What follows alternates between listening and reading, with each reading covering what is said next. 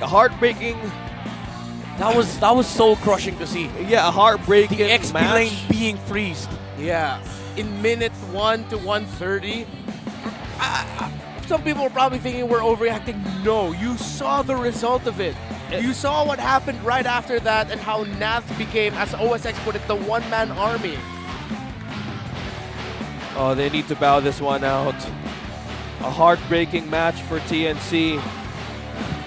Now this is just putting pressure on how they could really bounce back in the next few matches, but RSG completely standing up top. It's like looking at a barbecue and waiting for the pork to even go well done. Yeah, that was well done, and that was a medium rare performance by RSG PH. For people wondering, medium rare, that's the best kind of steak. Yep. And that's what RSG was.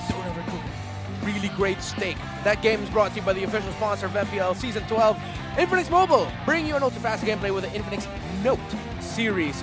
One thing to note here, Nafs, man. No other way to put it, Nafs. And, of course, we have to acknowledge Aqua here.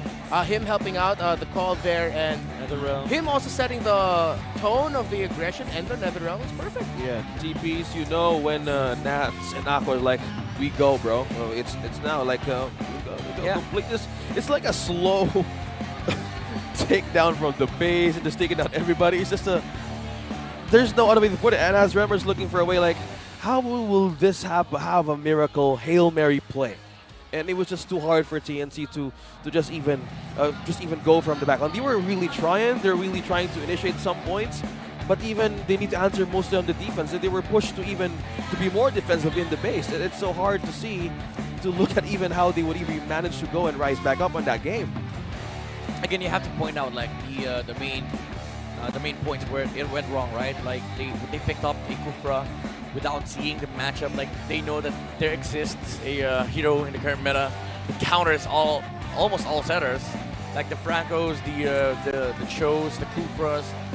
It was just with the Minotaur, but it didn't even matter. It was just that play on the bottom lane with Aqua flickering in and Nuts just securing the kill onto the Yuzong that shut down Jesus' game. Again, I said it earlier, when you don't have that Yuzong, you don't have that team fight capability to actually face the mid spike of RSG. Even though it looked like TNT, they were finding like wonderful positions, the resource was just too immense on the side of RSG, and it came to a point wherein it's just a matter of how many bolts can you actually tank from the Bruno.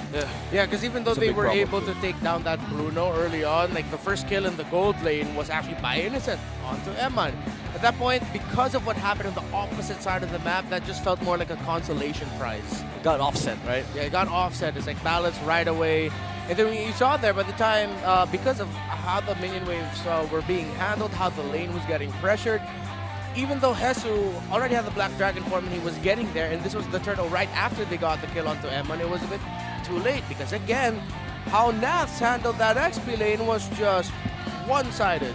No other way to put it. We saw it right before our eyes. Yeah, first minute. That was when we got into the game, and the cameras were like, oh half no. HP already. Then that was two. Yeah.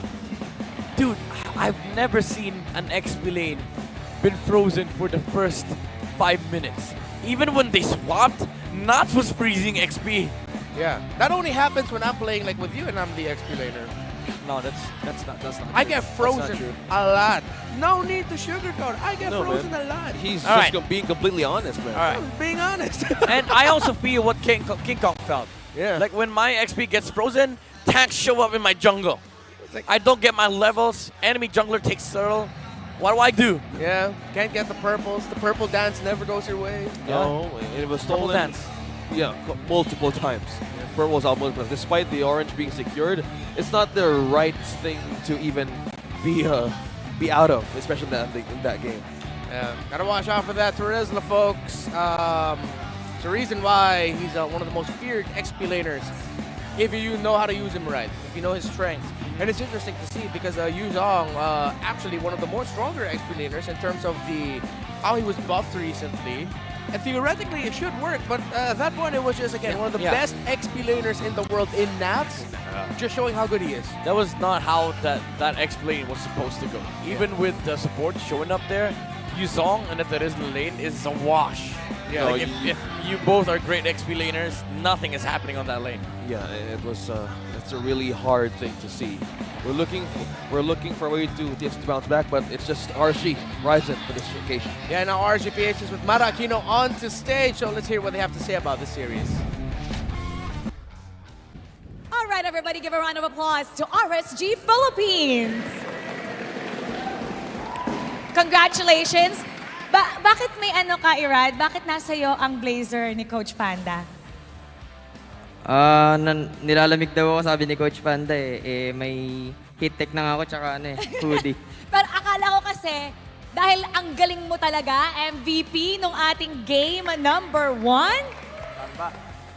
Alam mo, actually, Light, pwede mong tulungan si Ira dito sa question na to. Kasi last season kasi, everybody, it was noticeable na you guys were taking your time sa game. You guys had one of the longer games.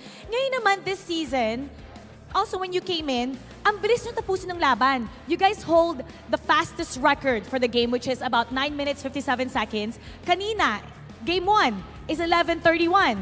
Game 2, a little bit over 12 minutes. So bakit importante para sa inyo na tapusin kaagad yung laban? Yung meta po kasi ngayon is mga tank jungle po ganun. So kapag nag-snowball po sa early, kailangan i-dominate na po namin agad para di na po sila makabawi ganun. Tsaka yung game to namin is ayoko po talaga mag-martes doon. Ano nangyari? Ano ba gusto mo dapat doon? Joy, ayaw ni Coach nakakatampo. Anong gusto mo sabihin kay Coach? Hindi, joke lang yun na kung ano yung pizza drop, yun na lang yung gagamitin ko. Tsaka ayusin namin palagi para magtugma yung mga pinapractice namin sa tournament. Yan. You know what I like about Irad? Napaka-vocal niya. Sobrang vocal mo. In fact, yung first question ibibigay ko dapat kay Light, gusto niyang sagutin ngayon. Why is that na ang lakas ng ano mo ngayon ang lakas ng aura mo ngayon and you're so confident? Na-experience ko last season. Ganun. Parang wala nang hiya-hiya. So yung na-experience mo last season, natuto ka na dapat all out ka na ngayon. So it's important for you now to be more vocal. Yes po. And good job because ang dami mong maganda talaga ang ipinapakita mo. Congratulations. Now, this one is for Coach. Coach! Coach, tatampo daw siya sa'yo. Tatampo, pero hey, effective. Na-sweep niya yung kalaban, ha? Coach, may sinabi ka dun sa isang interview na everyone can be aggressive sa early game. Everyone can control the mid. But not everyone can finish the game properly.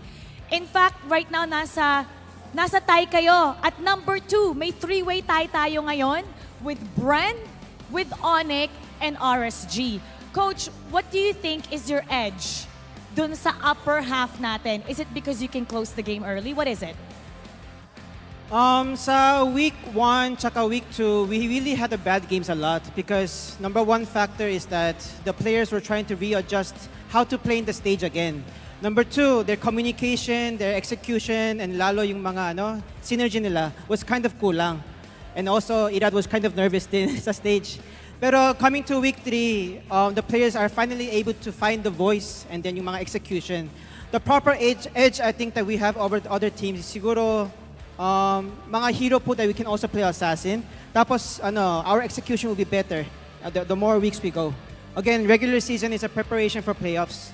So sana, as we keep growing for the following weeks, by the playoffs, we will show our ultimate good form. Now, Coach, out of curiosity, do you prefer a player na mas vocal? Or do you prefer a player na susunod lang? Depende din kasi. If everyone is vocal, then ibig sabihin walang isang shot call.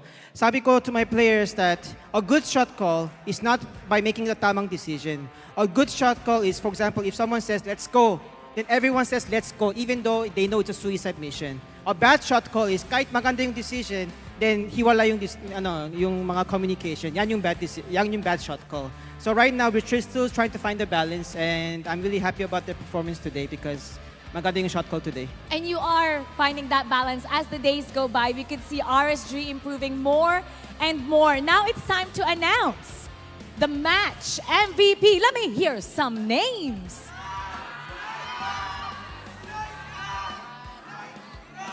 Ito, sigaw ng Ira. Tingnan natin kung ikaw nga ba ang tama dyan. Let's take a look at the screen for the match MVP. Irad! Irad, sabi ko sa'yo magaling ka talaga. Very, very noticeable. We've always seen your potential, pero this season talaga you're shining. Now, yung totoo you could be really honest, and I love how vocal you are. Sa first half, kasi I think you guys faced all the teams na sa first half dito sa ating first round. Happy ka ba sa performance mo? At kung hindi, saan ka ba gustong bumawi? Feeling ko di pa namin napakita yung buong lakas namin sa TNC Tsaka may gusto talaga kaming team na bawian. Sino yon? Kasi may sinabi ka kanina sa akin Yung Ego po kasi masarap po sila kalaban. Tsaka sobrang tapang po nila maglaro. Yun. Tas sana po ma-dominate naman namin sila. Bakit sila masarap kalaban? Are you talking about the entire team? Or meron ka bang specific player na meron kang gustong patunayan? Nire-respeto ko naman yung yung mga sinabi sa akin ni Carl. Tsaka hayaan mo yung sinabi mong magpalakas pa ako, see you. Nagpapalakas talaga ako. And we're really waiting for the second round to witness that. Once again, everybody, congratulations to RSG Philippines. You may now take your bow and take your walk of victory. Yan ang pro player. Talagang gustong patunayan ang kanyang sarili. And will prove something sa lahat ng hamon. Titignan natin kung ano nga ba ang papakita ni Irad sa ating second round pag nakaharap na niya muli ang Echo, specifically Carl TZ. But before we go to that, syempre hihimayin natin ang ating laban. Babalikan na natin ang ating mga casters. Pasok! With that sweep win of RSG PH over TNC Pro Team, they have launched themselves up to the, top 2, if I'm not mistaken. Because there's a three-way tie at 11 with AP Bren and ONIC PH. This I have to correct myself or double-check it. But I know they win in the head-to-head against AP Bren and ONIC because they've defeated them already this season. Yeah. Top 2 real quick. Yeah, from 5 to 2 with those 3 points. Despite their losses, scratch that out. We're back a game. First is Echo, right?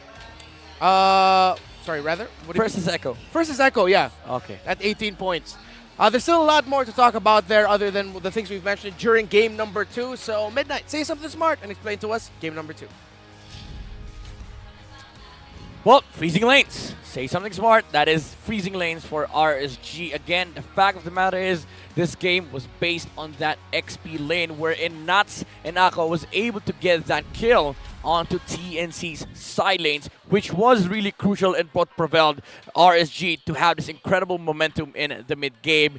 And that has been achieved by Nats on the Terizla. Really amazing performance on the EXP, zoning out not just the enemy gold laner, but the enemy XP laner as well. And I love the fact that after that kill, he went for fairly aggressive items and then went straight back to the dominance ice just to make sure that there's a limitation on the side of TNC when it comes to team fight strength with the attack speed and of course the HP regeneration that could come out from Hesu. Again, this part of the game, this is the main point where TNC sort of like lost the chance to have this mid-game spike as well alongside the Bruno, because even though Eman actually died on the gold lane, they weren't even able to capitalize on that kill because they were taking the gold lane tower because the turtle spawned there. And then after that, RSG, they went back, grouped up, immediately made the call to utilize the Bruno with Eman.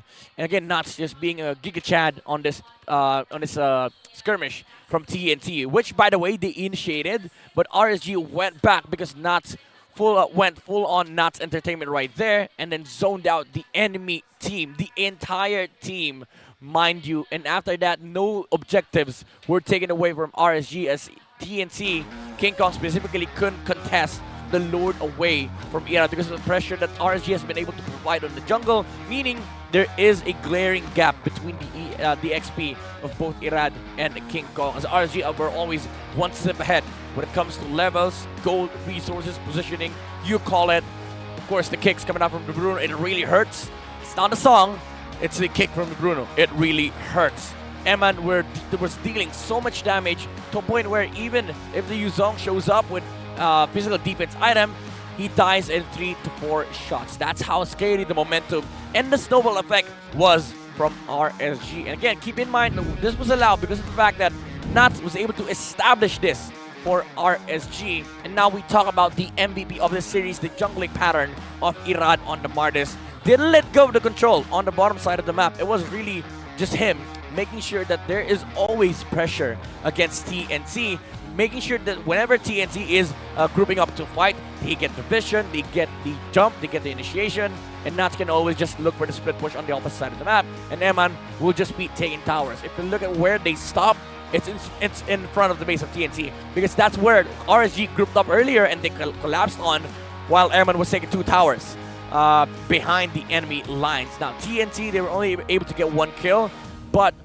it was just, you know, the team fight aspect of the game. Like, somebody would die still on the side of RSG. But one thing that I also want to highlight here is the fact that Aqua was able to, like, sort of play the demonic type of a Valentina, where he just disrespects the enemy, not with damage, but with stolen spells. We saw earlier from the highlights the crucial timing on the Netherrealm to save his teammate, and that is also one thing that TNC needed to address and resolve, because the stolen Netherrealm is going to be a problem because they don't have damage through that, especially that Hesu didn't have a fantastic start, so nobody will be able to break the HPs, the additional layer of HP coming out from the Netherrealm whenever RSG engages, and that was always consistent with Aqua. He was always holding the Netherrealm, never looked for any different ultimates here from the side of RSG, as he knew that this was the perfect skill to steal, especially when you're covering for the Bruno. Now, looking at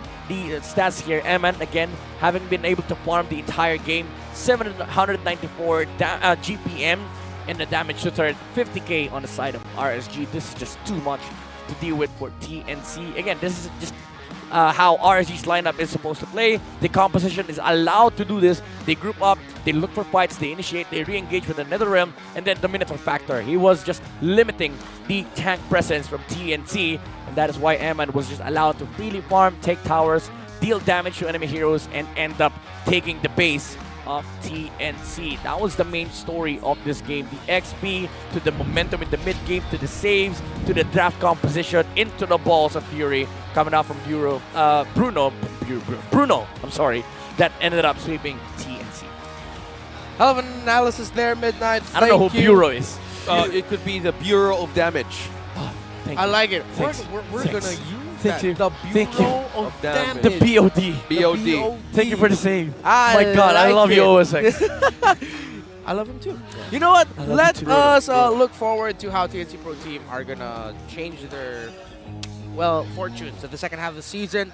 Again, TNC Pro Team last season struggled, but then they were able to swing things around, almost make a run for the playoffs. That's a possibility. And for RSG, how they can remain consistent. A hot match coming up for the second matchup of the day. Onyx versus Omega. Ryzen, the former jungler of Omega, now the jungler of Onyx, vowed to crush Omega. Can he deliver on that promise? It's ONIC PH versus Barangay Smart Omega. Coming up, before we continue, any final thoughts? Today we are about to see more of the heated matches, because from I heard a bird told me that something is coming up for this match. So Oh, yeah. I'm feeling the heat from this one. Oh, I know what you're talking about. Yeah, there's something big coming up. Let me just say, we're breaking friendships, we're breaking roles. All right, so right now we're gonna break by going on a break. See y'all in a bit.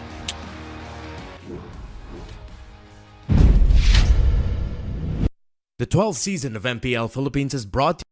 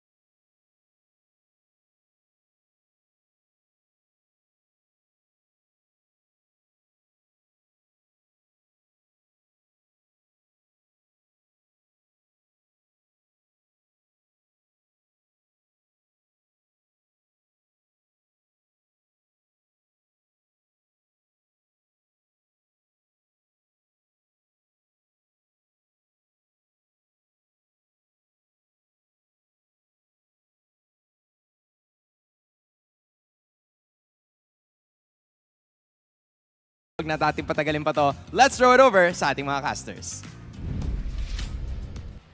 Thank you so much, Hans, for that amazing job in that interview. Now, to see what happened on that context, that was just a confident Dwayne Pilas Kellera just saying, I hope you can get a retry out of me. So it's confirmed. Yeah. He's doing jungle today. I like it. I like it. You know what? The only worry I have is this going to be like Michael Jordan playing baseball or Brock Lesnar going to MMA? It's one or the other, right? Should be. I think you know. I mean, we've seen some of the samples of this at least. But when you mention like major tournaments outside of MPL, technically speaking, very impressive. Maybe because he can still bring the mechanics, right? However, the meta has changed now. I think I'm confident with Keller playing Assassin. I'm not that confident him playing utility jungler. Very different. It's a different story, but when I remember back then when he had the interview in week 1 where they actually had a loss, he actually admitted that they didn't have that a good amount of practice. And For sure. And knowing that he said that he also admitted that when they started to do ranked games together, it changed differently. Yeah. And one thing also to know that back in the season when we had 8 games, or 8 weeks rather, Smart Omega starts to heat up when it's actually when it's about to end. Yeah. Something else from that interview with Hans that I picked up is Prince and Nets. Ryota said very specifically, I wonder what he meant by that. I hope you win without me. What does that mean? Without me on the team? Without me on the map? Because I'm with Omega now and... That's a double thing. Does it even mean like I hope you win without me? Or meaning while like I'm not around? While I'm not around, or am I the win condition for you guys? Maybe we don't know. Wow. If this is about variance, Omega has one too? It's got me confused. It is. Ryota, why would you say that? By the way, if So confusing. all right, here's another confirmation though, because he said that when Kellera is gonna be playing as a jungler, it's the Big J. Gold. Yes, that's the only other configuration. Unless Rebo, no, I think it's Big J. The Big J. The Big J. I think Kellera? I think it's Big J. It's Big J. We're gonna have to curve it a little bit. There you go. Big J. Big J. Jome, straight out of his stint out of MPL-MY, coming Hey. back, making a mark in MPL Philippines. Yeah, he is also from Team Lunatics as well. He for went the- deep. He Yep. went deep last season, man. Yeah, from MY, and now with that kind of things that's been speculated onto the table, a lot of things could change actually for Smart Omega. And from my point earlier, when Smart Omega started to heat up, when it's week number 3 for the season, it's different. They're winning games. Yeah. Oh, well, I hope that with Jome's re-debut, again, just for the sake of me being a big J fan, I hope it turns out. Yeah, no, I'm confident because I think the Bren stint, I mean, Jome stint during Bren, totally different now. Well, let's call in our teams, Onyx Philippines and Barangay Omega, as we head on to their match opening right now.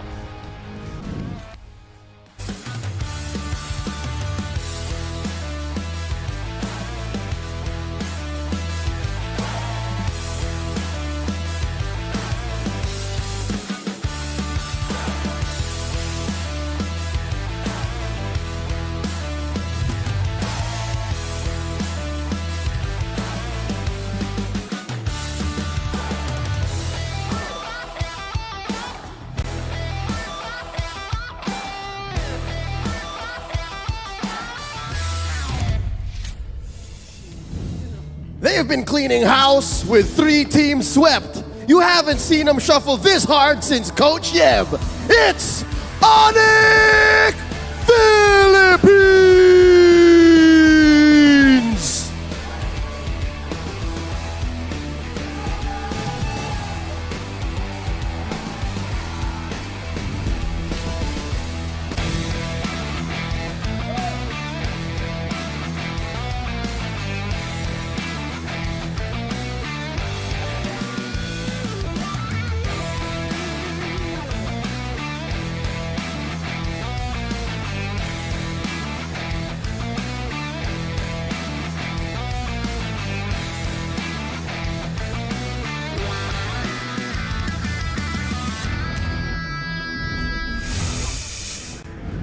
Season after season, everyone's been trying to find the antidote to the lason, Barangay Magingay, for Smart Omega!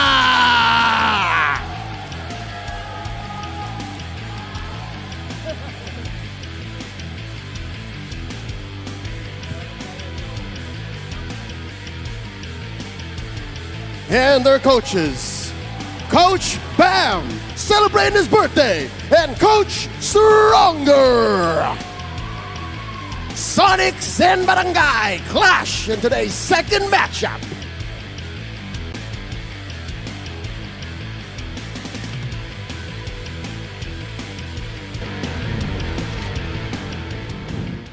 That entrance is full with confidence and fire. Now they flex a yellow beeping thing.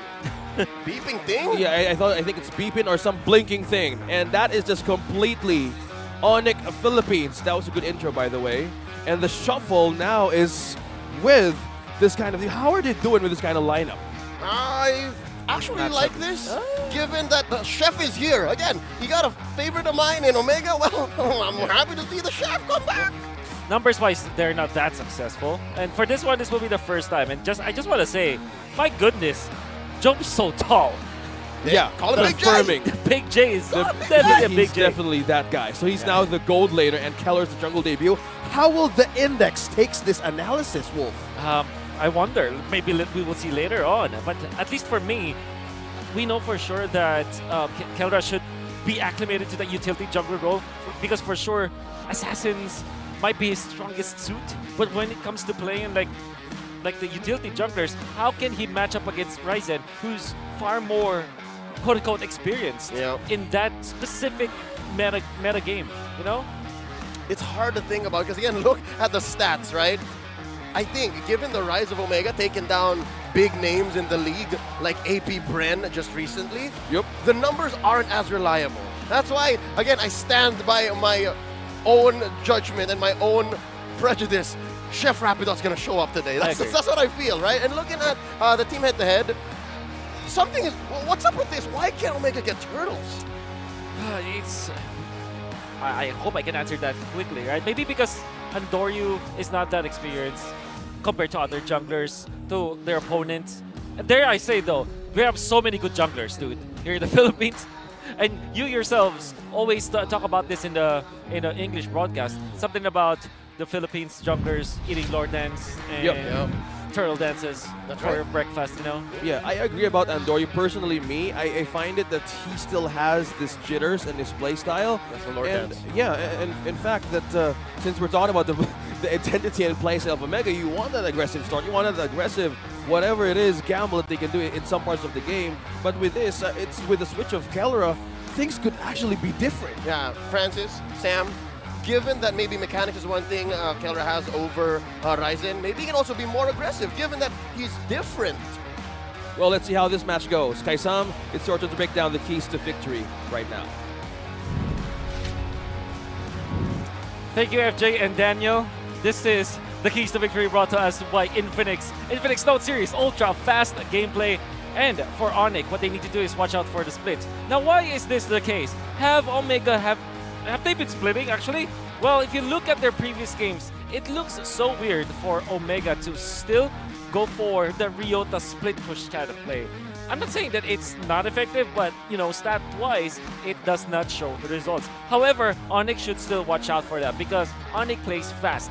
And if Omega is allowed to do the split push, they can prolong the games. And that is where teams struggle against Omega when the game goes late.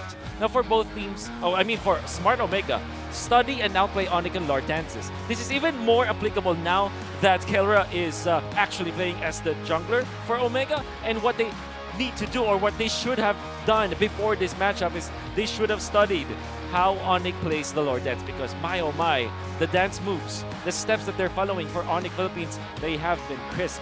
And here we go. You know, for all of the non-Filipino fans out there, ako ang sinayang nyo means like, I'm the one that you kind of wasted, or maybe there's, you know, I have a very poor translation about that. But what I'm trying to say is, when Ryzen went to ONIC and when Ryota went to Omega, they will need to prove that they belong in the previous squad, or that they are the win condition for the previous squad.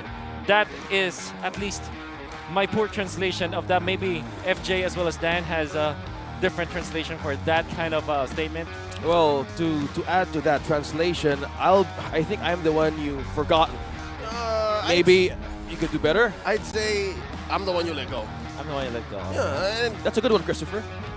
thanks. Come to think of it, all of these work both ways. Again, Ryota, such an impactful XP laner. Ryzen, I'd say the heart and soul of Omega's jungle all this time while they were trying to put all the weight on Kelra. So, yeah, definitely. Where does this find us, right? Talking about the mid laners. Yeah, head-to-head right onto our screens. A lot of huge deficit in terms of KDA, but is this matter for Smart Omega even? Before I answer that question, I just want to point out, even when Super Prince is trailing behind at E2 they're still 8 and 10, which is what leagues above over other players here in MPL. By the way, that's an average, not That's a an single average. game showing. That's how they just play. Mechanically, gifted, experienced. I don't know. It's an understatement, but that's how they just do it. Yeah, but okay, so to answer your question, it will play a massive difference because Super Prince, even when he's at what, 8 KDA, he plays aggressively. Super Prince gets into the fight. E2 gonna be sitting back and just, you know, nuking from above or nuking from a long distance. That's why he's called the KDA washing machine. Really? As his teammates would call him. Cleans up, man. He just cleans up. He cleans up, exactly. KDA Washing W. machine. KDA double M. Wow. That's, you Nice really learn RFJ. something. You really learn something every day. Yeah. Let's see how this draft goes. Who's going to be washed here? Since we have a debut from the role of Kelra here and also for Jome, we see red side on Omega. ONIC has now priority on what they can do with this one. Can I just say right before we note anything, the fact that this whole Jome and Kelra situation, them debuting this kind of lineup, it benefits them that they start in red. Yeah. I actually like it because you get the fix. What would you rather have? The first pick strong start or the ability to repair the draft later on? You know, well, you on a personal level, I always prefer red, just because of the fact that you can, as you said, fix the draft no matter what happens. And also, because of the first 2 picks, you apply pressure on both the first pick and the second phase pick of the blue side. Well, speaking of having a first strong pick, Mathilda is open. Oh no! This time. We're gonna have to make them sound effects, bro. The Rapid Dude Matilda. All Alright, There it always is! on the way. Man, I'm happy. Because I always do the sound whenever Matilda pops the ultimate. That's you two Yeah. here. Yeah. we are Bear Bros for a reason, right? Yep. This newly buffed support hero has an amazing win rate. Amazing win rate. Well, that's as honest as it gets, though. Look at this. Yep. Edith and the Minotaur. First foot forward for Omega. They're Gryffindors nowadays, you know? Or they are Gryffindors. Up front. Yep. Ready to counter everything.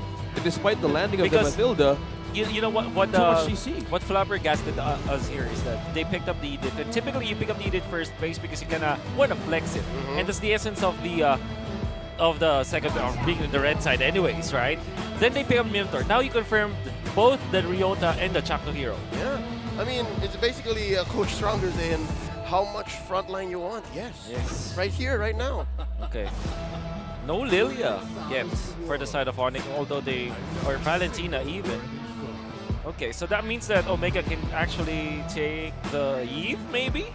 E2 Max Hero? Novarius still, oh, Novarius not open. considering that Eve is forgotten in some of the ways, even bans, even priorities, I think Omega would actually benefit from that, but they didn't. Forsaken, really. man. Yeah. Okay, so they're gonna last pick the Kelra hero here. Since this is going to Jome as well, so they're trying to trim down one more here. So with distance, this is the index trying to read the game right now. So yeah, it's leaning towards support utility for ONIC and as well as the hero damage per second. Yep, we can honestly say that with the first 3 picks, like it's Martis, it's Irrital, and Matilda. There's from the words of another bear, big time. That's right. But the Brody, of course, will be the source of DPS here for Smart Omega. See, even with just the Edith, even with just the Brody, in combination with 2 crowd control heroes, already the damage output is enough for Smart Omega. That's so all the stacks, bro. Exactly. So, Lancelot ban. And also the Uranus. We rarely see most of the times that Uranus might The exist. Cram hero. And the second time he got banned. Gentlemen, they're gonna force Kelra on the utility jungler. I smell it already. Yes.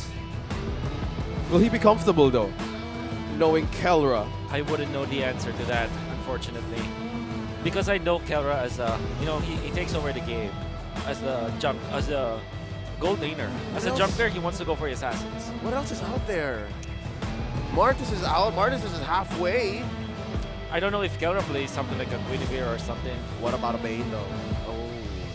Would you imagine Kelra in the Bane? Sure, that would be a dream come true for me. Yeah. Okay. Also, we haven't seen Bane pop up so much. Imagine, well, that would be like a trampoline. Look at all the CC. Yeah. Also the C3, right? Okay. How he builds up A those damage. trampoline. I think that's also a possible way to see Kelra's choice. In a way for the jungle, if he goes to utility but up against a Martis, you would need to actually have more mobility and sustain. So yeah, they're pushing it. They're pushing it hard. Even the land. Valentin or Lilia should be the... Ling. Oh! Whoa, Okay. Double mid-raft. mid-raft. Likely? Likely. Could you imagine Etumax with a Minotaur? Um, That opens up the Lilia for ONIC because that's an easy pickup because you have so much damage in the front lines, right? Speaking of front lines. Okay. Hey, this group came prepared. Okay, what else? Maybe Terizla or Xborg? Xborg looks... Yeah, because there's no poke from Omega. And every time that there's no poke hero, you're happy playing the Xborg. You just jump in there. Jump in. Get in. Yep, Wow. I'm surprised that both heroes actually made it through to the second phase. I agree. I Yeah. agree. That is... safely picked up by Oh, ONIC there it is. Philippines. Okay. There she is. Still looking at it, and still the X-Borg. Yeah, that's the index talking to you. That's a lot of damage from Onyx. All Damage, sorts, too. Okay. cuts, and also even firepower. This has to be... Okay, what needs to happen for Omega is you need damage as well as some front lining. Without the Fredrin, without the backshot, what else is there from the jungle? It doesn't make a play, something like a Deeroth in the jungle. I don't like it though. What? Harith jungle? Harith jungle, likely. Okay. All right. The Kelra special from the gold Is lane it fast enough? will now be played from the jungle role. Is it fast enough?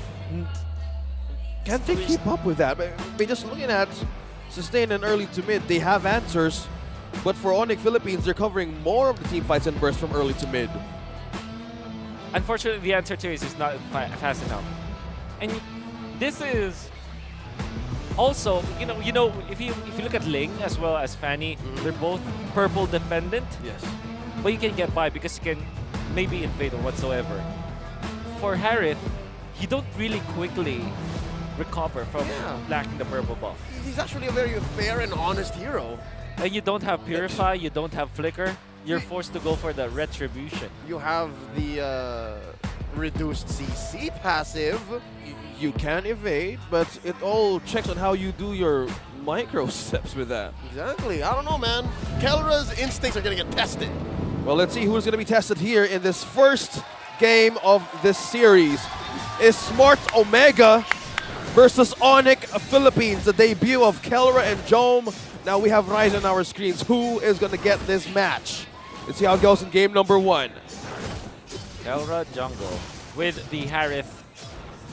I think when it comes to just speed, might be faster than the Martis for single target jungle creeps. But when it comes to the purple buff, not entirely sure. But now, smartly, Omega went for the orange buff first. Maybe considering more of the damage that Harith can even give right now in the early game. With this kind of combination, is there anything that changed from the Emblem that's trying to build? Not really. Honestly, now that I think about it, maybe let's not look at just the Harith, but look at the protection. We did say that you need something that applies damage to the front line, so like front to back composition. That mainly is Harith. With Minotaur as well as Rafaela, he's going to be safe, but not against Ryzen with the Retribution. Oh, here we go. Zamanfor set in already. The front line from Omega coming in strong. Ryzen, the first casualty. Big J scores. Yeah, talking about a good score out of the first. Man. And that was the marksman of Smart Omega having that first kill onto him with this kind of scaling damage. That's a kettle boiling water faster. Harith jungle. It's very difficult to kind of invade Omega, not because of Harith, but because of the presence of Raphael and Minotaur. And that's what Ryzen tried to do. He tried to invade the Kramer up top, and he was duly punished for it. I'm sure that he was very surprised that there were 2 supports actually there to defend. Yep, from Kobe Bryant to Dikembe Mutombo. Chang was saying, no, no, no. You just don't. Yeah, look at the peel onto nets That was though. close, that was close. First turtle up already, and it's ONIC to the scene first. In comes Ryota with the onward and the whipping. Kelra, 7-4 scoring the turtle. They're piling on to them. Ryzen goes down 2-0. The second death on Onyx jungler. And this is really bad because Martis is dependent on getting the snowball with 2 deaths. That's a mortal sin. And Omega, they are overloading. You can see Itomax just gets level 4 in time. And that means that after the initiation coming out from Ryota with the onward as well as the shatter, you have the Holy Baptism, a very solid crowd control spell to have for Omega. Yeah, Overload is completely the name of Omega's game right now. Having a way of not going home with this Raphael and Etomax is supporting everybody with a quick regen. I say it just keeps on moving forward since Kel right now has more momentum that they did get. Gentlemen, now that we're talking about it, it seems like Omega's main enemy here in 3 minutes into this matchup is not even Onyx, it's their mana pools. They can keep fighting as long as they have mana. Yeah. Kelra is level 7, Ryzen is just level 6. And every time there's an initiation, there is always a follow-up. Close call, that was an FHB from Etomax. This is the problem as well for the Matilda. Despite having a faster movement and also response, the cover of Chakli and the control of the vision Omega's been given. That was so much damage. Nets ain't going nowhere. Kelra gets another one. Yeah, see, just by talking about control, vision, and damage, smart Omega getting great coverage against ONIC Philippines. They're pushing so much pressure. Overload as well. Look at that. Look at the poke from Kelra. Oh, there's nowhere for Friends and Rapido to go. Down bottom, Ryzen's just trying to get the scraps. Here comes Rapido canceling the circling eagle. Ain't nobody want none of that. 10 seconds to the turtle. But there's no chance for Omega to fight this. Oh, I mean for Onyx to fight this because Ryzen is really just nullified in this game. No Molten Essence. He went for the Fury Hammer. I think this will be the Brute Force Breastplate build. Or maybe he might want to rush the Radiant Armor. This is a difficult situation for Ryzen because he will have to make sure that the first defensive item that he gets, it will cover the most bases. You would wonder if maybe the Brute Force Breastplate could be good, but maybe in this specific case, Radiant Armor might be the way to go. I reckon you're right. Omega here, almost 2,000 gold ahead, scores the second turtle of the game clean. The question of is the Harith fast enough is just being answered right before our eyes. It's faster than you think, fellas. Yeah, with the shoes and also what Wolf pointed out earlier there on how ONIC Philippines is not looking good even from the status of Ryzen. With this kind of problem, they're also forced to initiate in team fights because if you go up against one, even all by yourself against Omega, that's a 5 right away response from the barangay as well. So this gives them a lot of pressure not to even build damage items from this moment. Oh, here we go. Omega living right inside Onyx jungle, forcing a response from this tier 2 up top. Prince at half health. Oh man, Onyx has nowhere to go. No. It's the space of Chakmo is creating as well as Edimax not. Oh, look at that! Onward, Earth Shatter! Everything but the kitchen sink! They are burying Ryzen 0-3-0. Oh. As we discuss, control and vision for Smart Omega, utilizing more of the coverage even just by the map alone, they find so much pickups from Ryzen. Momentum dependent, I think this is becoming a problem now. This is a struggle for Martis, even for the Matilda too. That's an uphill climb from now on. Man, it could be even Mount Everest or Mount Apple. Well, they're incomparable, but you understand what I'm saying, right? The problem for Ryzen now is that he is a Martis. Went in for, I don't know what item he's got already at this point. But 6 minutes and we're not seeing a full item from the jungler, that's bad news. And that is a momentum-based kind of jungler. I cannot figure out a way for Onyx to bring back this game. Oh man, off-cam turret take by Nets. I mean, that's the best that they can do. But all this while, Kelra commits Grand Theft Purple. Already Ryzen starved, and he's getting just oppressed. Yeah, I think you guys got it. The Radiant Armor is now with Ryzen, and with that kind of momentum-dependent kind of hero, they need to count on Nets and even Super Friends to combine that damage against OMG. Because that's the problem in this kinds of team fights. Either they would let go of the objective and look for a different trade. But so far, Omega just always pushing the situation to make them respond in team fights. So we did say that the pokes will, or the lack thereof, coming out from Omega against this expert should be good. But never did we realize that Omega's composition, they're in it for the kill. You know, they don't need to poke. whoever gets stunned gets taken out. Yeah, And that means that they need to utilize export now. It's brutal, and Cram, look, well, after 2 hits from Kelra, suffers. So what? Chaknu coming in. Holy Baptism spent up by Etomax, and there's still a lot of green left in Omega. They can actually force this push. Circling Eagle from Rapidut cancels it. Oh no. This is bad news again. Rapidut, we know that he can make wonders from the roaming role, but 0 and 0, 0, 0, 0 for a Matilda. You don't want to see that. You'd rather see your Matilda die twice and what, convert into 4 kills with 3 assists, maybe 1 kill, something like that. 0 deaths with 0 assists is even, you know, worse. Oh, talking about worse, about to get worse with a T. Flipping over Cram, Immortality pops, Zaman4 still active, and they pop his Virago armor. Joe with a torn apart memory, taking him down from way downtown, from behind. Chaknu! Prince falls as well, Chaknu coming in, strong, still alive. Ryota though, gonna get taken down here, unless, oh, the iframes from the Primal Wrath expiring keeps him alive. They will convert straight into a tier 1 in mid. Big J!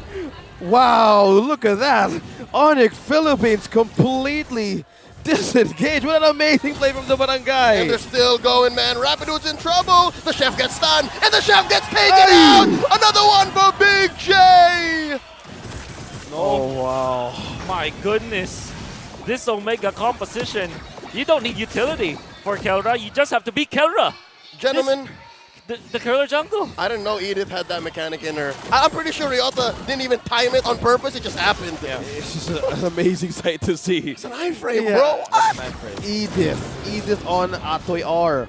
And just by we were questioning how will this debut work for Kelra. It's working wonders. And you were questioning how will this go faster? It's just with Kelra alone, man, the microplay and the instincts of this player. That's amazing, Wolf.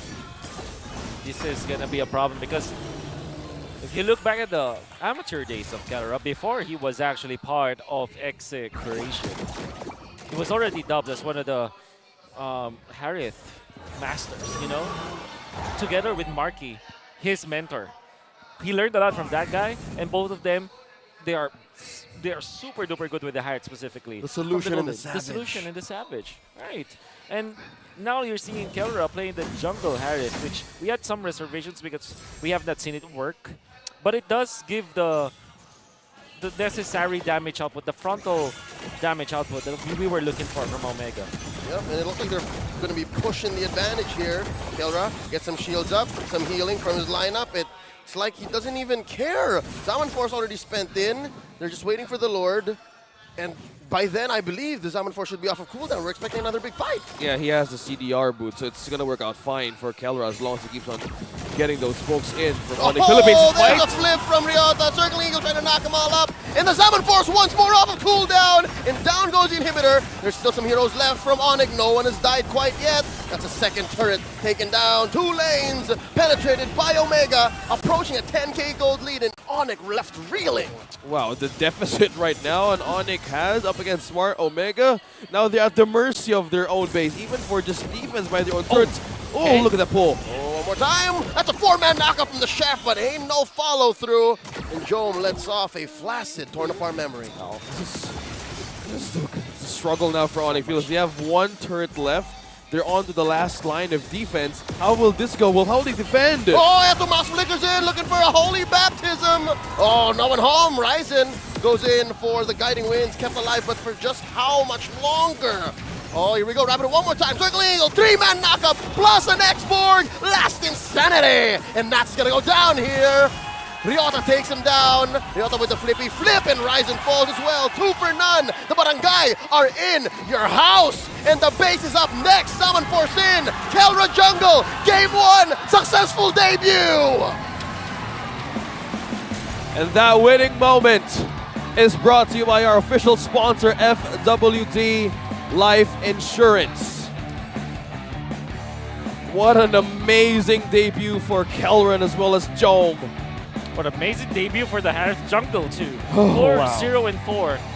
Double support. And you saw that after already the dream scenario for the side of Onyx, they had those circling eagle that was able to knock up 4 of their enemies. Then there was a follow-up. That was the X-Borg ultimate, almost fully stacked with the last Insanity, but it felt like they didn't deal any damage. The double flask of the Oasis, or the photo, double photo, Yep. coming out from the side of Omega with Minotaur activating it with his second skill, and of course Rafaela with the supports that he has. You saw that they were able to last through the last Insanity circling a go combo. Amazing plays, the layers of skills and combos right onto the composition. But right now, you could chase the weekly diamond pass and enjoy a diamond rebate of 455%, and you can claim 100 diamonds on day of your purchase and another 120 by logging in for the next 6 days. And let me ask you, are you worried about missing out on the rewards? Just log into the game every day, and Layla's savings box will take care of it for you, automatically saving all of them rewards. 280 diamonds are waiting for you over there. Don't you worry about it. And the offer's just too good to miss. Just unlock the pass and enjoy the benefits now. And that game was too good to miss. You guys I invite you guys to just be here right now, even in our studio, but that match was completely a great start. And even for that Harith alone, asking the questions that can he even jungle faster? And that was even just the start of how he had an amazing job with his Harith. Even the Matilda even suffered from that game. Yeah, and dare I say though, it wasn't fast enough because Tarzan was able to invade them. But what is fast coming out from Omega is the reaction to Ryzen's invading. Yep, and then they just punished him. Exactly. And that was chapter 1 in the book. That is game 1. I love it. I'm a big fan, and I can't wait to hear more. Well, let's talk about game number 1. Let's break things down a bit. Wolf, what do you have? It's Smart Omega taking the win out of ONIC Philippines. We can actually put this as one of the pocket strategies that Omega was able to put up, and they're definitely surprised us. It worked in the first try. We were flabbergasted with the Edith plus the Minotaur opening pickup coming out from Omega, but it was all in preparation. It was all a setup so that the last pick Harith will be there for the side of Omega.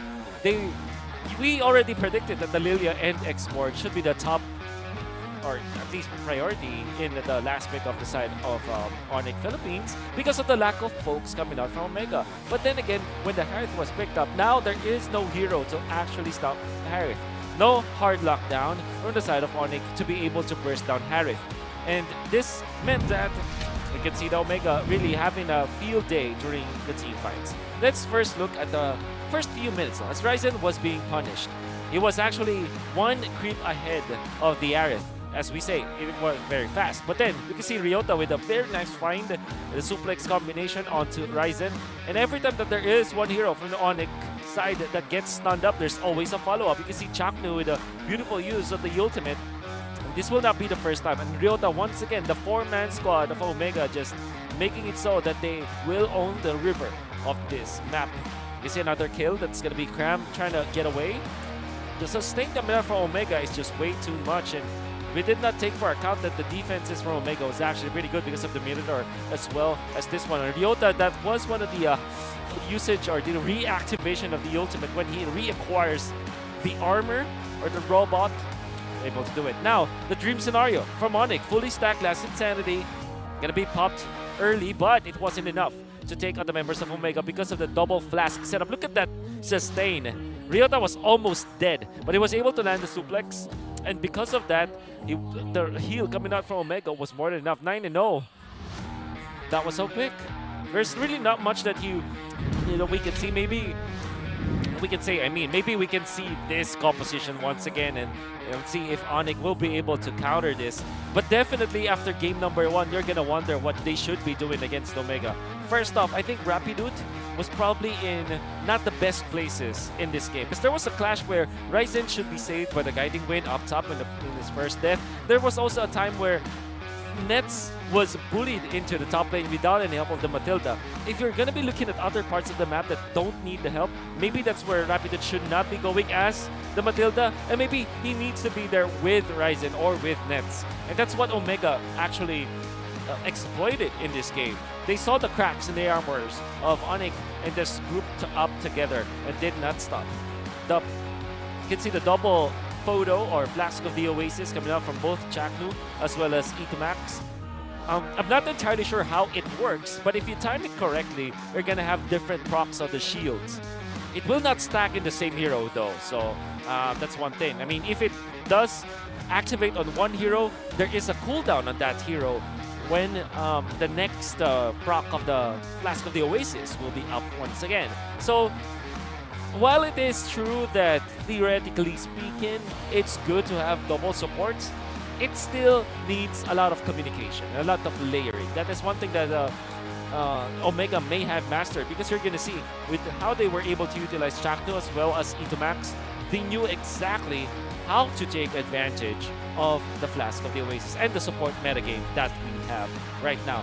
It wasn't that easy, but it looked very easy because of what Omega was able to show us. Study and outplay Onyx Lord dances, we didn't even get to that point. No dances were needed because Omega was actually looking at how he was.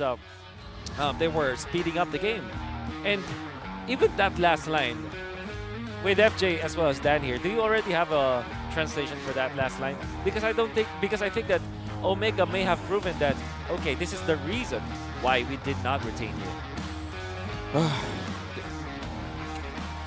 FJ. Okay. Stunned. All right, here's the thing. I am completely building my thoughts there for that kid alone. I don't think that last key to victory applies anymore. There was one factor that was totally ignored. Because I don't think leading up to today we expected Kelra to play in the jungle anyways. I think it's the fact that Kelra played the jungle and just forced the late game to come in at 10 minutes.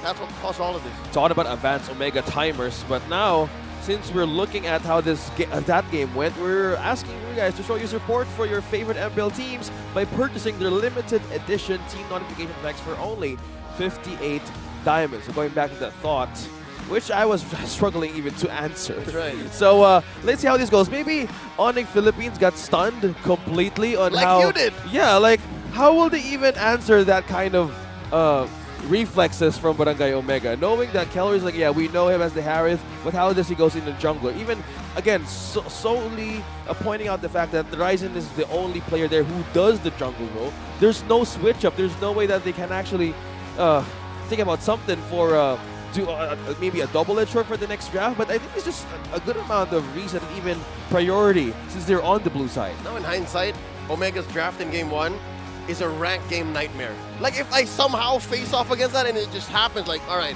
last pick, Pow, Harith, and then it's the same 5 heroes. Yeah. It's over. It's over. Like, how do you even stop that? Maybe, actually, how do you actually? Maybe Baksha. Baksha might be the only hero that can man up or, attack the damage through that, and maybe because of the passive, that could be good. But seeing as how the draft went, the Baksha was banned. So. Or a very skilled Bryo. A very skilled Lo Yi. No. Yeah. Purify. So they keep just going throwing those damage right away. So let's get a breather. We're heading back to the next match, but before everything else, let's throw it over to Marakina for our Insider. Battle Trips is back! We're here with a whole group of people. Uy, katabi ko ngayon actually si Patrick and si Marcus. Summarize nyo naman sa akin kung ano yung nangyari sa day nyo sa Battle Trips. Ayan, so kanina, hello guys, magandang hapon is kami nga pala ang community heroes, we represent the community heroes and the student leaders dito sa Pilipinas. Ayan, we're really hyping all the students and all the players para maging part ng aming community. O kwento, anong nangyari today? Ayun, from Cubao, doon kasi kami nag-gather. Sa Cubao? Yes, exactly. Oh. And then, sumakay kami ng bus. Ng bus? Nagkaroon kami ng mini-games. Oh, ng minigame. Ano yung mga minigames? Siyempre, nagsimula kami sa paghuhula ng mga nicknames ng mga pro players. Then, yung mga participants natin, yung student leaders and community heroes, inuhulaan nila kung ano nga ba yung name ng mga pro players na yun. So, for example, hulaan nila kung sino si Agent Zero. So, sabihin ng mga participants natin, si Edward. Oh, nakuha ko yun. Ano pa yung mga games? Sige nga, isang after game. that, Isang mananalo game. na sila ng diamond. Okay, one game. Sample ng isa pang game. Ano pa yung mga games nyo? So, Ayun, nagkaroon kami ng familiar ka sa charade. Charade, okay, let's do a quick 10 seconds lang. Yes, sige. So, kailangan to sa mga mga heroes Okay, na heroes. alam natin sa Game. Mobile Legends. So, go game. So, hulaan mo kung sinong hero to hindi ko na sasabihin kung ano Basta, Tigreal! tama ba siya, guys? Oh, tama ka, yes. Tama Tigril ba? kasi, di ba, Sige, SS ni Tigril? Oh my diba? God, Mar, you're so Lolita. great. Oh, I'm so great. Okay, ano yung favorite part nyo kanina sa battle trips na ginagawa natin Ikaw muna, dito? Kuya Pat. Oh, ikaw daw, Ako yung Pat. favorite part ko sa battle trips ngayon. Siyempre nakita ko yung mga idol ko na pro. So, Sino especially favorite? Sino? may favorite kasi si Kelra talaga. Si Kelra. Okay. Ikaw ba, gusto mo bang, if you were part of MPL, what do you want to be? Gusto ko lang kung maging part ng MPL is maging analyst. Analyze, sige nga, i-analyze mo yung ginawa ng favorite player mo na si Kelra. Okay? Alright. Okay. Kunyari ako si Womi. Okay. Patrick, ikaw naman. Analyze mo. So, kanina sa game, makikita natin na sobrang intense ng laging laban ng Omega and ng Onyx. And syempre, nakikita natin yung debut match ni Kelra as a jungler, di ba? So, sa pagiging jungler niya, so nakafocus lang sila actually, nakuha nila yung lahat ng objectives. And yung rotation nila is nagagawa nila ng easy and flow lang and mabilis. So, mabilis silang nakapag-snowball, kaya mabilis din nilang natapos yung game. Pwede na! Palakpakan! Okay, ikaw naman, ipapasa namin sa'yo. What do you wanna be? Wow. Wow. Iyan ang masabi ko. Wow, napakagaling niyang analyst. And ikaw, if you're part of MPL, what do you want to be? Siyempre, lalayo pa ba tayo? Kung saan nandito na ang ating katabi. Siyempre, magiging isang host! Okay, sige. Ayan, magkatabi na tayo. Kunyari, ikaw ang host, ikaw yung mag-i-intro, magsa-start na ang ating laban. Go! Guys, ready na ba kayo? Kasi matutunghayan nyo na ang laban ng ONIC PH versus Omega. So, come on, let's go! Pasok, Mara! Pwede na! Appear! Okay, paano ba maging part ng battle trips? Ayun, para kung gusto nyo guys maging part ng exclusive package na makapunta dito sa MPL, which is the gallery shooting area. Shooting or gallery studio. Sa Ayan. Makati. Yan, syempre, kailangan nyo lang bisitahin ang aming official page, which is the Anong page? Mpl-Ph dash community heroes or student leaders.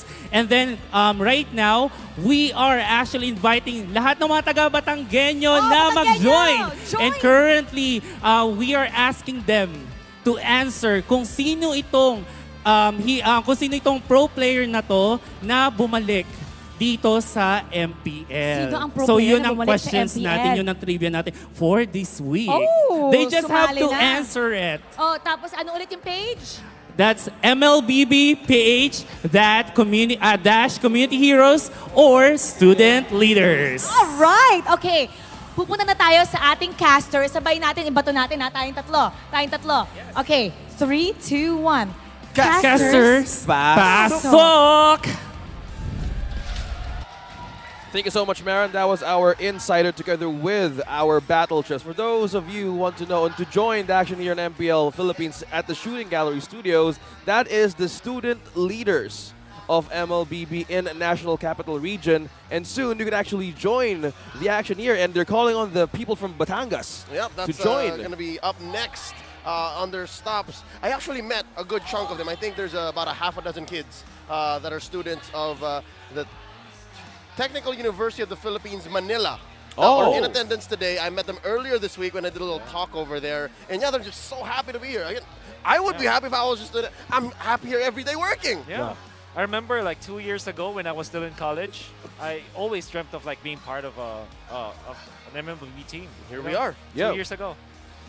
And I remember also, there was also invites back in Visayas and Mindanao in season 11. So it's no surprise that we could actually be part with this kind of battle trip. Yeah, So I mean, Back when he was in Tacloban, that's right. Yeah, as a proud member of the Tacloban community. Dude, I bet everyone... Bacolod, bro. Oh, Tacloban, right. I'm pretty sure everyone from Tacloban is just proud of you, right? Just as a homegrown talent. Yeah, it's good. From the Visayas region, guys, it's not too far yet for you to join the action right here in Shooting Gallery Studios, where we are approaching also the week 4 of the regular season in season 12.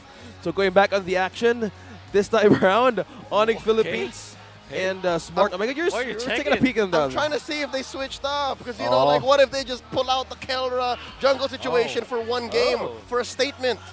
Just for one game? Come on. I haven't seen enough of Big J. I miss Big J, man. I miss him. Because he was walking right here, but he was a little bit late. Yeah, I don't know if he's sitting down in the booth or in the dugout. Bro, this is something with So Smart what- Omega today. Good luck. I hope you can win without me. It's just Oh, it confuses our our chance to see if they're gonna play same time around for game number 2. What if it's just as possible that ONIC goes for the shuffle too? No. I Well- do hope so, though. Maybe. No, I think it's the same gentleman. It's the same lineup. thing. Oh, okay. All right. Same thing. That's Big J. All right. That's Big J. Okay, all right. Big J and Kelra. All right. Not changing a thing. Man, come Still to the think right of mix. it, come to think of it, the right hashtag.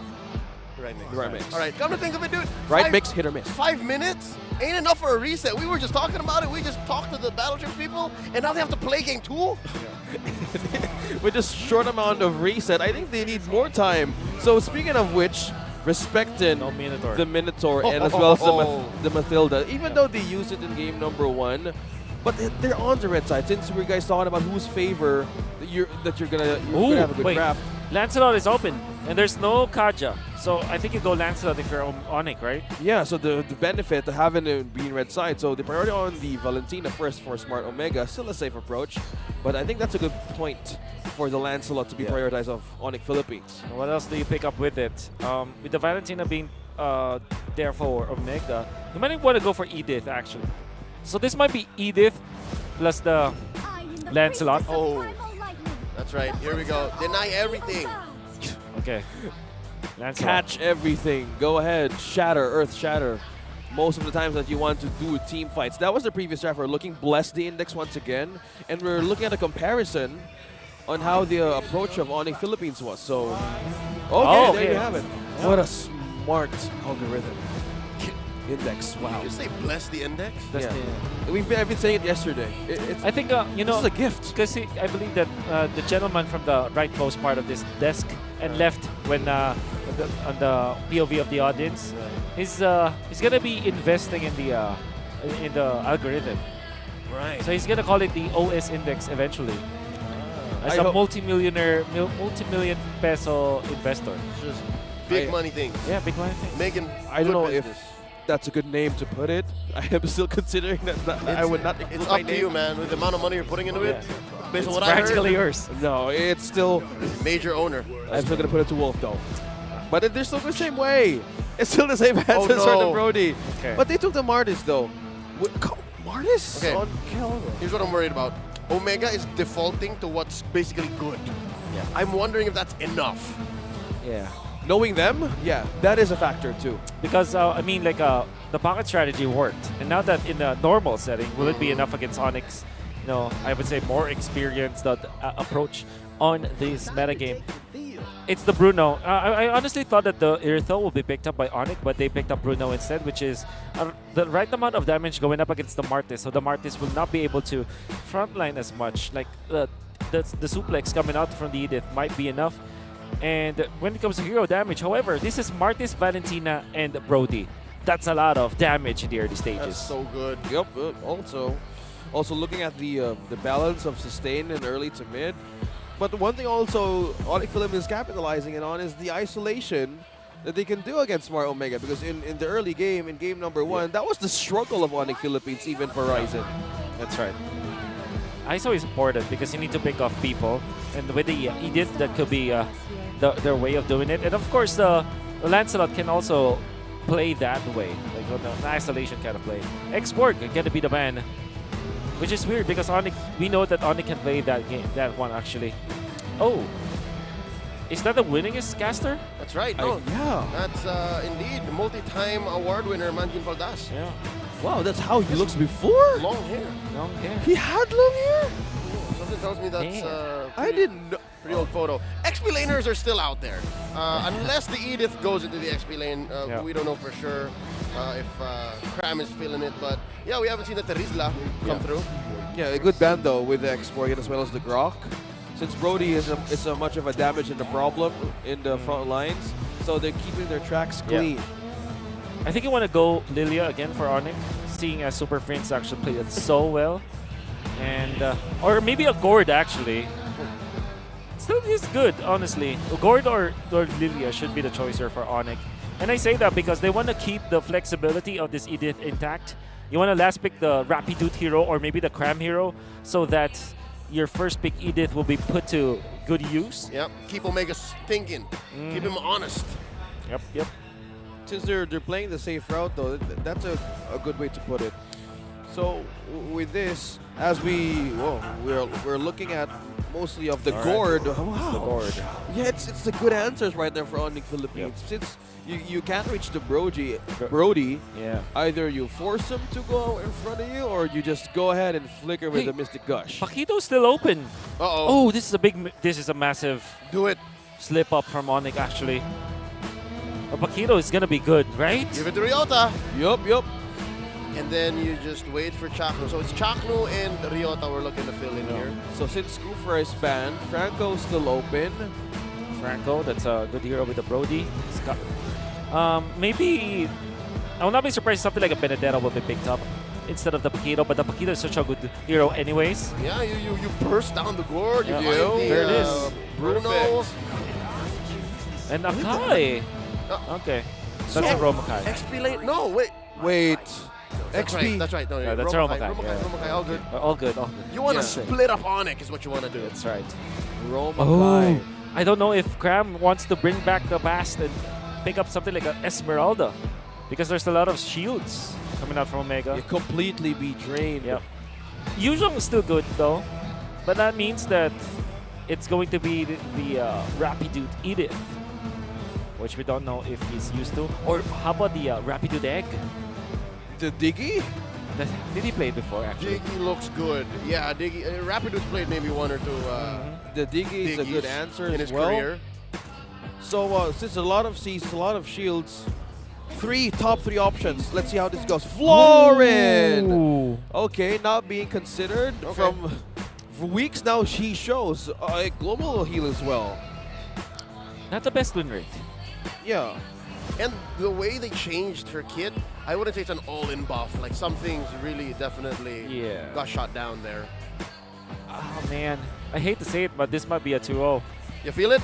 I feel it. The draft coming out from Omega is just, we said about the Paquito, it cannot be stopped. And Florin is not a hero that can stop the Paquito, fortunately. Surely the global healing is there to help, but Onyx. Oh.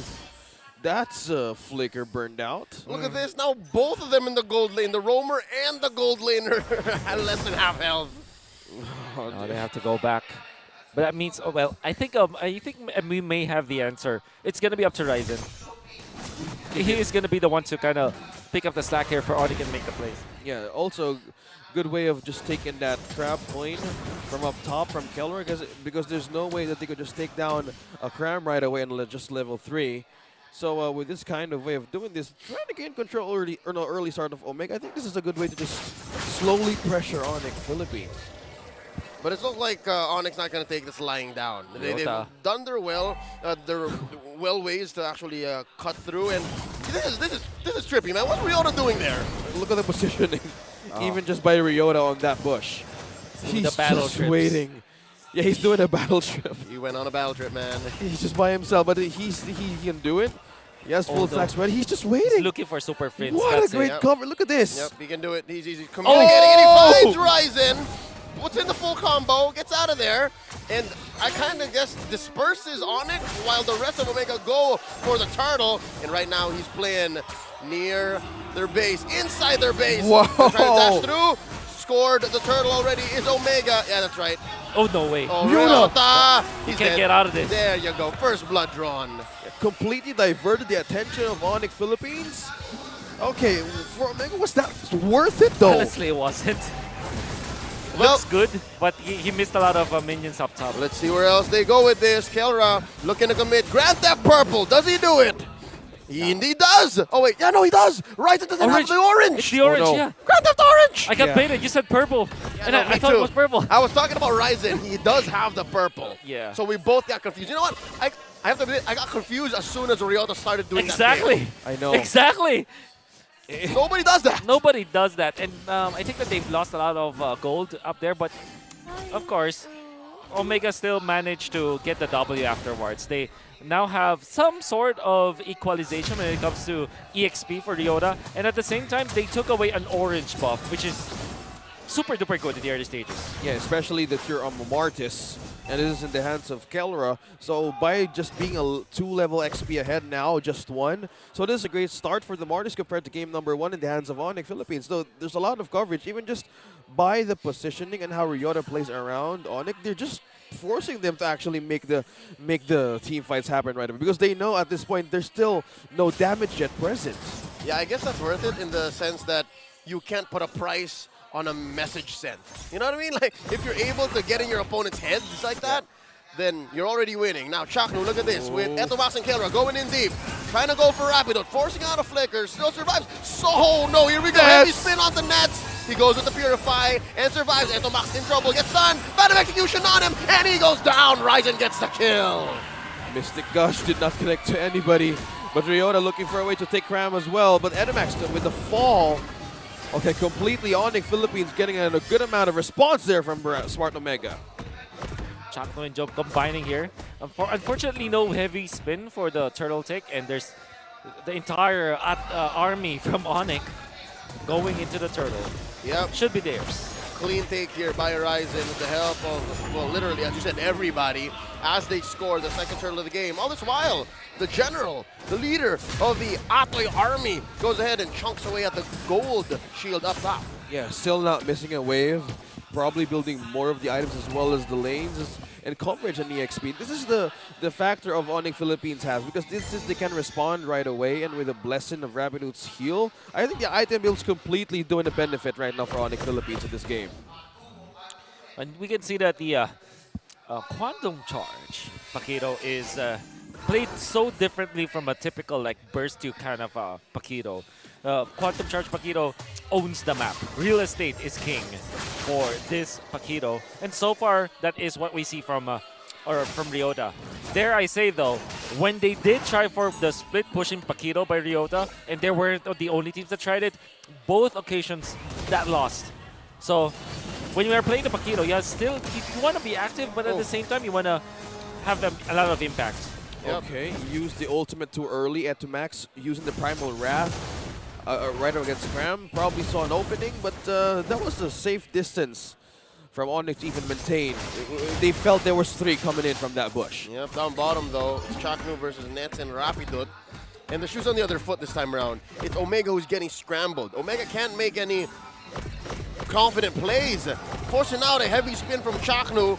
I think he smells it. He knows that Prince is up here. And Tomac spots him. Ooh, forcing out a flicker from Prince. With that, ONIC Philippines got a push down bottom and a turret out of Omega. So it's the Ryzen factor as well, going for the push. Very nice force out on the heavy spin actually from Cham instead of ONIC. And to just think that they just maintaining control over this river, probably a good setup as well for the turtle that they can actually take against Smart Omega. But one thing also to consider is how will they even hold their backline with Ryota? I think Chaknu right now is just completely struggling with the threat of the sustain of Rapido as well as Super Prince. Yeah, no, the question is, will Ryota even try anymore? We haven't really seen Ryota go cut that deep in the past 5 minutes. I think he's learned his lesson. Yeah. Not overcommitting. Okay, so a total reset coming in from this minute, and this is just Smart Omega just gaining amount of coverage against ONIC Philippines. Not getting near though. Yep, it's the trade. The side of ONIC, they want to secure the top lane. Oh, Cram still looking to survive. Primal Wrath on out of here. Kelra scores a turtle. And all this while, Ness was just doing some work. Taking turrets, taking names, making gold. And it's going to be too late. They're not going to be able to save this tier 2 up top. Yep. Wow. Classic Nets build. They're completely bending the minds of Smart Omega. Yep, they really let go of that objective. But one thing also, this is just a Bruno he's loose all around the map. And no turrets taken from ONIC. They have completely have their magic cards correctly for this one. Gonna be good for ONIC for sure. Now they have 1,000 gold lead just by pushing up turrets and owning more part of the map. And I would credit this to the fact that they have always been making it difficult for Chaknu to actually land the ultimate. There's no death on Chaknu right now. But at the same time, he's not given the impactful heavy spins. Yeah. It's the story of game 1, is it not? Wait, Super Friends in trouble. Mystic Gush coming in from Entomax. Misses with the recalibration. Forcing out a flicker, and here comes the re-engage. Onyx looking for some. Kelra dances on through. Oh, the decimation takes down one from Ryota. Kelra! Knockouts punch. And now, Kelra doesn't find anyone. Heavy spin finally onto Ryzen. And one more. Doesn't get the ult off. Big J unable to find a big kill. And here we go. Cram gonna be up next. Finally, OMG on the board, 2-2. A messy team fight, but clearly Omega still winning that one. That was 2 down against Onyx. Yeah. Super Vincent Cram. And you would think that Onyx could have taken 2 members of Omega, but with a sliver of HP, they were able to survive. Nets is a beast right now, but so is Ryota. 2 kills for Omega belongs to this guy. Now, he has reached critical mass. The Hunter Strike and Dominance Ice, he is definitely the playmaker for the team now. Speaking of playmaking things, that usage of the ultimate that Entomax taken from Super Friends really dig a response out of Onyx right away. Because from that point, if really Super Friends didn't have a way to escape that part, nobody can even go for even a response. Yep. So if we were taking off the Rapid Dude even for Graham, now the front line is becoming a problem for Onyx Philippines as the game goes by. We're reverting back to the Omega timer slowly. Yep, now Omega first of the scene, going for the pull here on this Lord. 4 members of Onyx present. Entomax checking that bush. Prince throws out Mystic Projectile. Now Nets, I smell what Nets is trying to do here. He's going to try to take down this tier 1 in mid. Lord's going to get reset here. All this while, Ryota once more up to some business, as you will. Pushing in. I wonder if he's going to get away from this. Nets and Cram. Answering back. The response. Ryota. Gonna try to dash through the wall. Misses and gets punished. He's knocked out. Wow, a rare miss. Looking for a trade. And Rapidude gonna go down. That's 1 for 1 so far. And just like that, an XP laner for a roamer. I call this a wash. Yeah, with Barangay Omega willing to give that first, it's just the first Lord anyway, but they were capitalizing on the push there. Rare miss from Ryota. Because that's a very thick wall, but there are thin parts of it. So he might have chosen the thickest part of it. That's why he wasn't able to dash through. And that's a very, that's very unlikely. It's unfortunate. His luck ran out from that iframe with the Edith earlier on. Yep. Torn apart memory almost takes down Cram. Maybe 2 stacks too short. Now the Lord Dance resumes. I am just, that's the Filipino Lord Dance beat.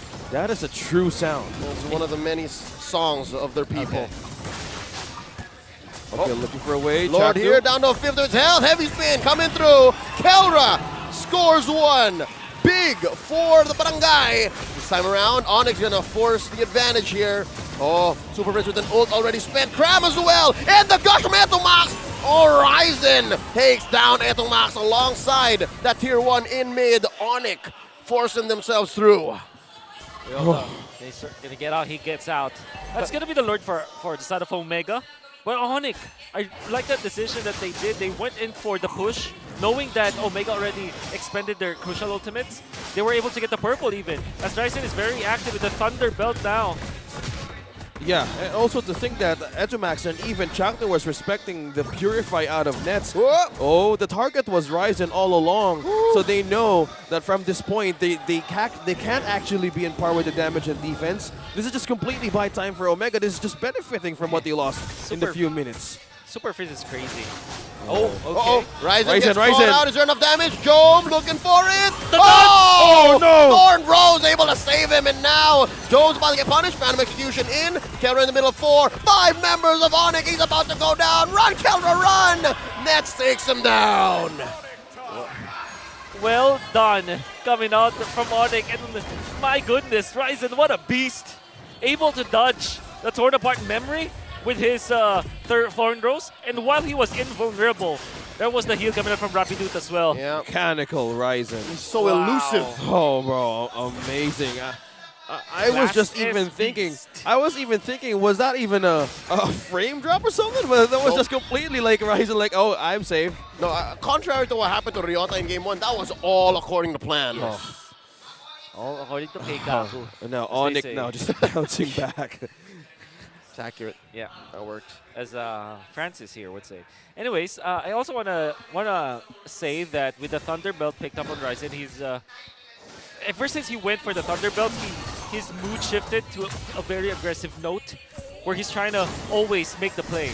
And by the way, Super Prince, he's crazy. He has a different kind of combo. Yeah. Sometimes you go for the gourd with the projectile first, and when you stun, or when you know that you're about to stun the person, you now pop your ultimate, Yes. the Gosh, right? What he does is just the slows coming out from the second And skill. then He pops the ultimate eventually afterwards. No stun needed. and then he uses the stun as a follow through. Exactly. Yeah, Oh, wow. And By the the rest way- of Onyx is completely catched up. By the way, he went for rapid boots.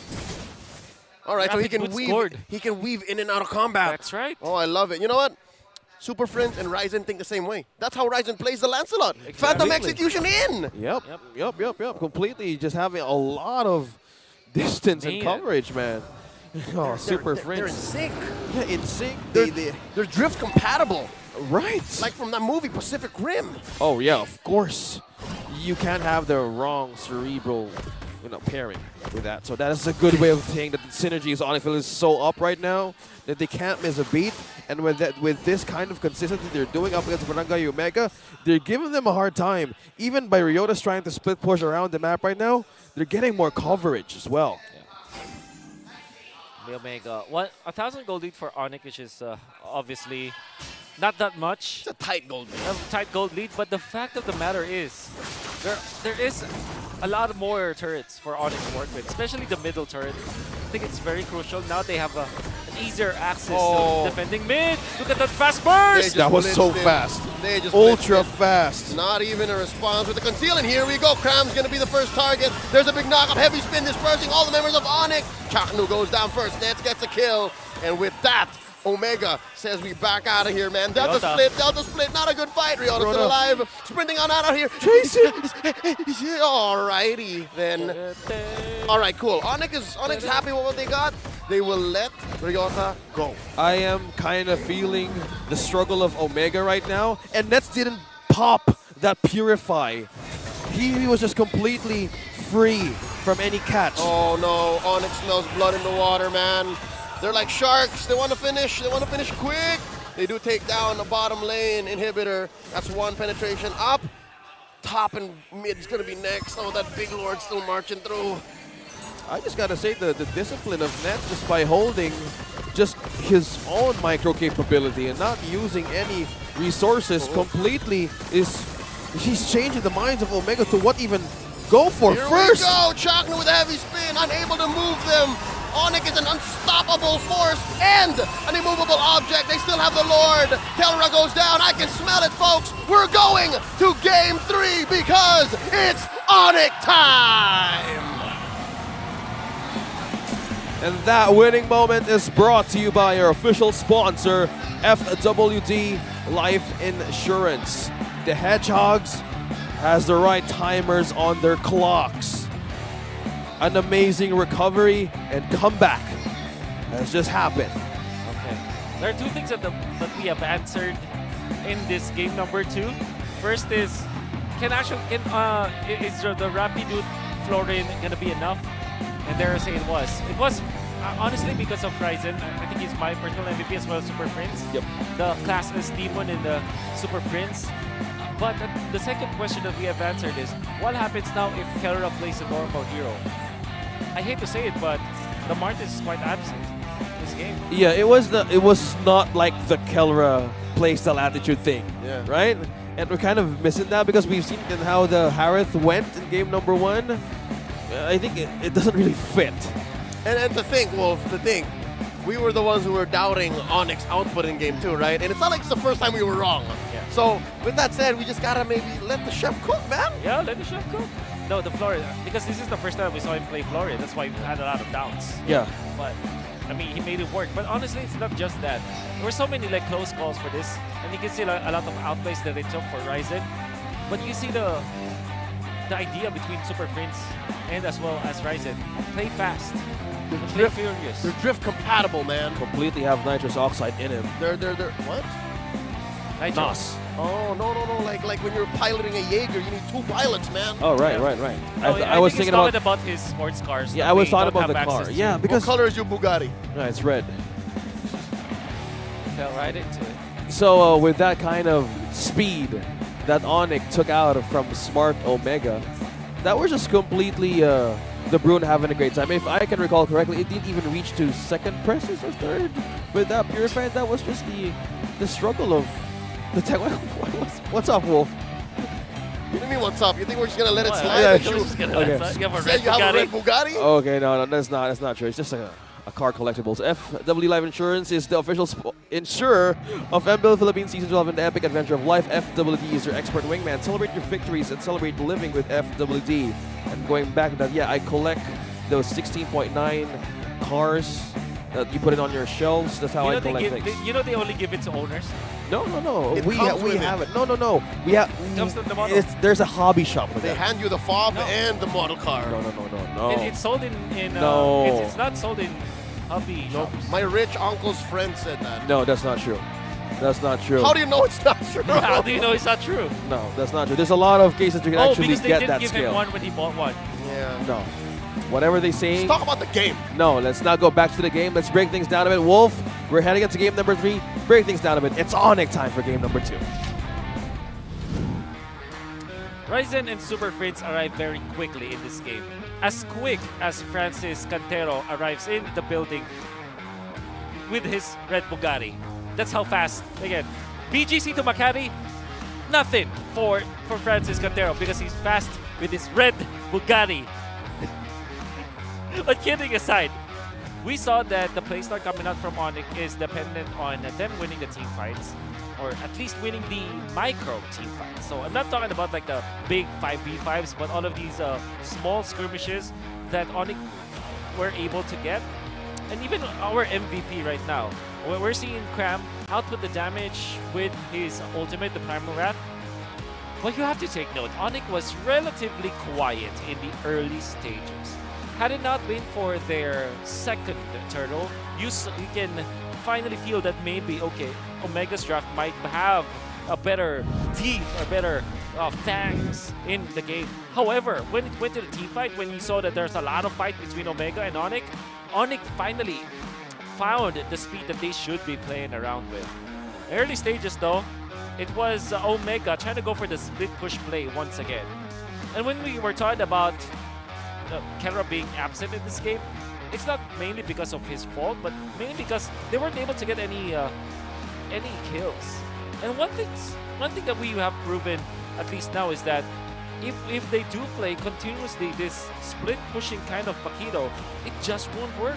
I mean, if you're looking at how Ryota plays, it's amazing to look at, like how he's able to snipe people down and convert into kills. But application-wise, like strategically speaking, it does not give them the W. It gives them some skirmishes, but it does not give them the W. This is the best decision coming out from ONIC. They know that the heavy spin is not available anymore in the other ultimate, so despite losing the Lord, they push back. They know that Ryota is actually not here as well, as they have already forced him out and zoned him out. Ryzen playing to the backlines, making it so that Kelra will have to really look for a good play. And Ryzen, even after being trapped near the damage output, he gets out and even gives a kill to his team.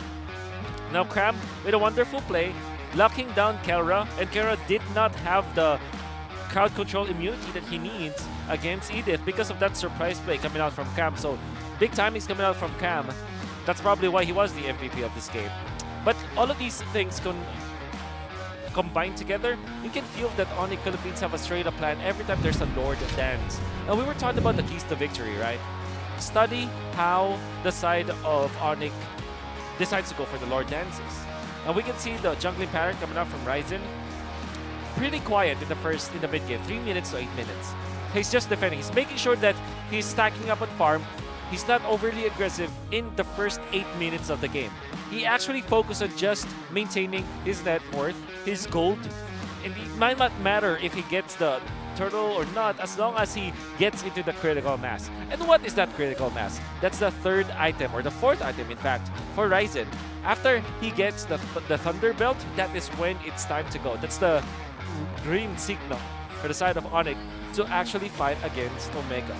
It was a relatively quiet first 8 minutes of the game for ONIC. That's the early game. And come the mid game, now you know that ONIC has got the damage output that they needed. And of course, the outplay mechanic. Going in for the Sky Guardian helmet and then into the War Axe and Thunderbelt allowed Ryzen to have a lot of impact while at the same time keeping himself safe. And the Sky Guardian helmet was enough for him to keep himself alive from the immediate burst of Omega, and then the Florid ultimate kicks in. The global, almost global kind of heal, as well as the Flask of the Oasis, that allows them to be relatively aggressive. And also that's the reason why Cram was able to stay into the front lines as well. Also have to talk about Nets. Very safe gameplay coming out from Nets and very calculated. The usage of the Purify is also very commendable for Nets in this particular game. That allowed him to output the damage that he needs for the team. There wasn't any significant monster gold stolen coming out from ONIC. 800 to 400 is almost just what, 2 creeps? That's because ONIC just wanted to secure their own part of the jungle. It's not about invading. It's not about stealing away precious gold from the opponents. What you need to only do as ONIC is to maintain your own side of the map and make sure that you are farmed for the mid game, where they really flourish when it comes to the damage output. And I also want to take note of Super Prince and his gameplay in this game. The way that he is positioning himself and the way that he's using the Mystic Projectile as well as the Mystic Gush, it's just perfection. And perfect not because it was the best Gord plays, but perfect in a way that it allows his teammates to be aggressive as well. And he outputs the damage. Rapid Boot scored! Looks like it's going to be meta. Gentlemen, what do you think about that? Yeah, with the board and Gord and also the boots, completely a fast way to do your team fights, and that's just ONIC Philippines doing their great work and having the match to take it to game number 3. So we just got word that Kelra will be backed in the gold lane. Really? Yep. And also, this time around, it's Andoryu going back in the jungle. There you go. You said it. You called it. I knew it was bound to happen, given what happened with the whole draft situation. If Omega is forced to draft normally, then the whole Kelra jungle gambit might not be worth pursuing. Oh, okay. So Jom is out. So this is like my thoughts in the start of this match. Is what it is? 2 games with Big J, but you're saying? Yeah. We're gonna miss Big J. I hope he gets back quicker. So now we're just having this thought on the table of Andoryu going back for the jungle. I hope he incorporates that kind of aggressiveness and playstyle that Omega has been doing, as we know how Omega does their gameplay, and that's how it completely get a chance on just doing their early game thing. So I've seen jitters from Andoryu, and maybe this time around when he saw the potential of pulling out this kind of crazy things from Omega, I think that could actually help him out to go in and on most of those kinds of opportunities.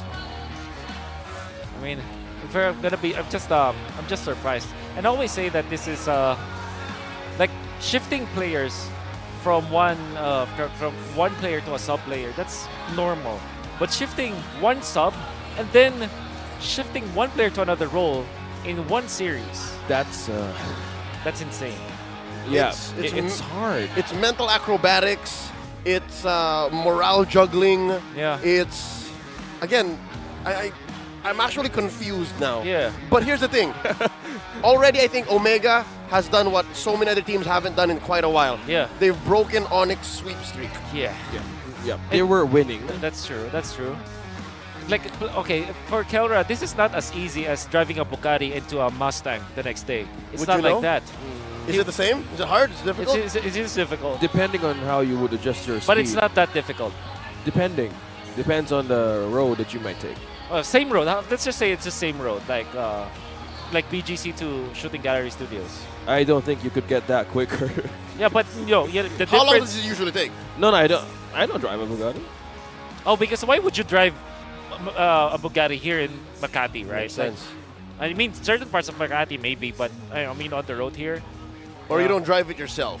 I don't that's drive why. it. No. Oh, It's, okay. we're well, talking about speed here, right?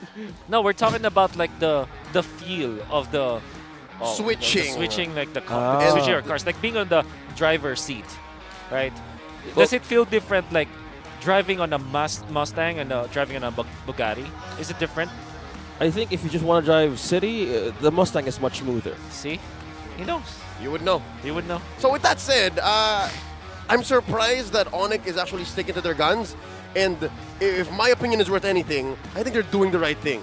The fact that they're not switching up theirs, because it's clear that their other players are here, right? Jem is in the booth. If I'm not mistaken, their other roamers, Yoshinu's there too. They're basically all here. Escalera is there too. I think with just ONIC being consistent in 2 games in a row and take it to game number 3, I just think they just stick with their own cards. And this is just I think this is the test right now for Barangay Omega. This is a complete endurance test with this kind of juggling thing that just It's an switched acrobatics. now. It's switched now. It's It was switched. originally Onyx endurance test. Yeah, the Andoryu test. So That's not. no, it's not working. It's not working. No, that's so. This is the question.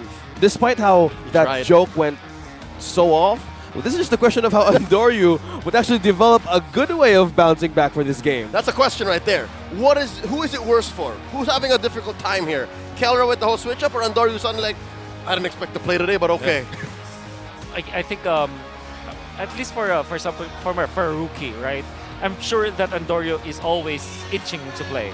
He's like, I'm pretty sure that he's that kind of guy where, okay, let me in, coach. It's probably one of his traits. And There you go. if I know, There he is. I mean, here's the thing, right? If you're a player and you know that you're gonna be the one to kind of quote unquote save the day, you want to take that spot, right? You're gonna take that. You're gonna place yourself in a position where you're ready. I'm ready, coach. If you want the 4th quarter clutch player, sign me up. Yep, he's always ready. Yeah, and this is just the identity of the Barangay alone that we saw. They were winning games. They were taking a faster route for their reverse Omega timers. And maybe this time around, since Andoryu is going to play with them, see, again, he's blending well.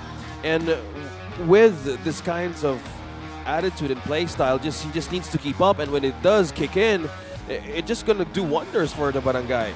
So for the start, so I think the Rome Akai now, since we're looking at Chakdo, it was hard for just even to have a great initiation from the Bruno. Once he's out loose, once he's rocking the Purify, that was just his once, and it was just hard. We saw the intent. We saw what it tried to do. It's just, I guess somewhere down the line, ONIC just had a clearer path, and they understood better. Again, they're more comfortable when it comes to drafts like this. Yep. Which is a testament to how well they shuffle. Because look, even their coaches shuffled, man. That's Coach Bam and Coach Jeff. Happy birthday. At post, yes, Coach Bam, happy birthday. Where is Coach Kevin Blovsy Reyes? MPL champion, just OG of the league. Oh yeah, that's right. Where is he? He's in the booth. He's in the pod. Yeah. Leader, chairman of the fashion department. That's right. He's always ready, man. He's just there waiting in the back, guiding the. I'm here to win series and go party. Go party, yeah. And all the points I need are taken already. I've already taken 2 series for you know the what weekend. I mean? You know what I mean? Yeah. Sunday is for party, and I've already done my part. So, up to you, boys. Okay, that's just ONIC Philippines. We're finding Coach Bluffsy and the members of the coaching staff. They're doing a great job. Hats off to them for just maintaining. And just to see where they're going for this time around. I think if they rely more on non-dependent assassin heroes here for Rise, I think it just actually works for him. So since the Martis was present in game number 1, and when game number 2 he had a better way of executing a great start for this early game, I think that's a factor as well. When you set up a success for Rise for the early game, you go hold hands and just cross the bridge happy. Wonder what they're gonna be looking at specifically for Rapidude. First time we saw him with the Matilda, it didn't work. Oh, but with the Florin, it's they're kind of same side of a one coin. I mean, 2 sides of one coin, and that coin is about to sustain. The first one, Matilda goes in, Florin just hits back. Yeah. So maybe he's more of the latter part. That's an L for Matilda. Yeah, it's weird. First time. No, it's a second lose for Matilda. Yeah, but for this team, like the Matilda alone here, we were seeing great games yesterday, response, initiations, and it was the first time that we saw the Matilda being challenged. That we have a composition now, just as we've watched earlier, that they could actually go up against the Matilda, and this will give it another chance to like either they let it loose or they're just fully prepared for it. You know, here's the thing. I believe Matilda is still a priority, and Matilda will still be top contest here in Game 3, right? Regardless of what side you're on, and regardless if it suffered a loss in the hands of Rapid at Game 1. You know what I would like to see? Super Prince Matilda. The aggression that you can get from the Prince and Mid, then, you know, and damage based. Yeah. Oh, okay. He could be super. Okay. Smart Omega on the blue side has a priority now, and I think Matilda is still on the top of mind for this draft, and also respecting the Bruno. It's just becoming a problem for most of the things that we saw in most of the drafts in our games in MPL. So you don't have a cancer for just the Worldie alone, since when you go and group up, and you were even when you up against a Matilda as well, it's just completely a struggle. It's especially having a great momentum as a Bruno. So it's just a good thing to just even respect. Yeah. From a barangay. That's right. I'm gonna be Onyx. What was the ban? It was Minotaur actually. Was the ban from Onyx, and I can foresee that it'll be the ban. If not second ban, it'll be the third ban. Yeah. Oh, there it is, Minotaur. And then Angela. Angela's still out there, folks. Yep. And Kaj, just saying. Yep. A lot of big ticket heroes. And Matilda, oh lord, one of them's gonna come through. Yeah, even Baksha. The two of them's gonna come through. And Valentina. Yeah, so much things right onto the game. Looking at the previous draft from game number 2, they were just denying the possible counter for setups with this Minotaur. The Riz got snuffed last game. The Riz. The Rizla. That's right. Oh, Irithel ban. Look at Omega just limiting the options for Onyx. Considering that Keller used that in their own version of Split. Man, what do you first pick here? I think you wanna prio the backshot anyways. At least for Omega. First pick Baksha? But the Matilda is also open. Right? Are they willing to trade that though? Yes. And you guys are saying if Super Friends would get his hands on this Matilda alone. Francis, that first pick slot for Omega is looking as pricey as a Bugatti right now. Like, no matter what hero you pick, the swing back is going to be enormous. Yeah, the trade is just so expensive. Exactly, you would know. You would know. There it is. Never mind. Not Finally. the Matilda then. Not the Matilda. Yeah, but Baksha though. Baksha though. You should go Baksha here for Omega. Just do it. Just don't pick up Angela first pick, please. Don't. No way. Oh! That's just how the barangay rolls, man. Why? The more you tell them not to do something, the more they're gonna do it with a smile on their face. Oh, the numbers don't matter. Even the index doesn't matter for the barangay Omega. Here's the thing. We don't know if it's gonna be a mid Etomax Angela or a Chaknu Angela. Yeah. Okay. So you go Valentina, you go Baksha, you steal it away, Onyx. You don't want to give the Baksha Angela combo. Please Edith's don't. open too, by the way. I'm just saying. That's also true. They could either take actually, it now. Now that I think about it, I think Edith Valentina is much more valuable. Like, surely you get a Baksha, you get one Bugatti. But if you go Valentina Edith, you get what? 4 pickup trucks to go with it, you know? There it is. The Baksha. Nope, they deny the Angela Baksha. That's right. Just seeing that contention rate on my our God. screens. Okay. So what do you get, Fred? Onyx is happy. You get the big Fred. Oh yeah. You get the big Fred. In a way. You get a marksman now. Maybe Claude actually for Omega. Or Really? See value in me. No? Oh, I think they're gonna be last picking the Harith. So never mind. I think they will pick up something like Martis or There Fred. it is. All It's right. a Fred. There it is. Yeah, It's the Fred. It's a big chat. It's the Fred. Still a good counter though. Whoa, wait. We've already gone through games that have no Freds in them. 97% contest rate. We must have missed like a couple? Maybe. Yeah. Oh, wow. Yeah, that's how valuable Fred is. 3 weeks in and only. Oh, okay. And So, he- and so even this crosses is really good for off-season. Onyx. If they're reading this through, they're gonna be banning out the Harith for sure. Because Harith Angelas are actually pretty nasty. So they ban a carry. They will ban Beatrix and Harith. That should be the case. They've got to see it coming, right? Okay. There you go. We're looking at the draft index on behalf of the draft so far. It's all about damage. Onyx Philippines, Like yeah. hero DPS is 5.2 and then Huge. That's Big Dan, as Mr. Nice would say, aka our tall Americano. Yep. Here. Mr. Rezabek. Yep, Jay-Z. Have a safe flight from Japan, by the way. Yep.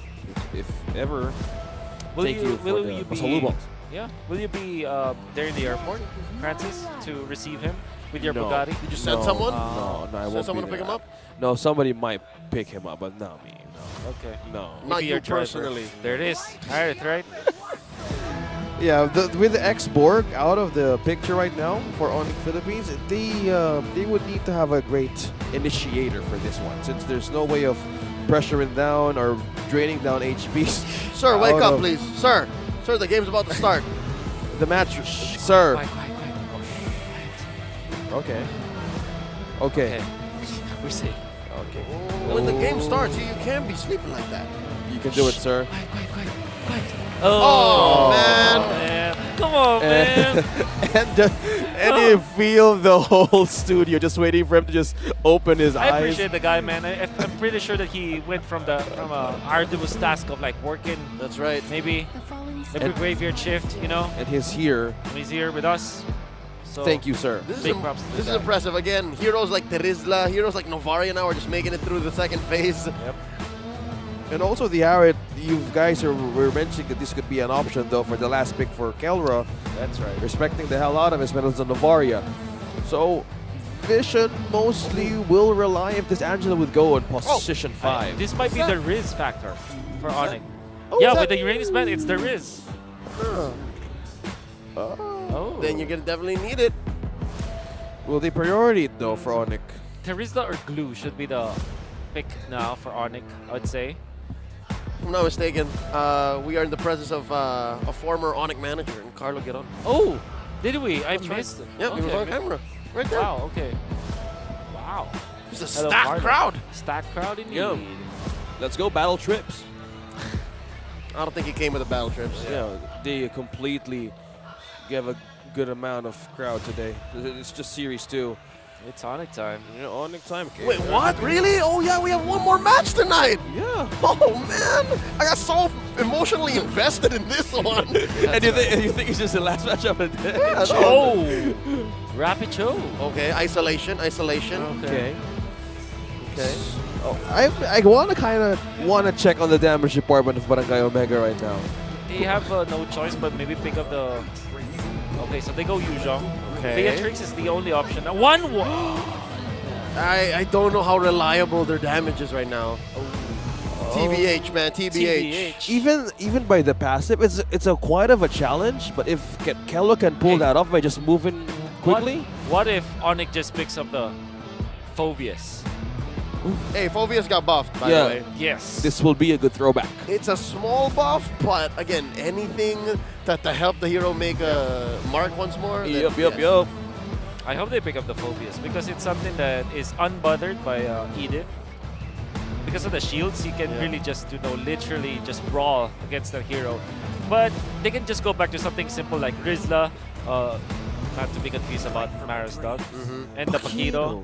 Again, another hero that nobody expected to come through the second phase. Yeah. Despite the growing win rate, just making wonders in the back line, especially with this one, this could be a challenge, I believe, for this one. Because, how about the index showing? A lot of damage, a lot of DPS from Onyx, but a lot of support coming out from Omega. So I would say that's pretty even. Even the spread coming out from both teams, like you can see the burst only is the advantage coming out from Onyx, but ISO and teamfight, they're almost all the same. So this is going to be a very close fight, I would say. No clear winners. Yeah, if you're talking about the front-to-front, though, as soon as Omega gets their level 4s, then they can start, stepping on the gas, just pedal to the metal. We will pick fights, regardless of where the Angela is. Okay, let's see how the early game starts, though. Again, we're heading to a game number 3. The draft is done, and this is just completely back to best of 1. ONIC Philippines and Omega with the story right now that's being set up on the table. This is just completely bad blood being settled. We're taking a glimpse now on the team composition. Yep, we're looking at this one. We're looking at the emblems, we're looking at the changes, but let's see how this goes. It's game number 3, the final match for the endurance test for Barangay and ONIC Philippines. It's a seeing weakness finder for Kelra. One of the few heroes that can still rock that emblem. Rapidwood making it difficult for Andoryu. Typical Cho. The benefit of the Cho is you can clear the minions in the mid lane very, very quickly. And what that allows you is to be in time for the invades. Yep, and he's still there. Look, he's keeping up the pressure. ONIC Rapidwood, in the face of Andoryu and Chaknu, just being a giant nuisance, forces out a response and Earth Shatter, and onward from Chaknu, kicking Rapidwood right out. Oh, he's still here! Oh, he pulled the rope-a-dope! And who's gonna score the Little Wanderer? It looks like it went over to ONIC. Now Chaknu in trouble. Combat still ensuing here. Oh man, ONIC is living inside Omega's jungle. Etomax forced to use a regeneration early on. Now they're getting pushed out of their lower quarter of the jungle. Man, ONIC so aggressive. Yeah, and just by looking at that miss that Chaknu committed by just using the onward, he actually used the second one when it's back. Oh, hold that thought. Dear Lord, Etomax gets punished. Didn't expect a quick rotation from Cram. I was just talking about CC, but yeah, it's ONIC Philippines doing the great work, especially on the great start in the early game. How is this doing with the items, Wolf? Yeah, I think when it comes to important first set of items, you are going to be looking for the corrosion sight first on 1-1. But I think that teams are now starting to build 1-1 differently. Sometimes you go Demon Hunter Sword Rush actually, but obviously the natural progression for a 1-1 is the corrosion side. Here we go, first turtle up, Black Dragon form coming in from Ryota. Turtle at a third of its health, saving some old Super Friend, steals it. I am you, you are me. Turtle goes over to OMG with Ryota stealing it. Now here comes the Heart Guard, keeping Ryota alive, but only for so long. Cram gets a knockout. Andoryu up next with a bonk. Will he survive walking on through? There's a taunt, there's the dash. Oh, there's a jump in. And Andoryu falls. Super Prince gets a kill. Another one for ONIC. 4-0. Ryzen scores on Chaknu. Now they're going to commit Grand Theft Purple. Yep. And it was under the noses of Omega. Nothing they can do about it. Oh, off cam. We almost missed it, but we just got a glimpse just at the right moment. Kelra goes down as well. Oh, no. He felt very confident because he's got a swift crossbow.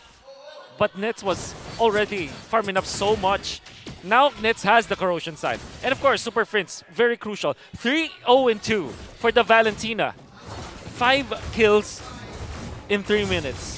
Wait. Something tells me Super Prince also is rocking. Is he Wilderness Blessing? Okay, let me see. That should be the case. Yes. Oh, dude, he's so fast! Yeah. Quantum Charge plus Wilderness Blessing! I call this the 4 boot strat, where you have one boots from the agility, 1 from the Wilderness Blessing, and 2 from Quantum Charge because that's 2 boots. Valentin already levitates anyways. Yep. Yeah, he doesn't need that, but yeah, this is a complete athletic Oh, here we go. emblem lineup. Ryzen kicks Andoryu right on out of that bush. Man, speed is the game for ONIC. 2.9 3K golded in 3 minutes. Zoom. You talking about Zoom being indeed. fast. So look about that. Cram is forced to use that. Out a Black Dragon form. Right, Ryota survives for now. Yup. But now we're looking at the barangay now being, or we waiting for the right moment. Here That's the kick. we go. Full-on combo. Gave it over. Heart Guard in Andoryu with a taunt. There's just too much damage coming in. Super Prince gets another kill. 4-0-2. 4 minutes in, gets a COD. Oh wow. My God. We said that it will be close. It was close, like theoretically speaking, but the way that ONIC plays in this big trump card that we saw from Super Prince going in for the zoom kind of build. Man, it's like he's using OSX's Bugatti now. Right? Oh, look at that. Look at how fast it is. Look. You see that? He's just quick. Levitating fast. Super Friends. Super fast. This is just the pressure onto Kelra. We know. Constant sprint. Yeah, see? You're seeing Sprint, Super Friends, and Super Sprint. Oh, no. Just by responding down bottom, just giving pressure for Kelra. And this is the problem right now. Since they could actually rely on the damage of Barangay Omega in the later stages of the game. But this is just completely a shutdown early on for this 1-1. My dude, that's a second buff stolen away by Ryzen, by the way. Oh, 1 no. purple and 1 orange. Oh, this is a problem. Even Andoryu cannot save himself from this. Oh, well, they do get a clapback kill. Ryota takes down Cram with the help of a couple of members of OMG. Yeah, he was just going in too deep, probably. Getting for vision as well. That's a knock-up, though, from Rapidude. But also, I like how they're doing their focuser on the mid lane since they got the bottom lane turret. Probably they're just applying slow pressure across the map since there's no damage yet present for the barangay. Okay, Andoryu is level 7, Ryzen is level 9. And Andoryu, by the way, goes for Brave Smite this time. It's a normal build actually, but at this situation, like everybody from your opponents are working fast. And by the way, Mpl-Ph backshot. Oh. Yeah, no, he just wants to keep going. Mpl-Ph backshot. Last time he went Mpl-Ph Lancelot. Ryzen is just a shaper of meta, Hey, you know? I ain't running out of mana. That's what he's saying. Ooh, even hits the plate. Ooh. And Nets just doing his job here. Look at that.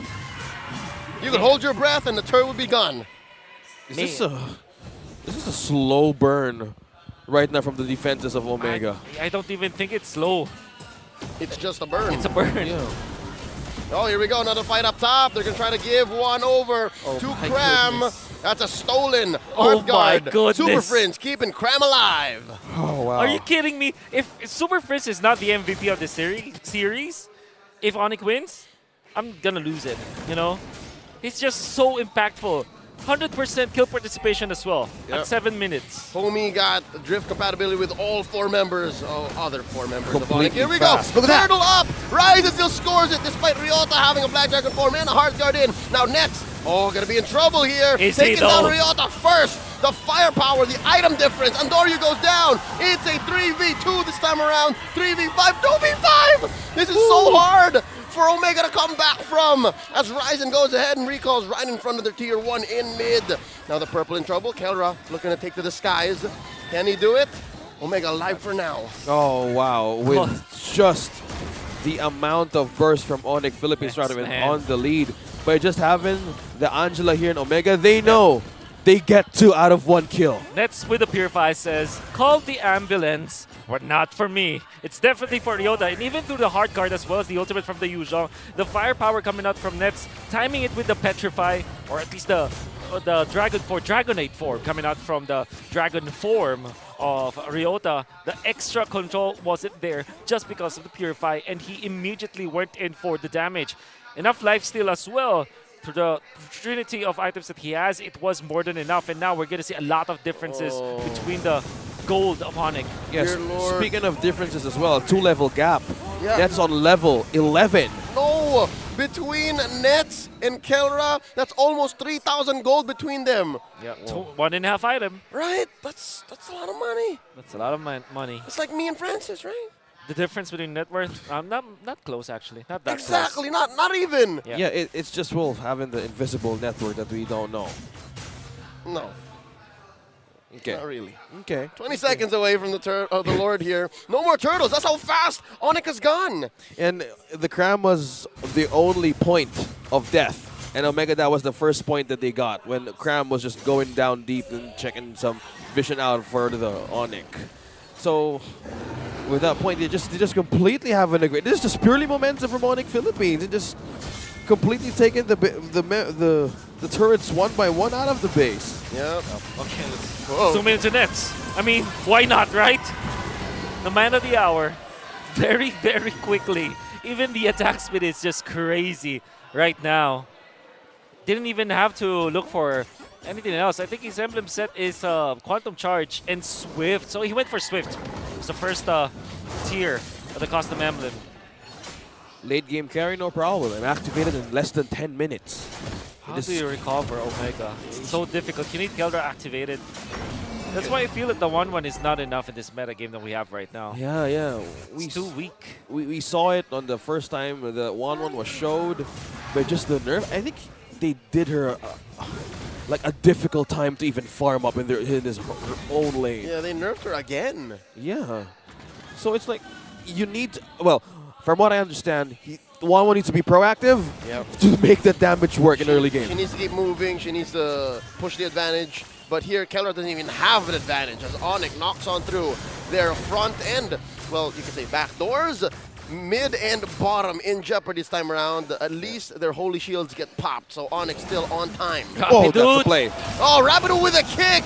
And now Andorio's in trouble. Ryzen gets the kill. Oh, Rapido gets punished though. Punished hard as a Hearthguard comes into Kelra looking to take to the skies. Will he be able to survive?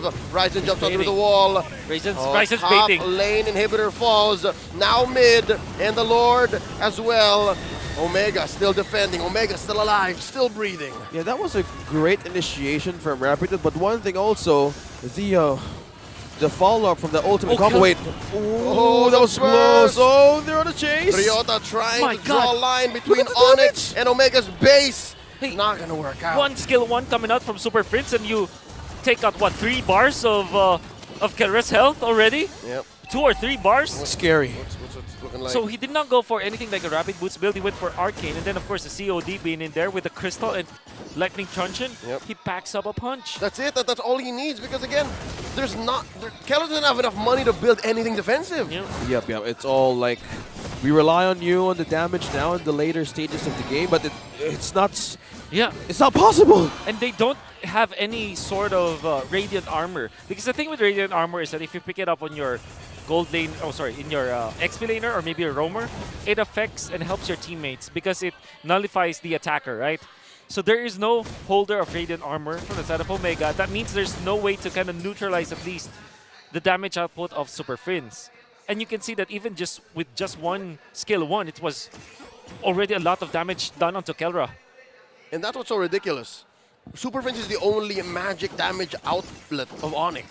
I mean, I don't know if you can count Ryzen. Yeah. He's a utility jungler. He deals some damage, but no, it's all Prince right now. This is the Prince game. The Prince game. He's gone super. Super damage, super on the control, and freely this Lord is melting quicker. Rapido. Not even. Oh, he got a set though. Finds a kick onto Andoryu. Onyx scores a Luminous Lord, forcing out a Black Dragon form early on from Ryota. Super and now Prince. they go ahead. There's a quick knock-up. Kelra looking to take the skies. Down goes Super Prince. A big shutdown, and they're still going. Oh, Omega feels it. Omega gets another Ryzen. Currently the trade. 2 for 1. Kelra still here. And this is the best Omega's looked all game long. That's right. Oh yeah, talking about sidesteps. This is Kelra doing the work. Bought time as well. Super Prince, a crucial takedown as well. And Ryota didn't even have to commit the Petrify that fight. It's shocking. And go again, Ryota. Still cannot save his ally. A kick found there, Rapido down, and the Lord still up. Omega, so good at the defense. And I would say whatever happened in there, I think it was definitely Onyx's mistake anyways, but now, the Filipino Savage surpassed LVJ, now ranked 6 in most kills in Mpl-Ph leaderboards. Well done. If that was, if you think about it, how long has Kelra been in MPL? That was season 2, 7? Season 3? Kelra? Kelra, yes. Kelra debuted in season 7. Yeah, so that's a Wow, another great milestone. quick one to do it. Compared to KLVJ, who's spent, what, season 2, season 3? 2. Yeah, that's correct. Yeah. Okay, for ONIC, you can see, season 4. KLVJ was here. No, KLVJ played under Bren. Oh, right. Yeah, that was So- before. Yep. You're correct. Okay. Anyways, I wanted to say that it was ONIC miscalculating. The Super Prince went in with the flicker, which is very unlikely for him to do it. But because he snagged the Edith ultimate anyway, so he kind of want to make sure that he will be able to use the ultimate, the Primal Wrath, well. But they were caught in a bad spot. Ryota didn't even have to pop the Petrify because there was a lot of control between Andoryu. And of course, Kelra, you have an extra stun or mini stun that you can get from first kill, so it was enough. But Omega still needs more. Yeah. Fortunately for them, the Lord will spawn for quite a while now. Back in the game when we witnessed almost a 10k gold lead, this was just Omega's identity. Back then, we were actually questioning. Me and Midnight were talking about how Omega would come back for a huge deficit. Maybe this is just one thing that's in their blood. So the perseverance for them to take this to a longer stage of the game and buying more time, a lot of things could happen. A lot of things could actually clap back because you said it needs more time, it needs more damage, it needs more defense. But there's just some things that can't be explained. That's right. No matter what the odds are, the circumstance, the stats, the logic. But somehow, Barangay Omega still finds a way to kind of turn that on its head and get a big dub. So yeah, it's not impossible that they do it here again. You just need to find the right targets. With the takedown of Super Friends, yeah, he's now forced to get that winter truncheon. So one of the things also he's seeing, he might be the one to go down first, being in the front line, depending on how they initiate team fights. Oh. But they're just letting the Angela back. He could just go anywhere though. Yeah. So it's just 4 though on team fights against ONIC Philippines. I don't know how will this work with them. Onyx baiting them. Onyx not showing themselves on the map. Yep. It's gonna be a. It still is going to be a dance, and ONIC kind of notices that even at this point they're ahead by 8,000 gold. It doesn't mean that they are gonna be safe, and you can see Ito Max with a classic play going in for the defense as the Angela gonna be left there. It's still critical for ONIC. The Omega timers, they're not a joke. Spotted. Oh, that was 3. Okay. It's a dance. Oh, here we go. Chocno catches a lot of light wheels. Gets taken down quickly by Nets. And now Ryzen pushes through. I think that's the green light. That's a sign. Onyx says, you know what, we're just going to blitz this Lord. And here comes the Barangay. Rapid in the back line. Black Dragon form. And that's a winner tranche by the Friends. And there's a quick knock-up. Ryota dealing a lot of damage. A knock-up by Rapidude himself. Super Prince steals a Black Dragon form. Minion inside the base. The Barangay needs to defend. Kera takes his disguise. Rapidude goes down. Tomas gets the kill. And this time around, Onyx is trying to clap back. But Kera's not done. Kera shuts down Nets. And now Ryzen's up next. The Filipino Savage is at work. Gets a double kill. And now Super Prince going to be up next on the docket. Hard guard Can he run away? Tomas inside his gold laner. Super Prince, where you going? Oh, the discipline. It's not over just yet. Not so easy. The Barangay here in the Lord Pit in control. My God. I told you. It ain't over till it's over for Omega. Never over. My God, Omega timers. And when you're asking what time is it, it's typically ONIC time, but this time it's Omega. They also have their watch. Wow. We were just talking about that huge gold deficit onto almost 10K, but this is how the fight went. Rabbit was struggling to find the great angle. Yep. You see Rapido, even with this not having Chakdu, it was not enough for them to actually pierce through. And you can see here, counter popping the ultimate. Unfortunately, transferring it to someone else because Ryzen was actually going to the back lines. And maybe that's the sort of a mistake coming out from ONIC. Man. Had it been that Ryzen just tanked through, I think that he will definitely survive because Ryzen is very, very tanky. Savage Airlines, bro. Took off like twice. Yeah, SA. That's a return flight home.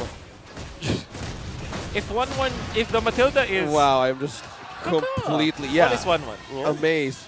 I mean, what's the sound effect there? That's you did it. That's you. No, that's Matilda. Oh yeah, no. If it's 1-1, what is it? How about the base though? I don't get to hear it very often. Oh wait, oh this is dangerous. What's Omega doing? They tried to get a kill on the Cram, and it looks like they overcommitted. But I think they understand.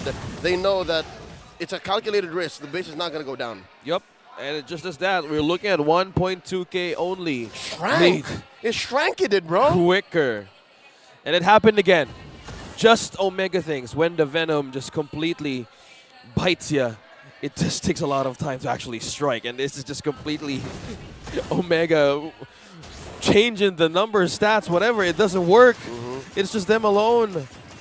And just by the discipline. And the target there, the first one to fall with the Rapidude's kick, it was just Andoryu, despite Chaco not being present. I think the items now is actually working, Wolf. Is this the answer now? Is it the answer now? I'm sure it's part of the answer. It's part of the solution. At this point, they're all evened up. Nothing matters now, apart from the Lord Dance itself. Fortunately for ONIC, they've made bank so much that they now can defend. And it's not like they fail in comparison to the late game of Omega. Surely with the 1-1 being in there, it's great. And of course, the Angela with the Flask of the Oasis, gonna be tricky in the late game. Oh, they spot Rapidude. Andoryu commits. Oh! With the flicker onward, forcing out a winner charge from the Friends. And now it's Cram's turn to repair the situation. Here comes Ryota, Black Dragon form, forces Super Friends back home. And there's a concealed play, and the combo takes down Super Friends. Royalty down. Omega a man up 4-5, 23 seconds to the Lord. I just want to commend Chakdu from that play. It's completely nuts to make it all work. Flicker with the onward combo. It takes a lot of precise decisions to make that work. It's Chak nuts. Amazing, amazing micro engage just right there from Omega. And they're awake, and the lead is on their side. There's team fight excellence. The Mamba. Wow. Mamba forever. Mamba forever. By the way, big shoutouts to Ryota going in for the play. Yeah. They want to go. I think that the Onyx needs to not be desperate and anxious. Don't resolve to just split push in. Fight your battles head on. That seems to be the automatic response. If they're a man down, they can only really force and play the map. And right now, it looks like Omega looks to punish Ryzen. Oh, it looks like it's non-committal because Omega's still taking a hold onto the Lord. Yeah, that was a good Ladies hold. and gentlemen, this is both a manhunt and a Lord dance. Ryzen goes on the rollout. Concealed play from Chakdu. Wow, Ryzen Rapid just and Super Prince. diverting. There's a knockup. There's Who a gets the it? Dragon. Who gets and it? the Lord goes over to the Sonics. Oh, what a winter junction! Gets into the skies, but Ryzen goes for the trunch. Look at the base! Look at the base! Grab! Is there! He's gonna be knocking out the base. 1, 2, 1, 2. And can they save it? The answer is going to be no. too late! ONIC Philippines It's too late! with the backdoor play, taking the series. Oh, look at that!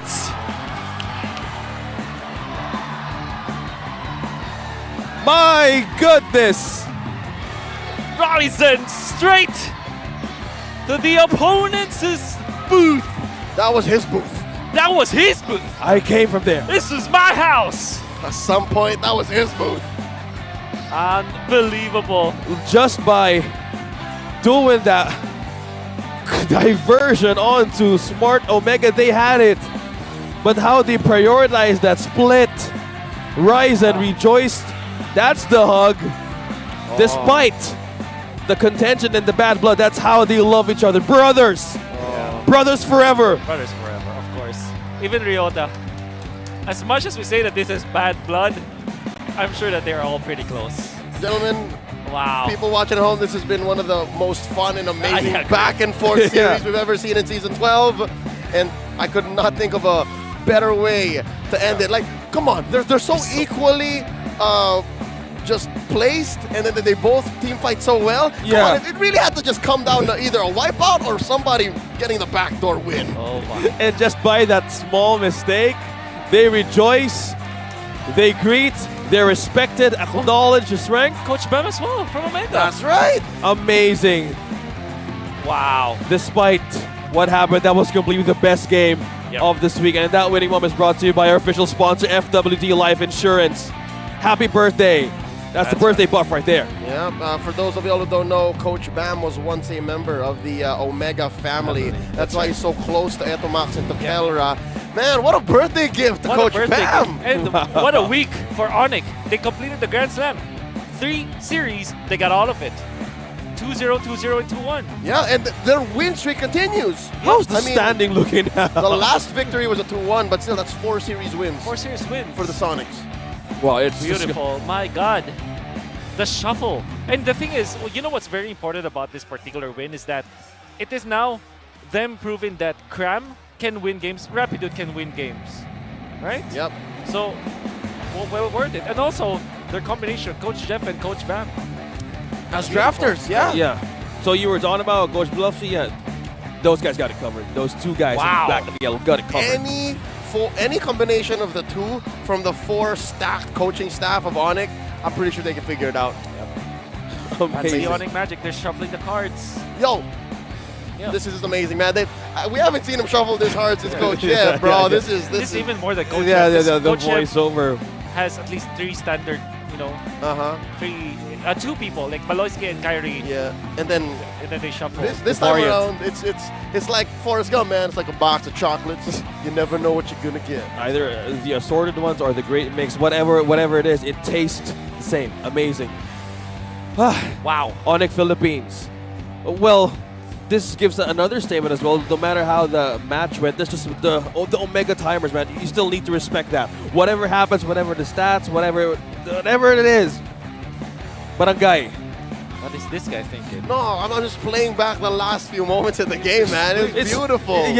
Because there was the magical chairs, what you call it, or Trip to Jerusalem in Yeah, the yeah. Philippines, magical chairs in internationally. As Ryzen was circling around the Yes. Lord Pit, and then as his Unity runs out, he went for the Lord, got the Retribution, Takes it, scores. scores, And pops then- the Winter Truncheon. Yeah, and it scrambles Omega to the point where they could not respond to the Yeah. base race. And he had, because he was dead during that fight, he made an impact, by the way. I'm not saying that his death was actually a mistake, but he made an impact. He had enough time to get to the other booth. Yeah. Because he just needs to drop the phone. Yeah, and What's up? What's up? and to think it was the bigger plan of ONIC Philippines. They make Smart Omega go bananas, and that was a split so fine, man.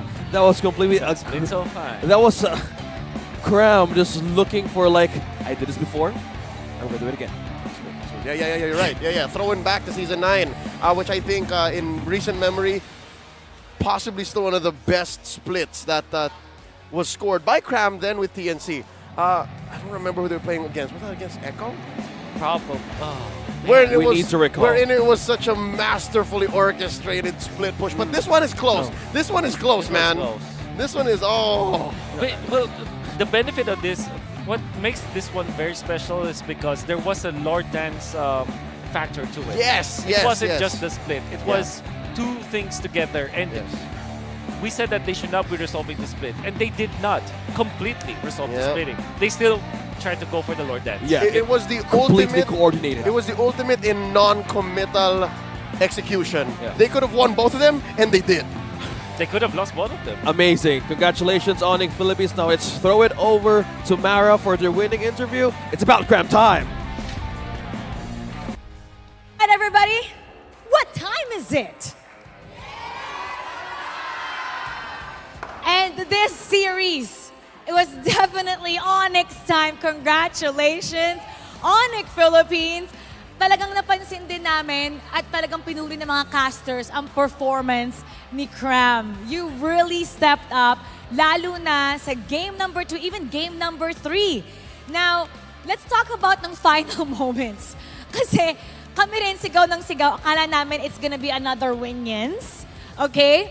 And then mukhang magka-comeback ang Omega.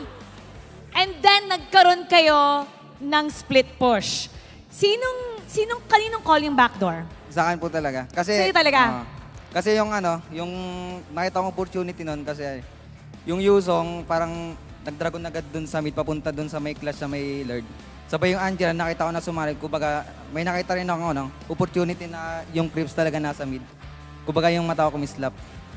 Kumislap? Paano kumislap? Ipa-focus namin yung camera. Paano kumislap yung mata? Patingin, Pikit. paano? Ganon. Now, nung malapit mo nang mabasag yung tore, tapos nagta-try na silang mag-recall, ano yung first reaction mo? Ano yung tumatakbo sa isip mo na papunta ka na doon, papunta na mababasag mo na yung base? Sabi ko, tapos na.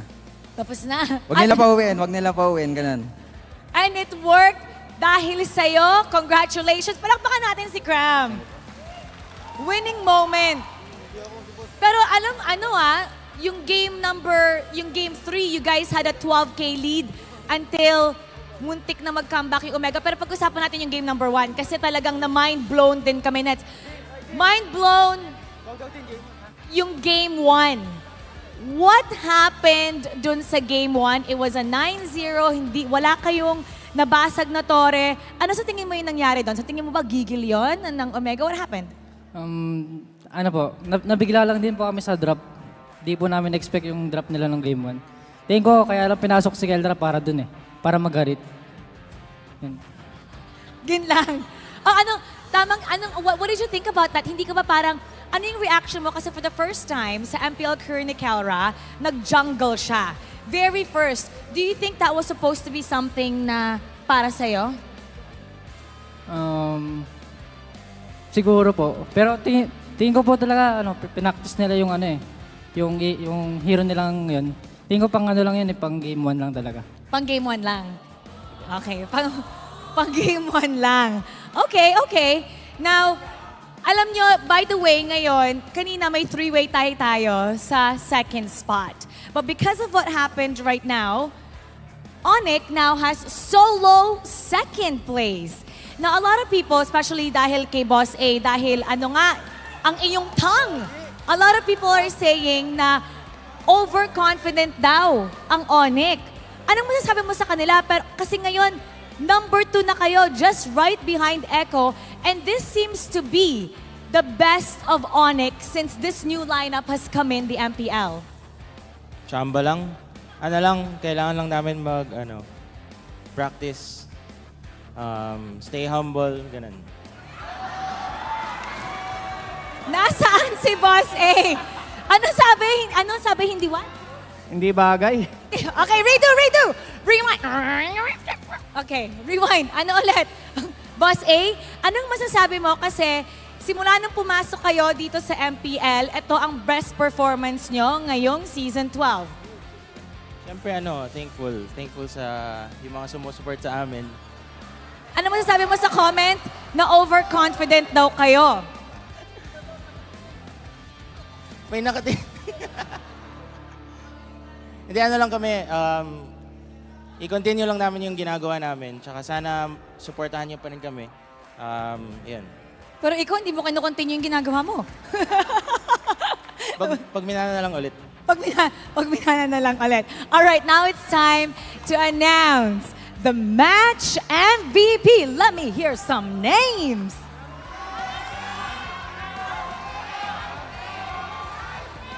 Okay, let's take a look. Let's take a look at the screen for the match MVP.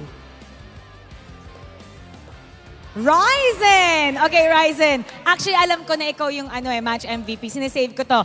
Kanina, pagka panalo mo, pumunta ka kaagad sa ONIC. Nagpakita ka talaga. Para kang naghahamon. Wala kang sinabi, di ba wala silang sinabi sa'yo, walang exchange of words, di ba? Ngayon, nasa iyo na yung mic, ano ang gusto mong sabihin? Kasi, pinakita mo lang actions kanina. Now, you could say the words. Okay lang yan. May leg 2 pa naman. Bawi kayo. Ano pa? Okay, kanina, by the way, before everything started, sabi ni Calra, hindi naman daw niya kasi alam kung bakit kagalit sa kanila.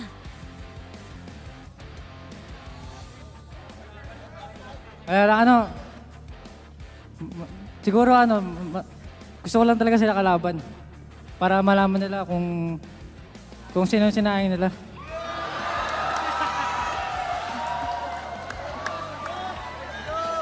In other words, hello Omega, ako pala si Ryzen, ako ang sinayang nyo. Final words to the fans, Oh, sige. Happy birthday nga pala kay Coach Bam.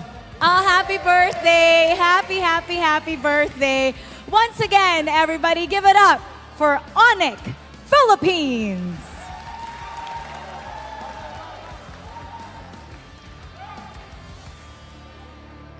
This Season 12 is definitely hype. A lot of exciting moments, a lot of exciting plays, and a lot of exciting rivalries. At ngayon, nakuha na nga ang gustong makuha ni Ryzen, getting revenge against his former teammates. We're gonna be talking about that last game. Kaya babalikan na natin ating casters. Pasok! Thank you so much, Mara. That was ONIC Philippines with their winning interview, and that was a different Boss A that we just heard from yesterday. It was a different thing. Yeah, that was the flex that Ryzen did. This is right? Nets. This is Nets. Yeah, This is Nets. And this one? Ryzen combined. Man! Winning yesterday, winning today, and just continuing the streak. ONIC Philippines. Yep. Okay, I just want to bring back people to the keys to victory when we said that last line, which we don't know the translation, the direct translation yet. I need you boys to work on that after the post-game analysis. That's your challenge. But there was a little bit of a clapback because that's literally what Ryzen said. For those people who did not understand what was happening because it was in Tagalog, yes. For the international viewers, he mentioned that line. Yes. Yeah. And you have to translate it, okay? Yeah, okay. So, Wolf, you need to break this down. It's the Sonics winning against the Barangay Omega. Best series for me, but spot out what happened just there. That was one of the most beautiful games that we've seen all season. And when we saw the first draft index, we said that it would be close, but it didn't look that way because it was Onyx just destroying Omega in the early stages. It went close. It went to be a tug-of-war during the mid-game when the Omega timers kicked in. When finally you found the critical mass, the MVP, or at least the guy that made the winning play for the side of Onyx is Cram. I would say that there could be other potential candidates for the overall MVP of this game, but that just means that everybody from the side of Onyx just played so well. And you can even say that to Omega. There wasn't any major slip-up during the most important parts of the game. It's just that Cram was able to identify the winning play for the side of Onyx. And for those who have seen the interview and might not have understood what Cram said that he saw that the Yuzhong already used the ultimate, and he also saw that Itomax, as the Angela, already utilized the hard guard as well during that last fight. Let's discuss that later as we see Onyx just focusing on the early stages, taking advantage of Ryzen's aggressive gameplay with this backshot. What this allowed Onyx is to take control of the river. And by the way, we would like to take note that Super Prince has 4-0-2, 100% kill participation with maximum speed build. We know the turbo build, and he was able to get himself safe. Nets also playing this well. This is the start of some of the slip-ups coming on from Onyx as they went in for the play. They did take out Andoryu, but that was in exchange of Rapidut. And another good fight coming out from Omega. Here they go, as they will be for Onyx. This is going to be a good fight for Onyx, but the defense will be there. But look at that counterplay coming out from Omega. One of the slip-ups coming out from Onyx as they will be taken out with Kelra having Itomax helping him out. And there's another play from Rapidut. Unfortunately, was very low and there wasn't any follow-up. Nets wasn't ready for that turnaround. So in we go, 16 minutes in. They know that the Yuzhong ultimate was already used. And they also know that the hard guard is not available anymore. Super Friends takes the ultimate coming out from Ryota, but quickly cancels it. Unfortunately, Ryzen transferred the ultimate, the crossbow tank, into Nets, and Nets received so much damage from Kelra that he cannot tank. And they almost lost this game because of it. Chakno with a great initiation, and Super Prince getting out. By the way, big shoutouts to Cram going for the knockout punch. Could have saved his teammate, but Ryota was able to catch up with the Petrify maximum range. And another stalemate. Ryzen getting the Lord. Very well done. And you can see that Cram is already there because he knows that the Angela ultimate was already used. Good communication coming out from Onyx, and there is no way for them to survive this. Cram already taken out, and not even as the crystal goes down, you can see Ryzen running to the other booth and flexing, giving us the coldest celebrations so far in Mpl-Ph Season 12. Let's look at some of the other stats, like Itomax and his kill map. You can see, all right, very quickly. But nevertheless, you know that he has a lot of impact across the map, and you know what's important about that factor is you know where he is given or showing us where he is thriving. Now, I want you to look and put your attention towards Super Prince. Not the first time he did it, going for the speed build.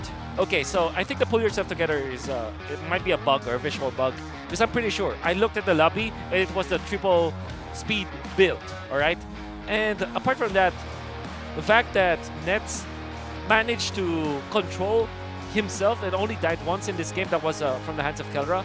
And the fact also that Kelra only died twice in this game, that was actually very, very surprising. And of course, the gold standard is known as the gold standard because of how well he plays the game. He almost won the game for Omega. Had it not been for Onyx just winning the Lord Dances. Still, the keys to victory, it's all about the Lord Dance for Onyx, and they have not been beaten just yet. The decision-making coming out from the Onyx members has been crisp, and this is a product of their arduous and grueling training sessions. We're gonna see Onyx once again, but at the same time, I think that they have placed third now when it comes to the standings, so they're in a very comfortable spot. Nets being the highest GPM, that's not going to be surprising, but of course, Kelra outputting the damage in the midst of a Paquito, with the Valentina being in there, he still managed to output the most damage in this game. And you're gonna have to hand it to Andoryu. He did not give up his position despite having so much of a problem in the early stages. Still managed to make the good plays in the latter portions of the game. Monster Goldstone and heavily favoring Onyx. And we know for sure that Onyx really had the game in the first few minutes. But here we are, ONIC, showing us how it's done. And I do hope that the gentleman beside me already knows the translation. Can you translate what Ryzen told us in the post-game interview? From that winning moment that he flexed his muscles right on to Keller, and from that interview, he stated in that interview, Smart Omega, I am the one you wasted. Yeah, that's as close as it gets. As close as- I think the actions, as always, actions speak louder than words, right? Okay. So just like doing this right in front of Kelra says everything you need to say, man. Just You let me go. That's how you flex You've it. wasted a lot. It's it's like Francis letting go of his Mustang just because he has a Bugatti. Yeah, it's it was a different thing. Yeah. So in life, either you choose a different direction and just commit to it. Here's the thing, too. Ryzen has grown quite so much in muscle mass as well. I don't think he's been working out as hard. He's growing. Did you see the pull-ups? Yes. Yeah. His delts, his traps are amazing. We had the stats. His lats, dear lord. ONIC Philippines had the workout stats. Okay, we're having a match. We're having a great match on the last series of the day. It's AP Bren versus Blacklist International. Man, AP Bren needs to recover fast. Whoa. they're in a technically losing streak. Yes. Wow. Two losing streak. It's been a tough week for AP Bren fans. This is an exciting match to see. Looking at all of the achievements and experience, gold medalists as well. Wow, recovery is imminent. They need to have a great game for this one. They've lost. Yes, we saw AP Bren lost from the world champs. Let's see how this goes because Black International as well is looking for a way to shake things up. Once again, this has been the We Bear Bros. I'm OSX. This is Leon. This is Wolf. This has been me for the season. I'll see you once again.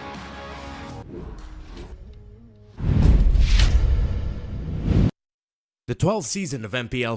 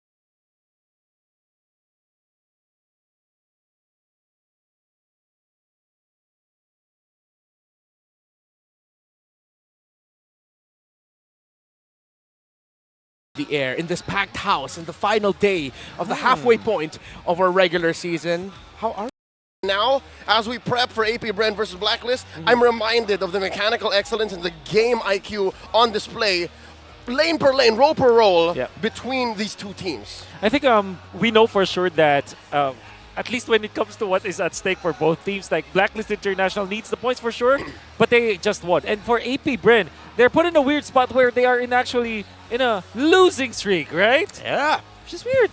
Yeah, it is a bit weird to listen to, but Revenge of the Hive is our headline this time around because these two have a very close history. Again, when you go all the way back to, well, the previous seasons, but I want to go back to MPL Philippines Season 10, wherein it was the beginning of the start of the rising again of the Hive.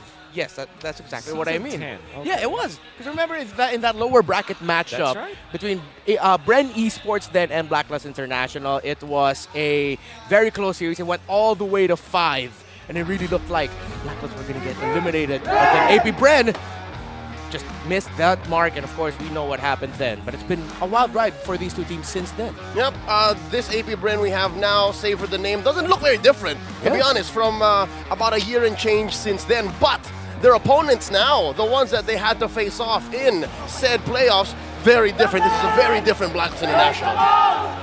And of course, we know that the house itself of a Blacklist International are celebrating because of the patch. Not entirely sure if Bren Esports also share the same sentiment, but we know for sure that in Blacklist's facilities, they are surely happy about what happened during the patch. With healing meta. Exactly, and here's the lineup for AP Bren. Marco, Super at that. Kyle TZ, Few, Flap TZ, and Ogwen. You mentioned it, Leo, not that different from the lineup since that S10 matchup. And in more recent history, in maybe 6 months since, they have tried to make Florin work. But now there's more rhyme to that reason. There's more incentive to actually play Florin. Yep. They're going to be playing up against Renjay, Edward, Haji, Sensu, and Oheb. What I always say about this new patch, the way that Blacklist International can easily adapt this, even when the VY duo is not there, 3 out of the 5 members of the original Ube that won the M3 World Championship is still there. So they are just acclimated. It will not take so much of an adjustment from them because Renjay, we saw how well adjusted he was. Yeah, so AP Bren shouldn't look at this match too differently. You're still going up against a Blacklist International that knows how to play those healing utility support roamers. Renjay showed that off. The Matilda will be a factor. Will the Florin, as we mentioned earlier, be a factor as well? Look at the head-to-head. It's really head-to-head. Yep, as close as it gets, numbers-wise, hero pool-wise. I'd like to think maybe for AP Bren, I think there's more pressure on them to actually show up, given what's happened in the past couple of series for them. They might show us something new here. It's something that's not on screen. Florin. Yeah, that's one. Apart from that, but yeah, kidding aside, I think I was actually surprised that Ogwen's most picked hero included the Minotaur. Yeah, because the Minotaur is not that strong in the metagame. It's a niche pick, but of course AP Bren can make it work. Tower secured and turtle control ratio.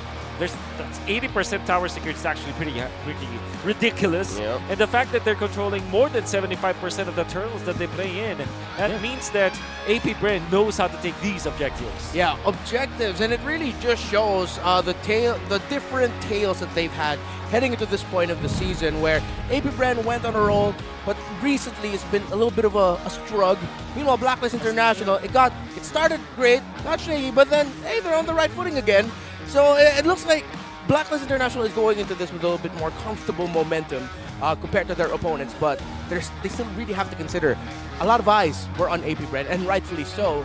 And despite the struggles that they've had, they do have the strengths there. Let's talk more about the strengths, the weaknesses, and the keys to victory for these two teams. About the strengths, the weaknesses, and the keys to victory for these two teams, AP Bren and Blacklist International. Here's Wolf. AP Bren and Blacklist International's keys to victory are brought to you by Infinix, Infinix Note Series, ultra-fast gameplay. Let's look at Bren Esports. Is it time? Florin for the win! Maybe it is. Going up against Blacklist International, we already saw the Florin be successful from other teams that's just recently coming out from ONIC Philippines, and we know for sure that maybe this is the time where Ogwen will bring up that hero. Not to say that he cannot play the other supporting heroes like Matilda and Rafaela, but isn't it just good that they will play Florid and they will play against Blacklist International and win with it? Now for Blacklist International, peel for OHEB or draft for OHEB. What does this mean? Either they choose to support OHEB by drafting heroes that will be good in the Gold Day matchup, or just protect OHEB at all costs. Draft a hero composition that can peel for OHEB. Because we know that the win condition when it comes to the damage department nowadays come from OHEB, the Gold Daner of Blacklist International. Now, for both of the teams, never let go of the tempo of the game. What does this mean? The tempo just generally means if you're in a good road, if you're snowballing, you have to not stop from taking those objectives, taking over the map, getting more real estate, and taking control of the objectives. We saw that there was some slip-ups coming out from Bren Esports, and that's also true with Blacklist International when they are already leading by a specific amount of gold, and that's something that they need to not let go of. That's a keys to victory for both the Blacklist International and Bren Esports, gentlemen. Yeah, I love the final point there, wherein when you look back at it, AP Bren and Blacklist International, these are two teams who really know how to punish and find those windows. If you give them a small gap, they'll turn it into a big hole in your house, and we know how difficult that is to fix. Leo here, when it comes to the early game of these two teams, who are you leaning more towards in terms of taking control of it fast? I'd like to think AP Bren has this under control, and that's why it's all the more important that they bear down on KL1, that they give OHEB hell, because it's proven through the years that if OHEB don't have a good start, it's hard for Blacklist to bounce back. So as much as I love my baby brother, AP Bren, for you to bounce back, you gotta beat up OHEB. Yeah, for Blacklist International, though, if ever that does happen for them, what's that one thing they're looking for, Wolf, in the mid-game, or the opportunities to turn things around? What are those little errors that AP Bren like to make? I guess it's not just about the errors, but yeah, surely to answer your question, some of the time where AP Bren just kind of splits them up and just disperses their formation. That's one kind of weakness that they should be looking at. At the same time, they should be the ones to force Bren Esports into that spot. How do they do it? By trying to go for the 4-1, the classic Blacklist 4-1. 4 of their members grouping up together, Edward being on the long lane side of things, Yeah. Conditions, well placed, gentlemen. And here we are, the final matchup for the first half of the regular season in MPL Philippines Season 12. Welcome to the draft of game number 1, and pretty sure you guys agree with me here. Every time these two teams draft against each other, it's always a joy to watch. It's a chess match, and there goes the Matilda. AB Bren says, nope, we're not giving that to the heel man. Yep, the heel man, of course. When it comes to the first set of bets, I think apart from the Paquito, surely the Fredrin and the Baksha will be the priorities. But seeing as Blacklist International and AP Bren loves those two heroes, maybe they are not gonna ban it. I'm not gonna be surprised if Edith is actually the choice for AP Bren instead. Ooh, sorry, as one of their picks or one of their bans? The Edith. Yeah. As a pick. As a pick. Yeah. For some teams, again, it being in the first 1 or first 2, if you're blue or red respectively, it's worth it. I think I agree. I'll double down on that. I reckon that for Bren Esports, for AP Bren, rather, maybe not so much. There's so much more worth left out on the map. With the Baksha banned out, you got Fred, you got Val, you got, Kaj is open. Kaj. Fred, what was that? Fred? Val and Kaj, yeah. First name basis. That's sound like a good group of friends, Yeah. But yeah, I do like the Fredrin for Blacklist because it's one of their classics anyways. And with the Baksha not being there, it just makes it a prime choice. Yeah. Now you go Edith for Bren. Edith Maybe Val? Irithel. Oh, Edith Val, yeah. Oh, dude, even Irithel is open too. Bruno. Yeah, that has to be an option here. Blacklist International have shown that they know how to really supplement OHEB's Bruno incredibly well. If ever the Bruno does pop up, that means AP Bren, they might hold on to their mid laner piece a little bit later, because if they show the Valentina early, then Blacklist is going to be happy with just picking up the Bruno already. Okay. What is the benefit of having the Valentina? Of course, it is going to be in the hands of few.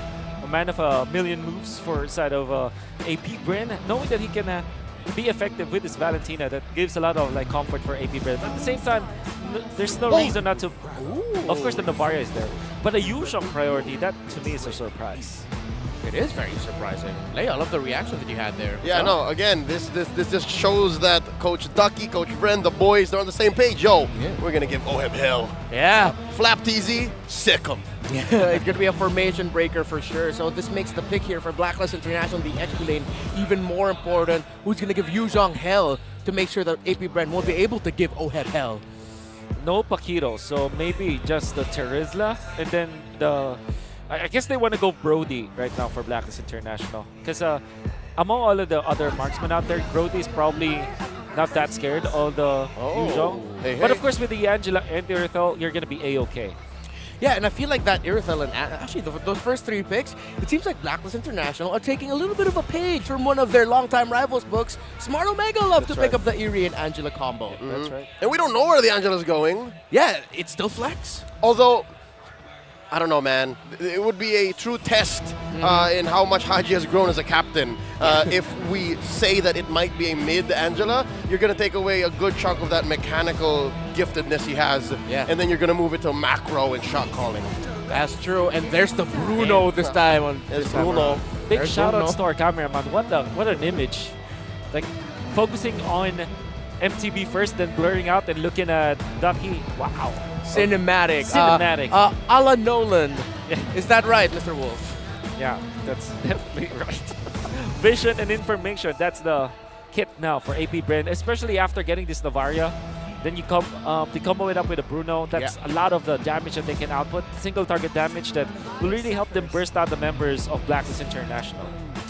Any other things about the draft index as we head into the second phase of the draft, Leo, that really stand out here for you other than the vision and the info? Well, Sustain, again, it's very Blacklist of them despite Oh My Venus not being present. They have a solid front line in the Fredrin alone, and then the Angela being ever present, omnipresent, doesn't matter where you are. Now going into the second phase, oh wow, I love it. I love it. AP Bren onto them. I could have sworn maybe the Explainer would have been picked up in phase 1, right? But they're like, no, Benedetta, we know what you're up to, Edward. We know. Yep. And I wonder will AP Bren even consider the Terizla ban at this point also? Yeah, just limit the Agent Zero heroes. Yeah. I think that's a right choice. Yeah, it is. If it's not the Terizla, then Terizla in my mind also. Blacklist takes away the graphics, so they're still considering the flexibility of the Nova. Yeah. People are just ready for the smart game phase of the day, actually. Yeah, they're already showing it up. That's for later, folks. Yeah, it's for game 2, if I'm not mistaken, right? Yeah. Okay. So, with that said, we were expecting AP Bren to actually ban out an Explainer here. If not, I can see them maybe blocking out a roamer or a mid laner just to make sure that they know where the Angela's going. Okay, so that means that maybe Terizla or Export choices for the counter to the Yuzhong. It's Terizla. There is. I called it. Hey, is there still enough? Would it be a good call, rather, for Blacklist International to just put that Fredrin in the XP lane and then pick up a different jungle? Depends on the jungler of choice for AP Bren. I would park that question and answer it later. Maybe if the jungler is now revealed for AP Bren, because you want to make sure that you are faster. You're playing faster. Okay, so if you're AP Bren, you're already looking more into picking up the roamer or mid as the 4th pick. That's right. Because you'd want to be able to leverage the fact that that consideration of the Fred flex. 4th pick for AP Bren locks in the flex. Like the Novaria will be revealed, like for sure. Yeah. Regardless. Oh, there's the Martis. I was gonna say that's one of the few junglers left. They even take it out. Akai is left for AP Bren. Maybe they pick it up, but that's one. Not entirely sure if that is something that KZ will love to play. Oh, are they watching? Or this is the... Oh, okay. So there was... I think that... Oh, it's the VY stream. VYs are actually re-streaming, probably. Yeah. Okay. Yeah. Is that Toriyama? Yeah, it was Toriyama. Yeah, that's Toriyama. All right, that's one and the only. That's the trio. Okay. It's a good friend, Tori. All right. I love, again, every time these two teams draft, so many options to consider. The flexes. The world is their oyster. Exactly. I wonder what else. They show it. There you go. They show it. Confirmed. It's going to be Rome Rafaela. So wow. Rafa Bruno. Yeah. Front to front. Oh man, I missed Rafa Bruno. Right? Yeah. Blacklist will be itching to pick up the Lolita now, but it's not available yet. Still auto banned. So what else do you pick? What kind of roamer that Renegade can play here? Edith, of course. It is. Okay. Edith Rowe, mid Angela. Oh wait, no. Yeah, Rome Angela. XP XP Edith. XP Edith. There. Okay. Thank you. So it's a friend win. So you can go Akai here for AP Bren or the Barretts. Oh, Are they considering the Barretts? Oh, that would be. Kyle Teasy, it's up Yeah. to you. Rafaela Barretts is amazing, man. Yeah, and Rafaela Barretts is very fast. Yeah. Won Blacks International, a world championship. That's also true. That's also true. Yeah. We So, go back to their history. Yeah, I do hope that, you know, we've always thought about the D-Roth being the jungle just because of how it meshes with it outspeeds actually the Baksha as well as the Martis when it comes to like clearing speed. When it comes to walking though, it's difficult. But with the Rafaela, that might be the choice. And But even Wilderness with- Blessing. Exactly. Will it be the Barretts? If it's an Akai, it's gonna be kind of Hell, difficult. Oh, much faster. Of course. faster. Of course. This was a AP Bren debut special in seasons prior. So with that said, I'm loving AP Bren's map control.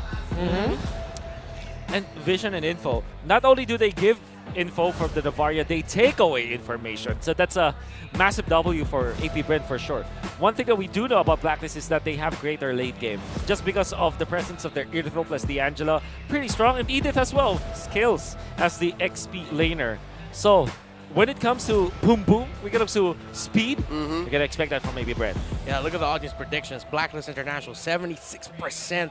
AP Bren's 24%. And these two teams have drafted in the way that we expected them to. They drafted a lineup that will help OHEB, but AP Bren drafted a lineup that wants to play fast. I mean, if you're looking at late game coverage and you're looking at just how you scale and ramp up into the different phases of the game, I understand where the 70-something% is coming from. That's the number, right? Yeah. 76, I get it. But when you get down to business and you look at, again, the speed and the boom boom TM that AP Bren is bringing to the table, the numbers might not matter. Yes, and here we are, game number 1 of this marquee matchup to end the first half of our regular season here in Season 12. It's AP Bren versus Blacklist International, and you hear the fans roaring in the background. They are electric for this match, and we hope you are too. Thank you for joining us here in the English stream. Here's some trivia for you. Since Mpl-Ph S8, AP Bren and Blacklist have met 29 times. Blacklist has won 16, while AP Bren has won 13. Wolf, anything about the early game rotations? Okay, well, you have Cal TC with the Quantum Charge Hellcurt. Typically, you want to go killing spree, right? And some people will even consider like lethal ignition whatsoever, but they're going for full speed. And of course, the adaptive attack and the custom assassin emblem for the Hellcurt. You want to be able to get into the fights faster, and with the help of Ogwin also rocking the Wilderness Blessing, this is going to be a lot of speed from AP Bren. Yeah, and that's the fact that we're seeing a double gold start, of course, with both support roamers helping their respective gold laners here. Usually in these matches wherein one team is going up against a fast-paced boom-boom team, the rotations of and the play of the XP laners are also going to be a big factor. How well they can make themselves felt around the map for their team might be the difference maker here. I love the fact that we are seeing different builds on the Valentina now when it comes to custom emblems. Haji going for Mpl-Ph, and just recently we saw Super Prince going for the maximum speed build with Quantum Charge on the Valentina. Literally showing us how different the playstyles will be for the teams. The Blacklist really want to wait for their timings more. Yeah, speaking of timings, first turtle is about to spawn here. I wonder who's going to be able to get there first, because you're going to see the Hellcurt actually go for the purple buff first. So Sensui's going to be here, not even going to go for his purple just yet. Yeah, Kyle TZ thought twice about it. Orange just expired. Sensui with the slight pull. Renajay and Haji drawing a perimeter, forcing back AP Bren. Oh, here we go. Kyle TZ with the Dark Knight Falls. Flap TZ answers back. Here we go. Right underneath. And Renajay barely alive. And the bonk. Turtle left alive with the reset. Kyle TZ goes down. Edward draws first blood. And now Flap TZ in trouble. Trapped between 4 members of Blacklist International. Flap TZ still alive, but just barely. Oh, the Earth Shatter scores Agent Zero 2 kills. Oh, and the agents right in front of the English desk are happy with that. That's how you stop a quick boom-boom lineup. Punish them in the first turtle. Hell of a reset there by Sensui Wolf. Exactly. I want to point that out because it is as if Sensui have enrolled in Wise's school of holding the Lord of the Turtle. Because you know for sure, when you have the Hellcurt, you have the Dark Knight Falls. You have a lot of disadvantage facing up against that hero in the turtle fight. And what he did was to make sure that the turtle was just a pixel away from being reset once they pop the Dark Knight Falls. Now you have an access. And big shoutouts to Haji marking where Kyle TZ was. Actually, that was the MVP play. Edward smells blood in the water. Flap TZ. Agent Zero. 3 kills, all him! Oh, well, we talked about the XP laners and their factor into this match. Edward is already making himself felt. That is not the start AP Bren wants. Oh, man. On Blacklist International, it's like, you know, it's like driving your old car, right? You might have missed, like, driving it, but when you get back, it feels like it's always your comfort as Blacklist International. The way that Haji plays is very commendable, and you can see that Edward also feeling very comfortable in the 1v1s. Expect a lot of 1v1s in this as Edward wants to outplay his lane matchup. And I think we're starting to see yet again AP Bren struggles, especially with the adjustments in this meta. They're still trying to feel out how to play this properly. Look at Sasui. Oh, Hearthguard up. Astral Echo the answer back. Dark Knight Falls once more by Kyle TZ. They're on a hunt. And to no avail. Wow, that hard guard is a deterrent for the Hellcurt, actually. Difficult for AP Bren to really find their entry here, and this is one of the difficult things about the AP Bren draft. You're not up against an opposing assassin jungler. It's a tanky jungler. Man, I won't lie to you. If I'm sitting at 2K down at 4 minutes, I wouldn't force it either. Yeah, you back off. You find an even better time for it. Turtle's about to spawn here, Wolf. Yeah, definitely Blacklist sided. There's no Dark Knight Falls. That's the only way for AP Bren to actually pick it up. And if you remember, during MPL Season 10, it was the Hellcurt that AP Bren also debuted in the playoffs. And they were so masterful with it, utilizing the Dark Knight Falls. However, Blacklist International knew exactly that that's going to come. I think that AP Bren, the surprise factor from the Hellcurt is no longer available. Here's the onward and the combo. Whoa, no way. Early Black Dragon form. Kyle TZ steals it from right underneath. Blacklist shut down by Super Marco. Agent Zero is down. Now AP Bren on the offensive. Sensui here in trouble. Taken down by Kyle. Oheb cannot repair the situation despite all that's happened. AP Bren clap back. Totally jinxed. As I said, AP Bren, there's no more surprise for the Hellcurt that they don't have the Dark Knight Falls. Dark Knight Falls was actually cooling down. That moment was perfect timing. He got it, and he gave a lot of shields to his teammates that now they can fight. That's the disadvantage of losing the turtle in the turtle dance. Your opponents immediately get extra shields. And Blacklist International looked like they didn't have the damage just because of that mini play that Kyle TZ was able to win. Yeah, the jungler of AP Bren said, I don't need my ultimate. I've got my trusty old Retribution here, and that turned it around. Are you not entertained? 6 minutes in, it's still neck and neck. The lead Blacklist built for themselves have been equalized by APB. Leo, what might be the next big sequence here? I'm looking forward to this next turtle, man, because I think Blacklist International is going to have to respect AP Bren, because they were down again. The aforementioned 2K gold lead, kaput. The item was showed recently, well, just now, Wolf. Any standouts there? Well, the standout is that Sensui, even after winning the first turtle, the first few minutes of the game, did not have a full item to his belt. I mean, went for the leg plates. The casual items, understandable. But then again, you can see Kyle TZ leading by 400 gold for some reason. And he's actually ahead almost 2 levels. Oh, that's a stolen ult there. Astral Echoes, no one home. All right, okay. That Novari damage starting to get felt there. Energy brought down by 25% of his health. 10 seconds before that next turtle spawns is what you're looking forward to, Leo. I'm going to be looking at the XP laners again because it's right beside their lane, their entry. This Edith, this Yuzhong is going to be massive. Yep, they got a lot of green, and the fight has begun. Kyle TZ and Flap going for the pull. Few holding on to his Astral Echo, spots Sensui and Haji. Here we go. Black Dragon form time. Kyle TZ going to be able to score the turtle. Shields up. Damage amplified as well. And that's a no-go. Blacklist don't want none. Ooh. Good zone out. The information and the vision from AP Bren now in full fruition. They didn't even need to pop the Dark Knight Falls just because of the Astral recall coming out, and the ultimate, of course, from Few already showing where Blacklist is. And Flap TZ going for the heads-up play with a Yuzhong ultimate. It didn't even need the petrify. They didn't need the kill. That's release control. Exactly. They could have spent so much more, but, you know, just the game IQ and the awareness, like, no, we got it. Yeah, and more control, even more so now by Blacklist International, knowing it'll be a bit too risky if we try and defend this turret. There goes the bottom lane. gold lane turret, and Super Marco is now free to go around. And this is the ticking time bomb Blacklist International is watching for. Kyle got Kaltizi, it. he wins the Little Wanderer duo. That was even after the retribution, right? So yeah, well done. And by the way, there's one of the ways that the hero can be considered a jungler is if you can have a skill that if you combine with the retribution makes it so that enemy will have a difficult time like stealing away the objective from you. So that's a DPS, or the Deadly Poison Stingers with the retribution. Okay. Hajj has the ultimate of the Novaria and the fuse damage here. Little by little, Blacklist is starting to get warning signs of, guys, this is a Novaria, this is a Bruno. The burst damage, you might be able to end matches or duels before they even begin. So now as we get into the Lord portion of the game, it's still a very close game in terms of the items. Now it's just going to boil down to the setups, the catch. Oh, Kyle.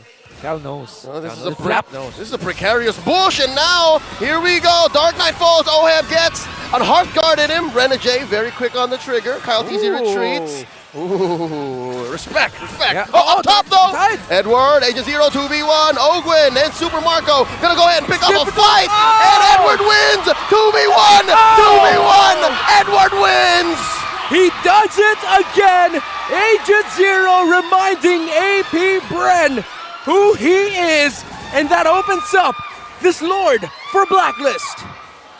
No explanation needed. Literally just winning that fight, and now that means Blacklist International will get the Lord. How convenient that was for Blacklist International. Edward left up top, wins the 2v1, and the 2v2 that AP Bren lost in the bottom lane. Now Edward is on the hunt. Edward is colossal. Hachi. Edward is colossal, single-handedly kicking Kyle TZ out of the orange. Get out of here! Edward, unbelievable. Hell of an XP laner you're witnessing, folks. Legend Zero. AP Bren just got a harsh reminder of who they're up against in the XP lane. And I felt like, Leo, this was a massive overestimation of their abilities and their lead from AP Bren. This was cold-blooded by Edward. Abun Jingjing, man. That was calculated. Calculated, executed to near perfection. Now AP Bren have found the game, swung away from their favor. Windtalker now for Oheb, and now AP Bren will start to feel the wrath, not just of the Primal Wrath, but of this Angela Irithel combo. By the way, that was Dominance Ice to deny the heal, and of course the Blade Armor. Oh, here we go. Holy Baptism coming in. Kyle TZ pulls the trigger on the Ult, and now they just pop flap just as quickly. And now Oheb has a hard guard on him. AP Bren just backing off. Blacklist happy with the push, happy with the kill, and they're going to be moving on, converting in mid. Well, back-to-back plays from Blacklist International, where the sprint and the hard guard for Oheb was so good. That was the bottom lane clash where it was a 2v2. Kaltizi not able to finish off on Oheb despite the Dark Knight falls. Happens again in the top lane where Oheb just danced through Kyle. Hit me, as he was trying to be very, very speedy with this Irithel going up against Kaltizi. Yeah, it's going to be even harder now for AP Bren to take down Renegade, whoever he's going to be using the hard guard to, probably Oheb, because he now has the photo, but Ogwin has the photo on his hands as well. That's the Flask of the Oasis for you, folks. An orange buff taken by Blacklist. Oh no, Blacklist depriving AP Bren of resources. I expect this lead to grow, man. We're approaching 4K. If this continues for a minute or two, it's going to be 5K, and that's what? At least 2 items across the cores. Yeah, I'm sure you're going to agree with me here also, Wolf, that the timing of Renegade's hard guards have been stopping AP Bren at specific moments, especially when the Dark Knight falls, the hard guard goes up, and AP Bren says, no, let's get on out of here. We have to wait for that to go down. 100%. As I feel that Renegade is easily acclimating himself to being the heel man now. Yeah. I mean, he's still the head man. Don't get me wrong, but I think that the way that he times his ultimate with the hard guard and also his positioning, he is not an Angela that stays in the other side of the lane. Knowing full well that even when he is alone, like he can initially like pop the hard guard. He's not going through the long lane push just because there's a lot of assassination that can come from AP Bren. Yeah, okay. Skill conservation going to be absolutely key here for AP Bren, because if they find a target, that target might just be on the receiving end of a hard guard, and next thing you know, it's Blacklist International chasing you, and AP Bren no longer having abilities. The Lord is now up. It looks good for Blacklist. How will AP Bren respond? Note, Edward has a Starlium Scythe on him. Here we go. It's time to dance. Blacklist calling it out. Sensui and Oheb with the pull. Haji controlling the flank. Wybush, it's flapped easy. Ogwin knows surely that this is dangerous. Do they know where Edward is? Do they spot Agent Zero? Oh, just dodging, sidestepping that Earth Shatter. And now Lord here at a third of its health. Watch Oheb. Watch this eastern flank and the western side as well. From the north, here comes the Black Dragon form, and the Dark Knight falls. Lord here stolen by AP Bren, and it's all going to collapse onto them. Down goes Flapteezy, and Oheb just barely survives. Sensui, he wants to take down Kyle, and they're happy with it. Few, though, goes 2 for the Lord. Massive flank by Oheb and Renegade, but AP Bren will win that Lord, and it was a warning sign now for Blacklist. You called it, Leo. He almost got taken down, Oheb, because the damage of that Bruno, of Super Marco. He can't scoff at it. That was such a micro display coming out from both teams. Unfortunately, Flap and Few was left behind. Well, AP Bren tried to go back, right, as 5, but somebody has to go. The thing is, AP Bren, they have this straight idea that they needed to use their utilities to get the vision outside of Blacklist, but Blacklist are putting themselves in a position where the ultimate coming from Few will not be able to catch them. So big props to Oheb for thinking that way, going for the massive flank on the right side window. Bush. Yeah, a hell of a call by Blacklist International, and something we're not used to seeing them pull off. Again, this may be indicative of their new era here. Same playstyle with just a little bit more tweaks, a little bit more penchants for taking big risks, and they're making it work. Now, AP Bren, though, they're showing Blacklist International, don't get too comfortable, because we still have a hell of a red treer in our own jungle. A red treer. Red treer. All right. Well, that was a giant Austral Echoes, and now Sensui playing footsies with Ogwin. Close call, stealing away that holy baptism. Haji, the KDA machine, staying true to his name. 0 deaths, 4 assists. And this Valentina here has to be found out by AP Bren, but of course, with the risk and with the target of the Irithel is just way more important. And of course, you have to consider Edward. Haji's positioning here has been massive, and those Terrifies have been coming in big as well in clutch moments to stop AP Bren's momentum in a team fight. Okay, big timing for Oheb, the end of nature. This will put Hellcurt in a very awkward spot where he jumps, and with Wind of Nature up, no way for him to keep himself up. And the thing with Hellcurt in the jungle role is that you're very much all in. You don't have Flicker, you don't have Sprint, you don't have Petrify. So when you're stuck with Retribution, once you jump, you only have 1 dash, and that's a relatively long cooldown. It's abysmal re-engage. Yep. It's very all in, and it's as if the Hearthguard wasn't enough. Yeah, and AP Bren now, it feels like they're reminded as to why their old condition for drafting Hellcurt was if you're up something against like an Eve or a Farsa in the mid lane. But against something that's very mobile, that isn't so static, it's difficult for Kaltizi. His Dark Knight Falls is becoming a utility ult. Just to take out the vision, just so you can, it'll be a little bit easier for you to Retribution objectives away. I think Kaltizi might shift his focus maybe on Haji. If he's able to get to the Renegade with the silence, that will be the perfect scenario for him. And of course the Valentina, which kind of makes me think maybe along the way Renegade will think about getting the Winter Truncheon. Yeah, Haji has the ultimate of the Rafaela. Oh, that hurts. All right, Mayday, getting in. Astral Echo, Super Marco very low. And he gets taken out by Edward. And they're trading back and forth. Flapteezy down already. Ogwin 2, 3 for 1, the current exchange. Down goes Kyle, it's just Few. Ladies and gentlemen, it's a disaster. AP Bren left to 1. Blacklist International are going to score this Lord and push deep into their base. Is this it? Is this their opportunity to end the game? Can Few somehow hold on? Look at that, the Ariadne! No way! No way! Mayday! Taking it all the way in.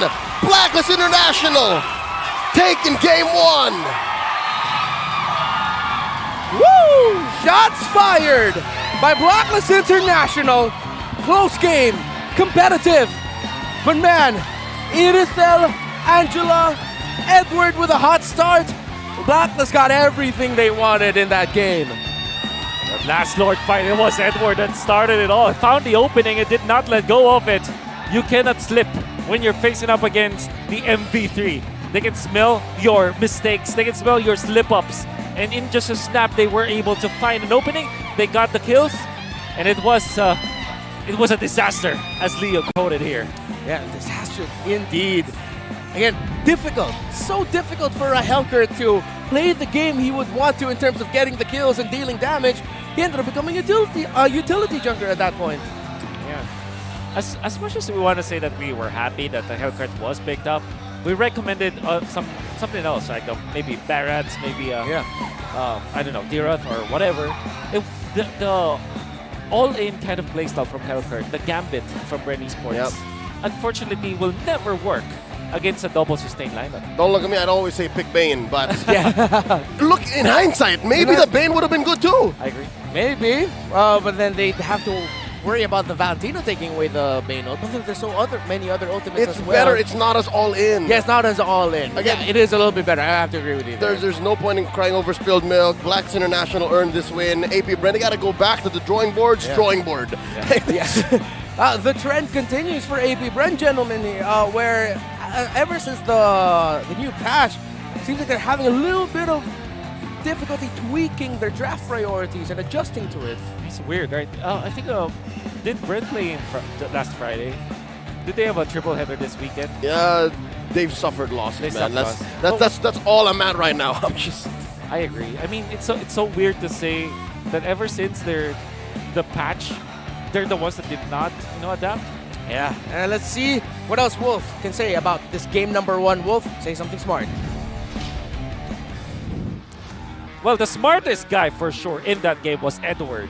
And he was actually the reason why they were able to win. He was there at the turning point where they were able to get the win on the 2v1.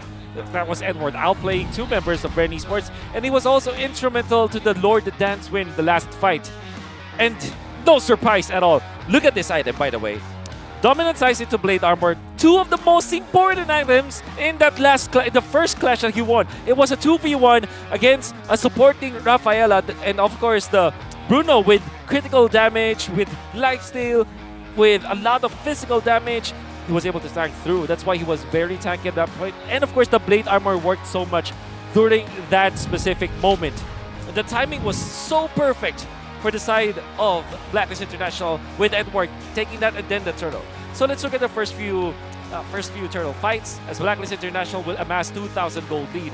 AP Bren will then recover from this. But of course, Blacklist International managed to win the macro battle. Here's the 1v1 between Edward as well as Flap TZ. As we did say, expect a lot of 1v1s that will be happening in this fight, as Edward is just a beast during these fights. Great play coming out from AP Bren, utilizing and stealing that turtle, with a 4-man stun coming out from Flap TZ with the Petrify. So AP Bren, in fact, are winning and have staved off the 2k gold lead, but the clash happens up top. Again, Dominant Size Blade Armor. Look at Super Marco just receiving a lot of damage whenever he attacks. And Edward with the flicker play punish them even. Renegade, look at the timing of the hard guard. He knew that Kyle TZ will jump because he already found him there. And now they will counter. Despite the Dark Knight Falls being in there, they still will lose. In another fight, AP Bren managed to steal the Lord, but Flap TZ as well as Few are already left in a very bad spot. They will be taken out in this fight. Look at that. Sensui and Edward knew that they can go for Super Marco. Super Marco went out like a light. Unfortunately, because even when he has the Wind of Nature or maybe Lifesteal, being in front of an Edith will mean that he will die. And Few did not have a way to save himself. 1,400 crit damage every hit from a very quickly attacking Irithel. You're not going to survive as the warrior. And what was Edward? A showcase of why Edith is going to be the top pick. Sensui, of course, in the first 5 minutes of the game, look at his positioning, able to get the turtle and eventually the W against Kyle TZ. interestingly, there was a lot of retaliation coming up from Bren Esports as they were able to stem the bleeding, stop Sensui from getting so much, and eventually win the jungle battle at the mid stages of the game. But Sensui, of course, making sure that he will be able to control that Lethal Wonder, now managed to give a lot of control in the river for the side of Blacklist International. More on the emblems of choice. Edward going in for the support emblem, not a surprise there, but what's surprising is attack speed for Edward as his first tier item. And why is this the case? Why did he go for the attack speed instead of something like a tanky first emblem? Well, we know that Swift is scaling. One of the few first tier custom emblems that are percentage based, which means that no matter how long the game goes, it will have an effect. And we know for sure that Edith is technically a marksman and is going to be getting a lot of benefit from attack speed boosts. And he was able to output the damage afterwards with a Starlim Scythe. As his last item, he packs up a punch. And like we said, when Super Marco revealed himself in the Lord fight, he cannot defend himself from both Sensui and Edward. He may have the Wind of Nature to go up against Oheb, but he will not be able to save himself from the magic damage nukes coming out from Edward as this Edith. More of AP Bren versus Blacklist, as AP Bren only were able to get 3 kills and not a lot of damage returns. Not even Monster Gold Slot because it was a pretty even game. But when it comes to being impactful in team fights, you have Oheb, of course, having the highest GPM. And then Sensui having a lot of assists this game. Even after losing significant amount of the Turtle EXP in the early stages of the game, he was able to back up and was also able to secure the first Lord for his team. So that's a lot of good stuff. I still feel that Edward played this well. One of his best games this season. And I know that the gentleman out here will agree with me. Yeah, he was flexing on him, man. Oh, what's the sign? Agent Zero. Oh, is it right? Am I putting it in the right? Yeah, that's right. A-O, perfect. You gotta be Agent careful. That might look like a 2-0. So. Oh no, that's why.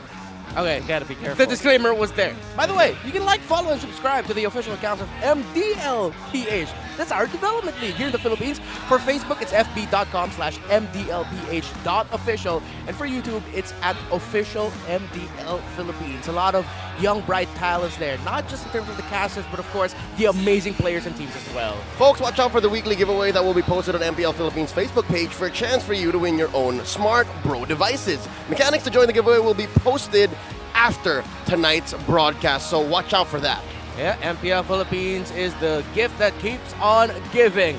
And now, in just a moment, Leo pointed it out earlier during our draft, we're going to be seeing some awesome faces in the crowd. You're going to be seeing people looking cute, looking enticing, looking angry. A lot of emotions, because people don't really just show their faces while holding up the sign. Isn't it just always Gigil? Isn't that always the smart game face, right? Yeah, we're looking for it, but then for every giggle, there's like one person going like, or which is all fine and dandy, but we're looking for the game face. It's the winner who dictates it, I guess. Yeah. All right. Oh, we know, Josh. Sometimes we've seen some people going. So if they go ooh, then we go ooh. Yeah, we go ooh. That's just how it is. We don't make the rules. Yeah. And I know for sure that Leo has a, your game face is quite cute, right? Like when you're playing, you're always smiling. Dude, How are you? Everything I do is cute, man. Comment down. Comment wherever you're watching from. Comment if you agree. No comment. Or tag Leo in a post right now wherever. Expect that happen, huh? At LeoCastPH is everything does he do cute. There you have it there. People showing up with the hashtag Power of Smart. Again, Mpl-Ph is the gift that keeps on giving here, folks. All right, let's see. Okay, we're seeing fierceness. Not a lot of oohs right now. Okay. Oh, they're all fierce. Oh. Oh, no, there's a few oohs there. Oh, look at that entire section of people. Yeah. Whoa. Okay, is it him? It's going to be hard to beat that. Yeah. It's going to be hard to beat that. Yeah, man, he's shaking up the camera. But yo, bro, fix the sign. We can see your chat. That's your messenger. That's your messenger. So congratulations to him. Hashtag Smart Powers Mpl-Ph S12. He is our game face of the day. If you're here in the Philippines, or if you want to fly from abroad and come here to the Shooting Gallery Studios in Makati, join us. You're missing out on some really awesome opportunities to win some prizes. What's that hail, Kurt? Was that a Hellcurt impression? Maybe. Does Hellcurt go like that? Okay, you know what happens, right? You know what? Oh, there you go. Oh yeah, when he's running. That was, okay, confirm. Can confirm everything you do is cute. Thanks. Hey, your turn. Do it. Jeez, guys, get a room. AP Bren versus Black. Again, it's a revenge of the Hive. I'm not jealous. You guys are looking all cute there. The revenge of the Hive. AP Bren. Okay, you just threw me off there. Again, the history of between these two teams. Welcome to the industry, folks. We've been doing it all season long, and for even more seasons since then. You're going to be seeing something go up on your screen. Please follow us, because it's a bit of a doozy, but don't get overwhelmed. We're going to show up in 3, 2, 1. Oh, perfect timing. Look at the regular season matchup between AP Bren and Blacklist International. Bren has won the regular season matches, sweeps. But then when it got to the playoffs last season, it was a 3-1 win for Black. And again, remember, that sent AP Bren down to the lower bracket where they got eliminated. Yeah. And that ended the run. Yeah, exactly. And if you're gonna be noticing some of the patterns of the changes, like there's almost always a common hero for both teams. Like for example, Fredrin is always there. You have the Terizla, you have the Lapu-Lapu always been in there. It's almost as if they have the same playstyle. Being AP Bren being the more, I would say, creative in a way, but because sometimes they do pick up. Oh, okay, well, there's no Hellcurt in here. Yeah. So yeah, they play whenever Blacklist International faces up against AP Bren, they go out for their comfort picks. Yep. Estes is there. You have the carry being there. Not much when it comes to like a creative or different kind of picks. But today we see a Hellcurt. Yeah, and remember we've talked about the Barracks earlier. It's there in that regular season win that we had. That's right. So AP Bren, they know they can play it. Why would you show it up? Something else to note is looking at this graph and looking at what the metagame looked like about a year and change ago. It's quite similar, man. There's like there's a Terizla in here. There's a Fredrin. Brody's hot. There's a Kaj. See? The metagame hasn't changed. There's Joy. Yeah, you know what's different though? It's so weird that Farsa and Eve have just like taken a break after being in the meta for the longest time. They're like, yo, let us rest, please. Here's some new mid laners. Man, imagine being a recipient of nerf every single patch. I mean, feel bad, man. I really feel bad for Eve, actually. Yeah, I had to stop. Kristong Hari lost their #1 Eve because Eve just isn't that great anymore, man. Shout out to all the Kristong Hari players out there. You know who you are. You know who you are. To the Kristong Hari #1 Lolita, I'm coming for you. Hey, Makati, to the 55 players who are better than me at Bane, you know what's up. I'm 56. You're number 56. Imagine you're going to be facing up against 10 teams. Technically speaking, 10 teams worth of Bane. That's right. I wouldn't be surprised if, because again, of how geography works, right, and how the in-game geosystem works, sometimes maybe when we're at broadcast, I might be going up against Kyle Teasy, man. He might be #1. You are actually, there's a lot of pro players here in Makati. Right? Yeah. So consider yourself as actually part of the top, That's not bad. I'm bubbling. I'm bubbling. I'm bubbling. Exactly. Makati's a hotbed for talent. Yo, like Bataan. Like Bataan. A lot of talented players there. Man, at first I didn't realize I was Coach V of AP Bren Right Band Super Marco. I was like, who's that more Korean-looking gentleman? He dapper. He's dapper as heck today. He's a dapper oper. Man's wearing a sleeveless sweater vest in the Philippines. That's sweet. Was he fixing Marcos? He was. Oh. That was adorable. Yeah. And here's something cute. The draft. The intensity. The looks. The sound. The video. The fade. Welcome to game #2. Welcome to another chess match in the drafting pick. What are we watching out for here? Well, Matilda and Baksha. That's always what I say. All right. Well, the B is still out there. Yeah. The B. The B? The Baksha. Oh, the Baksha, yeah. Yeah. Here's the B. Here's the B. What hero starts with B? Oh, wait. All right. In the absence of the Baksha, the Barats, I strongly reckon now that the Barats should be in AP Bren's arsenal. Yep. And Irithel Angela seems to be a very good pick. You don't see it. You don't kind of theorize that it will be good unless you actually play it. Irithel and Angela is ridiculous just because you're untouched, and whoever gets in your vicinity will be slowed as well because of the presence of the Angela. Okay, Joy gets taken out. I want to give that to AP Bren. Yo, Blacklist draft looks.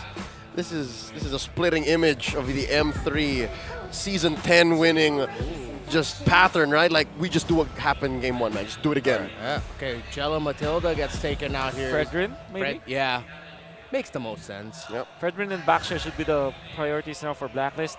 I'll not be surprised if they go Edith, actually, because they might feel that AP Bren can just steal it away. I think that in every phase of the draft, they mentioned Edith to be picked up. But then again, we see value in you, Fredrin. Yeah. You should. You should. He's a detective. How many seasons is Fredrin meta?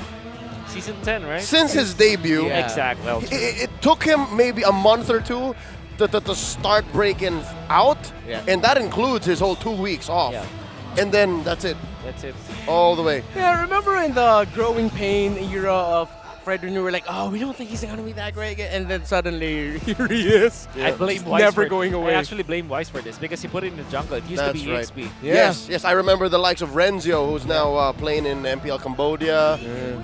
Even Edward would have played it before, and then suddenly Bruno Baksha, double B. B&B. B&B for the beast.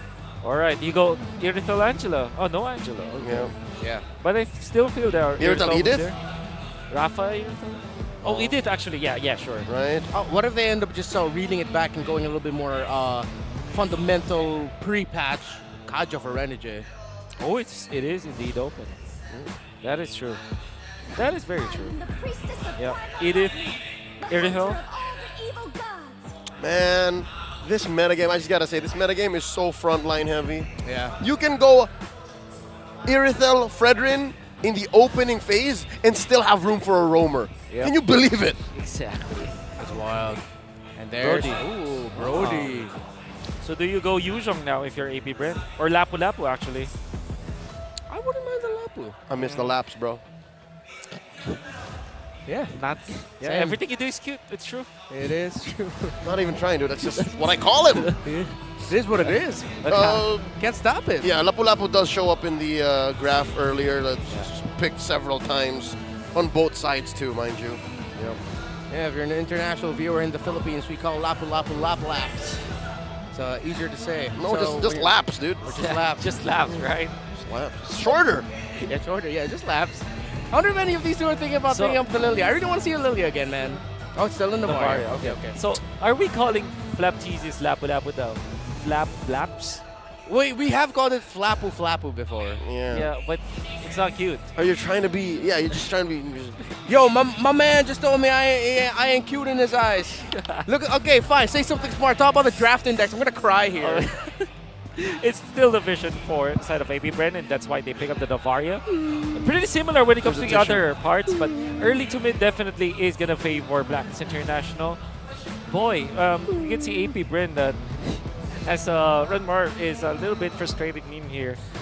What we like about Blacklist International is their presence of crowd control and their objectives. Like with the presence of the Fredrin and the Edith alone, they cover a lot of ground when it comes to controlling people in team fights. Yeah, but here's the thing. Again, much like in game 1, what are you gonna do with all that vision? Yeah. What you gonna do with that vision? What you gonna do with that? Oh, okay. We were like, what is he referencing here? So take away the gourd. Again, I still strongly really believe Lilia is an option here if ever AP Bren decides to take out the Valentina so that Haji doesn't end up with it. So yeah, what that basically says is Blacklists have infinite options. Even with the bans, it's like, yeah, I'm good. Yeah, I feel like at this point, teams have to realize, even though it's V-Wise isn't there, you still have to go up against Blacklist and remember, hey, you're up against Blacklist. Yeah, that's right. All the things you've considered as picks in the past with the Queen and the King playing, still have to consider them. Yeah. Last two bans here, what are we watching out for? Gonna be looking for, maybe, honestly, I think the Rafaela should be considered. Although Bren Esports, what might happen here is they might be the ones to pick up the Rafaela fourth pick. That's why they're not looking at it. Yeah. Again, they're iterating. Maybe ban the Lilia here for AP Bren. Thank you. And then allow the Valentina. Yeah. Just let it through. Ooh, there we go. There it is. There it is. 2 times ban. Well, only recently have we seen the Lilia being prioritized. After the buff, right? Back-to-back patches of getting buffed. Yeah. True. Actually, I would consider the last one before this one a nerf, and then with the adjustment, making her a little bit more like a Valier type. Now that's a buff. Yep. The 50% reset, like, what the hell? That was actually so OP. Think about it. Yep. You combo with Ice Queen Wand, even if Ice Queen Wand was already nerfed as well. Yeah. Dude. It's still super annoying. It's just like going up against a Valier. Slow as a slow. Yeah. XP. Good read on the X-Borg ban. The Borg. What's left here for Flap? Yeah, no. Man, is it just me or is Blacklist just comfortable facing off against a Yu Zhong? Yeah, they are. They're inviting it even. And that means that AP Bren might just last pick the Flap hero. I think the Rafaela should be good here for AP Bren. Unless they want to go ISO and pick up something like a Cho for Mr. Ogwen himself. I agree with you here. Or a Kaja, in fact. Kaja or Cho will make Flap's life a little bit better as a Yu Zhong, because in the last draft there was a lot of pressure on him to be like the main and pretty much main and only setter. Even though we know Rafaela can set, yes, but in terms of like the beefy boys, too much pressure on the Yu Zhong. So that might be the adjustment. Yeah, you don't want a Franco here. I was just thinking about it, like, nope, that's gonna put you. Is he doing it again? Oh. Wake up. This is second series in a row, bro. Wake up. There you go. Benedetta. Whoa. Wow. What is AP Bren up to? Is this Flap or? It is Flap. Yeah, because it's not like they're gonna put the box in the roam, right? Yeah. No, I don't think so. It's an option in other scenarios, but not in this one. I think that they want to counter Red J's hero. Like, if this is going to be Kaja, then they will have an answer as the roamer. If this is going to be the Rafaela, they also have an answer to that. Right, so it's really, the balls in Blacklist is scored now. There's old reliable, the Valentina. Yep. As expected. So will it be? Oh, Edith Rome, then Yu Zhong. Yep. Swerve there. So Renegade's hero was here all along. Man. I think AP Bren, come on, show us the Ogwen Diggy. Oh, Diggy? It's not a time. Just go all in, like just go all in. Front to front? Because there's a bajillion amount of control from Blacklist International. Right. Everybody has CC. Yeah. Might be difficult. Other sets, Kufra, still even shaky. Cho is not that good. Ruby, maybe? It's going to be a struggle regardless. Yeah. If you or Ruby, Minotaur, actually. If you that I can get behind. Because Hey, if you Ruby here, you're the only peel. Yep. You're the only real reliable source of peel, and you're pulling your death to yourself if you do that. But yes, I like the Minotaur. Yeah. Draft index, and I just want to say I am surprised. Blacklist is rare for them to pick up a Yu Zhong for Edward. Yep. Teamfight is overwhelmingly strong for Blacklist, and that's very much understandable. Like we just said, they have a bajillion amount of crowd control. 6.2 compared to 4.8. And when it comes to AP Bren, they want to secure the early game, but at the same time, Blacklist International's early game is much more rigid. Just because, again, it's very simple. More stats, more crowd control, more chance of winning. Yep. You're able to get stacks on with Oheb's passive and then just press the button, man. Torn apart memory, tear apart the opponents. Game number 2, Blacklist International versus AP Bren. That was a hella bars there. Yep. You are indeed a cute guy with cute things. Man, at some point, I don't know if you guys are messing with me, but I do like it. I'm not complaining. Not complaining. Man, check it out. That's a couple of, man, dude, so much boots in our emblem talents these days. You see that? Everyone's wearing shoes. And I you hear wonder. the fans. Yeah, you can hear the fans. Interestingly, I wonder what happened in there. Sensui was faster, but Ogwen now being bullied up. Although I think they AP Bren, we were happy about the Minotaur pickup, but at the same time it kind of felt like they didn't have any other choice. Because we were trying really difficult to see what is the roamer there. Whoa! Quick sequence there. Haji walked into a lethal bush. Didn't expect for there to be 4 members of AP Bren present as they scored a lethal wanderer. Close call. Yeah, AP Bren wants to be a little bit even more aggressive here. Hey, that's a brave smite on the Brethren Wolf. Yeah. Okay, yeah. It's been a while. It's been a while. It was Andor you actually picked it up earlier. Yeah. I still feel that other... Alright. Like, will be... Oh! Super Marco still alive despite Renege's efforts, and now the Hitman's gonna finish the job. First blood goes to Blacklist. Still on a roll since that game number 1 on that Edith. Super Marco a little bit too eager there without a flicker. It was easy for Blacklist to call that. And Renege, no head. Wow. By the way, they also denied 1 gold cart away from Super Marco. So Renege actually achieved 3 things. Protect his gold lane, deny the enemy gold lane of a gold lane cart, and also kill him. That's a double whammy. Now Kyle Teasy jumps right on the Sensui. Might be a false engage. Not enough firepower between these two. Not quite yet. Under 2 minutes. Turtle spawns in 3. And the Hitman continues to surprise. Or are you surprised? Impress, rather, would be the more accurate term. No level 4 yet here for Ogwen. But Oh! Haji goes. Astral Echo thrown out for good measure. Sensui, Edward in AP Bren's vision. Renege coming in with the onward. Ogwen in trouble, coming in with the motivational roar. Here comes a big black dragon. Ogwen gets popped by Agent Zero. Kyle Teasy scores a turtle, and that means it's time to turn. Few throwing out those astral meteors, and they're not done. Blacklist backs off. Renege, so much impact with this guy.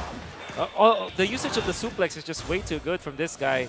But then again, AP Bren managed to get the turtle, so that is indeed what's more important in this case. However, we are going to see a lot of differences between the roamers, as Renege is already level 4, going in for the massive boost kind of play. I'm not entirely sure if he went for the Wilderness Blessing, because I think we can visually see it. He's very fast in the river right now. that could have been bad. Look at that play. Renege. Wow. Renege is cracked. Mechanics, man. Bro. Bruh. Whatever kind of food they're feeding him in the Blacklist camp, man, it's waking up the Hitman. What do you mean? He's been playing this way all his career. Of course the guy will say that, and I agree with you. Like, of course he's playing this with a 1-1, with a Esmeralda, with a Paquito, a Cho, Benedetta. It's been a hell of a career for the Hitman. Blacklist International need to watch out though for Kyle Teasy, because could have been worse for AP Bren, but Kyle winning that massive retro battle was great. Here we go. All 5 members of AP Bren collapsing on the Sensui, but he survives, and Haji steals away the Miloan Fury. No! Yet still, Sensui falls. That's a kill for AP Bren. Blacks International once more backing off. All this while, Agent Zero just clapping away at this Tier 1 down bot. Yeah, the side lanes decided to go for the push, get that gold from that energy shielding. And AP Bren committing that full 5-man. They have to watch out for their side lanes here. It is still very early, but come the mid to the late game, that might come back to bite them. Kyle Teasy is gonna have to make more plays this time. He's level 7, 2 kills, and he's actually faster than Sensui, but that is expected of the Baksha anyways, right? And so far, AP Bren have made some ways for Super Marco to be back in action. He's now level 6, and I'm not entirely sure if his gold is at par with his opponents, but now Edward has Hunter Strike. 4 minutes, 30 seconds. Big timing for the Yuzhong. Astral Echo spots the Hitman and Sensui. Edward coming in with a black dragon form turtle at less than half health. Here we go. Kyle Teasy jumping on through the walls. Stunning Haji. Stolen away. Flap Teasy gets a turtle here. And they got shields. They got damage. But I wonder who will take it. Bonk. Sensui takes down Kyle Teasy. A man down for AP Bren. But a big Minoan Fury for Ogwen. But there's not enough damage. Can Few secure some kills? Flap Teasy takes down Sensui. That's a double kill for Flap, but he gets taken down by Edward as well. 2 for 2 this time around. Ogwen's still alive. The Hitman and the MVP machine push away Few and Ogwen. El Baka gets away. What a massive play there by Flap Teasy to walk away with a DK. Yep. But even better was Ogwen landing and waiting. I was wondering why he was just walking in there, not doing anything, and he's waiting for his ultimate to be up. And boy, oh boy, it landed on 4 members of Blacklist International. As much as we want to commend Flap Teasy, there was a little bit of a miss on his part now that he was able to utilize his Electro Final Blow, not hitting anyone. Had it been that he hit and comboed that up with Ogwen, imagine how much more damage they could have done. Yeah, it wasn't as massive as it could have been. Wait a minute. Here we go underneath, Tier 1 up top. Oh, AP Bren playing with fire. Well, spicy. That was a spicy little exchange there. I thought we were like, okay, is anyone going to get him over? Wait, Sensui. Oh, he commits Grand Theft Purple. Kyle TZ just comes in at the nick of time saying, you took it away. You took right in front of me. That's my purple. Let's see if he's going to try to clap back, though, because he's going to have help invading the purple side. Blacklist International will defend. Here we go. The onward coming in from the hitman, Haji. Once more stealing away the Minoan Fury. Flicker away from Renegade. Haji still holding on. Kyle stole it. Close call, but yes, that's a win. That's a win for AP Bren. He gets it back. Down bottom, though. Whoa. Yeah. Just high octane. Just Definitely what I would how I would react to in that moment. Yeah. I spoke for all of us. Yes, exactly. Got to mirror the collective feeling of everyone watching this series right now.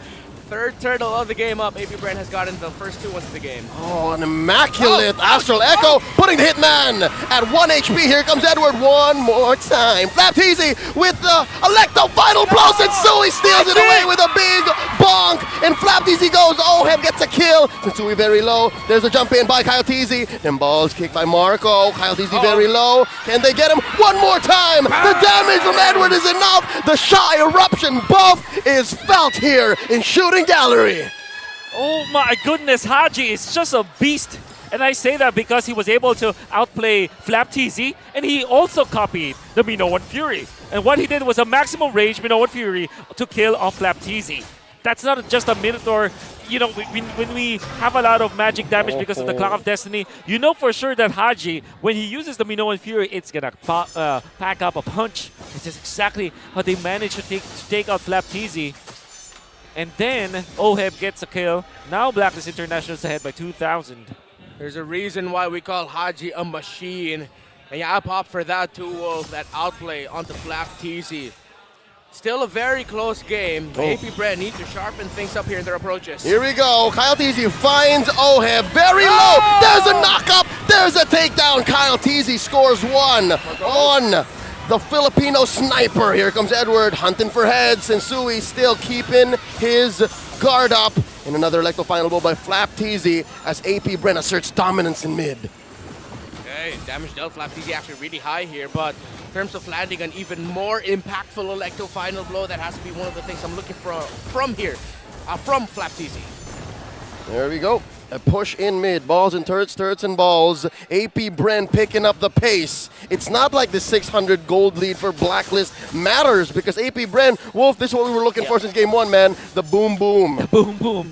AP Bren. And who supplements the boom boom this time? Definitely Ogwen. The way he is very patient. Sometimes for the benefit of AP Bren, sometimes for the bad. We see that if he does land the Minoan Fury onto multiple members of Blacklist, particularly against Oheb that does not have the Purify, we know for sure that they are in it for a treat. So the ball is in the hands of AP Bren, specifically Ogwin, the quarterback. It's also in the feet of Super Marco. That's true. Well, and sometimes in the face of Blacklist members. That's an Astral Echo thrown out. Haji, Renegade, Sensui spotted out. Oh, look at the back line. It's Edward very low. Put at less than half health. Sensui trying to oblige here in this Lord Dance. All 5 members of AP Bren, all 5 members of Blacklist in proximity. Oh, Haji catches a ball, an Astral Echo, an Astral Meteor, and now they're going to turn. Here comes Edward, Agent Zero, hunting for heads one more time. Black Dragon form. Lord here at a 5th of its health. The puissance pop by Kyle TZ. Scoring this Lord and a big knock-up in Minoan Fury. The Hitman falls. And now they turn one more time. Sensui up next on the docket. Can they finish him off? Few gets him. 2 for none so far. AP Bren in the driver's seat.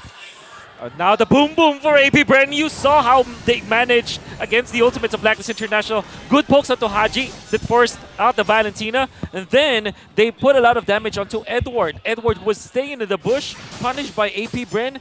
The fact that Edward was low, even after utilizing his ultimate, he's not that confident going back to land. The landing wasn't that good for Edward just because he was poked out by AP Bren. Then the Minoan Fury from Ogwin once again. Yeah, we talked about how AP Bren need to sharpen up a little bit more in terms of the team fighting, and they sharpened up finally, greatly in the last sequence. And the Lord wait in the mid. Here we go. This is a fight just waiting to break out. A push on tier 2. Lord wailing away at this mid inhibitor. And just like that, Edward answers back. What? Them balls on Oheb! Super Marco picks him off! What? How did it happen? That's a football player, not an assassin. And now, look at the back line! Edward falls! Few and Flapteasy with the Wombo combo! And AP Bren are in your base! Blacks International desperately clearing the wave! Another Minoan Fury for Minoan Fury. Renege very low. He goes down! Super Marco gets one! Goal! And that's an inhibitor falling as well. AP Bren, they smell it, they feel it in their blood. Super Marco, he's just throwing balls! Ladies and gentlemen, just 2 left to defend for Blacks International. AP Brenner feeling it. We might go ahead and go into game 3. Down goes Oheb. Just 2 more left. Can they defend? Just Edward. Ladies and gentlemen, we're going the distance. Super Marco popping off at the right time. And this winning moment is brought to you by our official sponsor, FWD Life Insurance. Shock and awe, balls to the wall, boom, boom. Trademark. And the balls of fury from AP Bren. Way too difficult to deal with. I still want to credit Ogwin with his plays, but at the same time, the View just woke up this game. And I think he's made a lot of good plays in the grander scheme of things. Surely, the home runs came from Ogwin, but when it comes to just getting on base, it was always what you saw from a Few. He was landing the Astral Sphere so many times, and that was enough for them to kind of poke the members of Blacklist International. You see when Haji is low, when Edward is low, and when they are getting hit by the ultimate coming from the Varia, they cannot get into position. Blacklist are scrambling when they don't have enough health. It's a minimum 2 or 3 man Astral Echo. It's amazing. Yeah, eventually Few just started like, there's someone there. You get 1 Astral Echo for you, another Astral Recall for you. And he just started landing. And again, that's the thing that you're up against when you're against a Novaria. Yeah. Even though it's not going to land maybe at some points, when they do start really landing, at the key moments, it's going to be really difficult. This, other than Few's amazing performance there to show up, pretty sure there's other things Wolf can point out here. So Wolf, say something smart. The real smart players for this particular game actually came from AP Bren just because they waited for the right moments to shine, and we saw for sure how well they managed to recover from the deficit. It was already Blacklist International's game, as my co-casters are trying to be cute around me. Mirador, the MVP of the game. Watch out for that sign from Ogwin. Definitely the reason why they were able to win. But like I said, it was just the home runs that we saw from Minotaur, from Ogwin. But when it comes to getting being all reliable, we can see that from the other members of Bren Esports. Like, we saw that Nets, it wasn't Nets. It was actually the Bruno or Super Marco that almost really lose this game. Almost a disastrous start just because of the fact that he was solo killed. Well, it's not a solo kill, but you get what I mean. And of course, Blacklist International are winning the turtle fights. Big props to Mr. Renege as he's able to land a good usage of the onward many times in this game. But watch out for Ogwin utilizing his knock-up to control Blacklist once again. And there will be many other fights in this game where Blacklist International are leading. They take out Calteezy. Calteezy still managed to get the Lord. Ogwin landing the stun. Flapteasy with the cleanup. Not enough damage though, as AP Bren are still waiting for their right moments to shine. We're gonna see some other fights again in this game. Watch out for Haji in this case. Will be able to copy the Minotaur, and they will be able to outplay Flapteasy. Look at Haji. Watch out for how he plays this game. And by the way, the turtle went for Sensui. Haji able to outplay his teammates, and then Edward landing the kill eventually onto another hero on the side of AP Bren. That's Calteezy down for the count, with Edward just being there for damage and the knock-up and the control. But in comes the counter initiation from AP Bren. Ogwin already wind up his ultimate and then flickered in so that he is able to pick up Oheb. And by the way, Oheb didn't have to purify this game. Now another boom boom coming out from AP Bren as they have found the opening again with the Minoan Fury. And Edward unfortunately wasn't in position, as well as Haji, 2 important heroes from Blacklist International's composition to eventually take over this game. But the fact of the matter remains, because of AP Bren not having enough Blacklist International not having enough HP, they get poked out. And of course, Few was landing the shots, always connecting with the ultimate as well as the Astral Sphere. AP Bren eventually took over, and there was nothing that they can do. And while it will be game number 3. Apart from that, let's look at the other important players here. Especially because Kyle TZ was now very comfortable on his back shot, going in for the defense. And let's look at Haji now implementing a different build. He went for the Wilderness Blessing and the agility so that he's able to take control of the map. But instead of the Quantum Charge, he went in for the Mpl-Ph. Renegade went in for the double boot strat, or as we say, the very fast build-up, Turbo Roam, going in for the speed as well as Wilderness Blessing to go with the tenacity, or with the Tag Emblem, and of course the Quantum Charge, aiding them to win this game. I think that Renegade had a lot of impact in the early stages of the game nonetheless. And it was Blacklist International just winning the early stages of the game. But of course, we see AP Bren recover afterwards. Still, this game could not be just AP Bren could not just easily take this game away from Blacklist International. Blacklist International still managed to control the early stages of the game. But like I said, Few as well as Ogwin just really showed up in this game. And they were able to easily take the tempo of the game, then ride the momentum, and did not stop at all controlling the game. Part of the keys to victory that we talked about earlier is when someone takes the tempo, when a team takes the tempo, they should not stop from controlling the game afterwards. And that's exactly what we saw from the side of AP Bren. This means that we will be seeing them in action for game number 3. We know for sure that it will not be, this is Primetime Sunday, it will not be a 2-game series for sure. And now we are in it for a treat. It's Primetime Sunday, it's MPL, we are gonna see game 3 in action. And I wouldn't be surprised if the Novaria will be taken away by Blacklist International, be it from a deny pick or maybe from a ban. Because back-to-back games, Few had a lot of impacts. And in this case, in this particular game, he woke up. And he decided to make a lot of good plays for the team, even when it's pretty low-key. Like, who would think that the Novaria Astrosphere will be having a lot of impact when it comes to... Well, it does kill people, but when it comes to poke, it's hard to use that hero for just that purpose. But because Few is on point and is on the mark, he was able to have a lot of impact for his team. And another thing that we have to talk about here is the fact that Super Marco managed to recover. He already lost one of the cards in the top lane. He already died. And technically speaking, there is a very difficult condition for him to be able to get back into the game. But AP Bren managed to find a way so that this Bruno will be back in action. And you can see that his impact in the latter portions of the game was, as you would expect from Super Marco, very, very super. But that is my analysis for game number 2. I'm sure that the gentlemen here have their own opinions, especially about the boom boom that we saw from AP Bren. Yeah. I miss Rockhard. By the way, yeah. Rockhard loves saying boom boom. Yeah, that's actually his patent.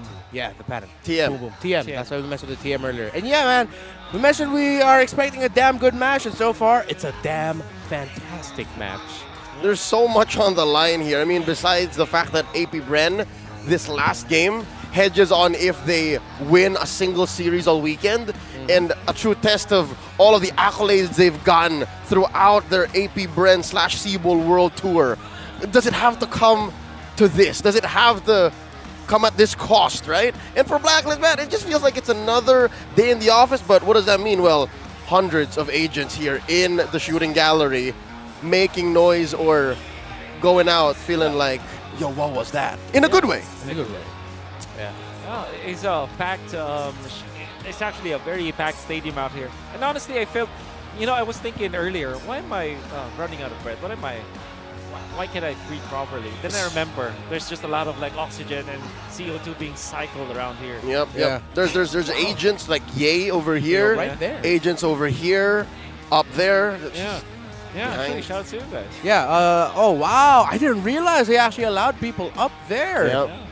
Oh, hey, it's our camera operator from up top. That is really great. Hey, speaking of up top, let's talk about the standings, actually.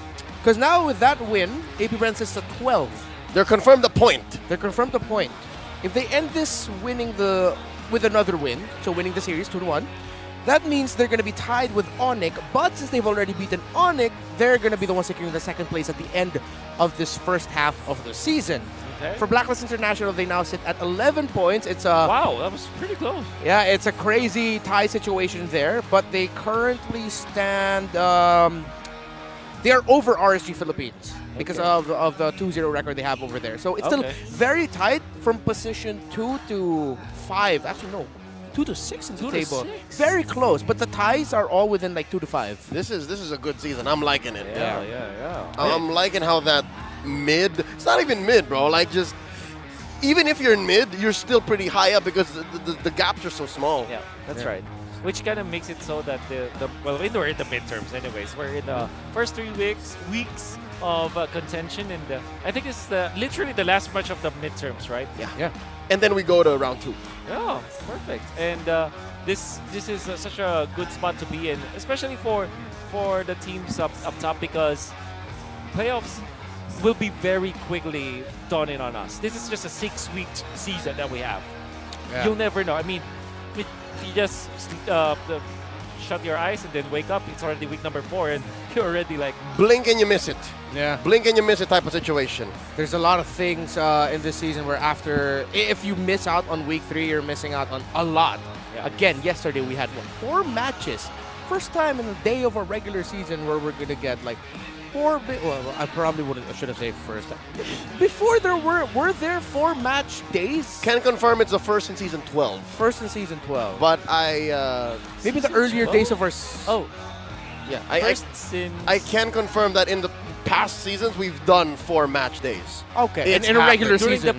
I think during the pandemic. Yeah. We've tried to fit some to make in. things condensed. Because there were times where we'll have to like move the skip the season and skip just some because weeks. of the pandemic. Wow, didn't even realize that. Marking season, and wow, how times change. And again, I mentioned when it comes to these 2 organizations, history, legacy, it's all there. And right now, as the draft is about to go in here, they've shown off why they are 2 of the more highly touted teams. Going into the season, a lot of eyes on AP Bren. Not the perfect season so far, but they've shown that they have been undeniably strong. Yep. On the side of Blacklist International, of course, just like in Mpl Philippines Season 9 with VYs out, sitting out, a lot of people counted Blacklist International out. But then here they are, one of the top teams in the league still. With the renaissance of Renegade coming to full effect, MV3 and Sensui showing why he was the jungler pick to fill in the shoes of the king. It's great that we're wrapping up not just the first half of our regular season, but when they replay this on week 6, we're wrapping up the regular season with these 2 again. Was it so your schedule for leg 1 is the same with leg 2? Yeah. You just do it again. Do it again. So right after winning, if they do win against AP Bren, literally their first match is Echo. Yep. Wow, what a schedule! What a week for Blacklist, because technically your week doesn't end if it starts on Sunday. Next Friday you face off against the world champions again. You only have a sum total of 4 days to prepare for the world champs. Yeah, one of the more challenging, taxing seasons for players. You want to end the streak too? Oh yeah. That's also Okay, true. never mind. You know what? I take it back. Blacklist has a lot on the line as well. Yeah. They do. And remember, Echo sitting comfortably up top because they're at 18. They challenge. 18 points. They challenge. Challenge indeed. Daddy JP, man. It's been wild. A hell of a season. Hell of a day, hell of a week, and a hell of a season so far for all of us. Again, we appreciate you for taking time from your day to join us here in Mpl Philippines Season 12. We look forward to seeing more of you wherever you're watching from all over the world with the M5 World Championship rolls up here in the Philippines. Of course, more details. You're going to have to watch out for that. But we're thinking ahead of ourselves. We still have a Game 3 draft to watch out for here between AP Bren and Blacklist International. Wolf, we've already seen 2 drafts here. Any insights as we head into game number 3? Well, okay, number 1, Eden is very strong. It's a priority.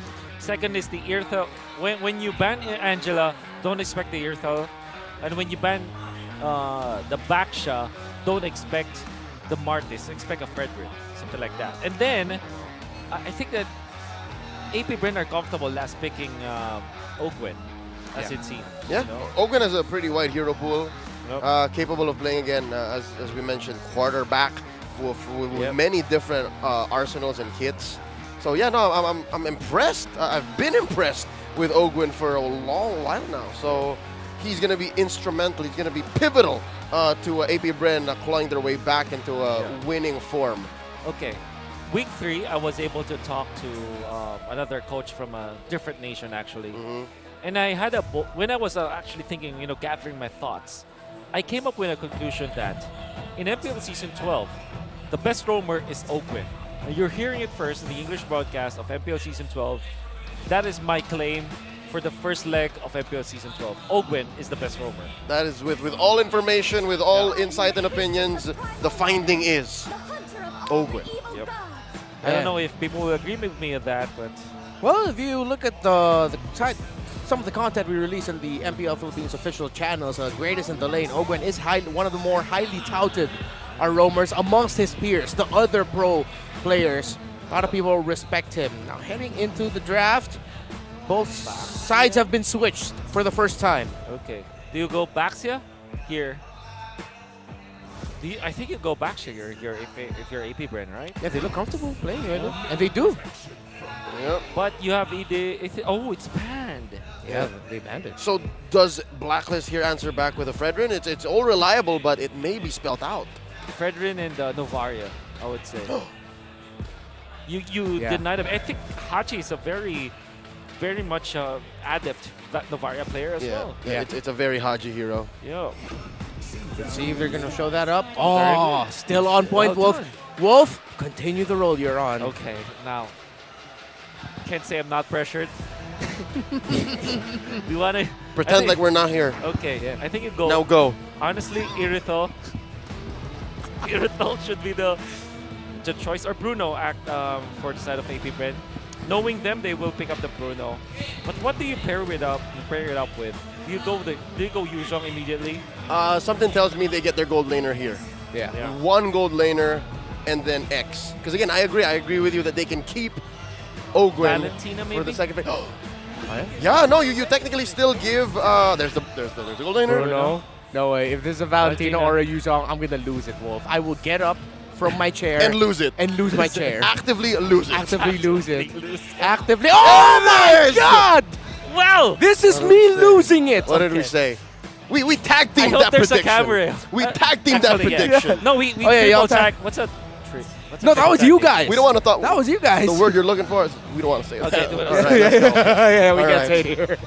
All right. One more. Come on. Okay. Oh, man. If you This get is this difficult. first phase, you're Irithel. getting clipped. I think you go Irithel. Irithel? All right, let's see if it's an Irithel. Leo, what's for you? Oh, No.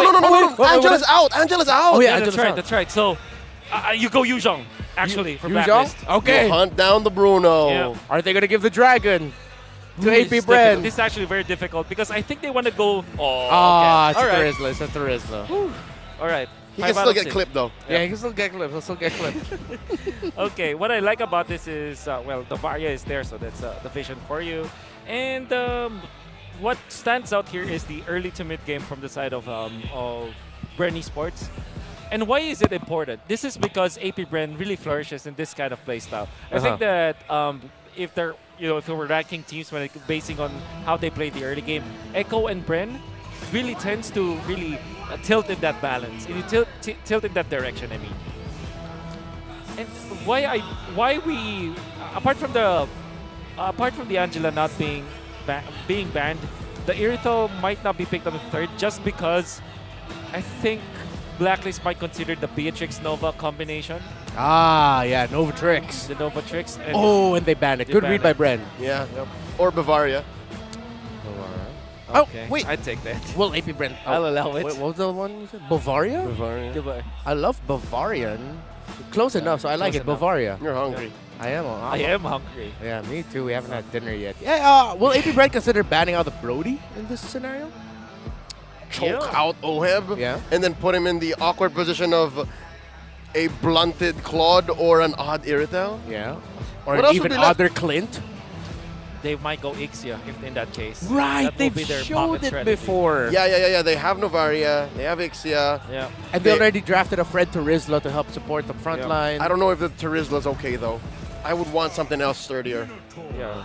They've added the Minotaur, something along the lines of maybe a Grok, or a Kufra even for Renegade. Yeah, with that, I would be okay with the Ixia. Yeah, okay. So Renegade, Kufra, and then Ixia Oheb. Those are our calls for Blacklist. On the side of AP Bren, on the flip side, if it's a Kufra there, it might be a Franco or a Grok for Ogwen, mayhaps. Yeah. And then you're looking for the X-Blade that can match up against Terizla with the lack of Edith and not having the X-Board. It's actually difficult to think about what could be left for Flap TZ. But then again, if you're facing up against a front-to-back composition, maybe something like a Benedetta might be a point of consideration for AP Bren.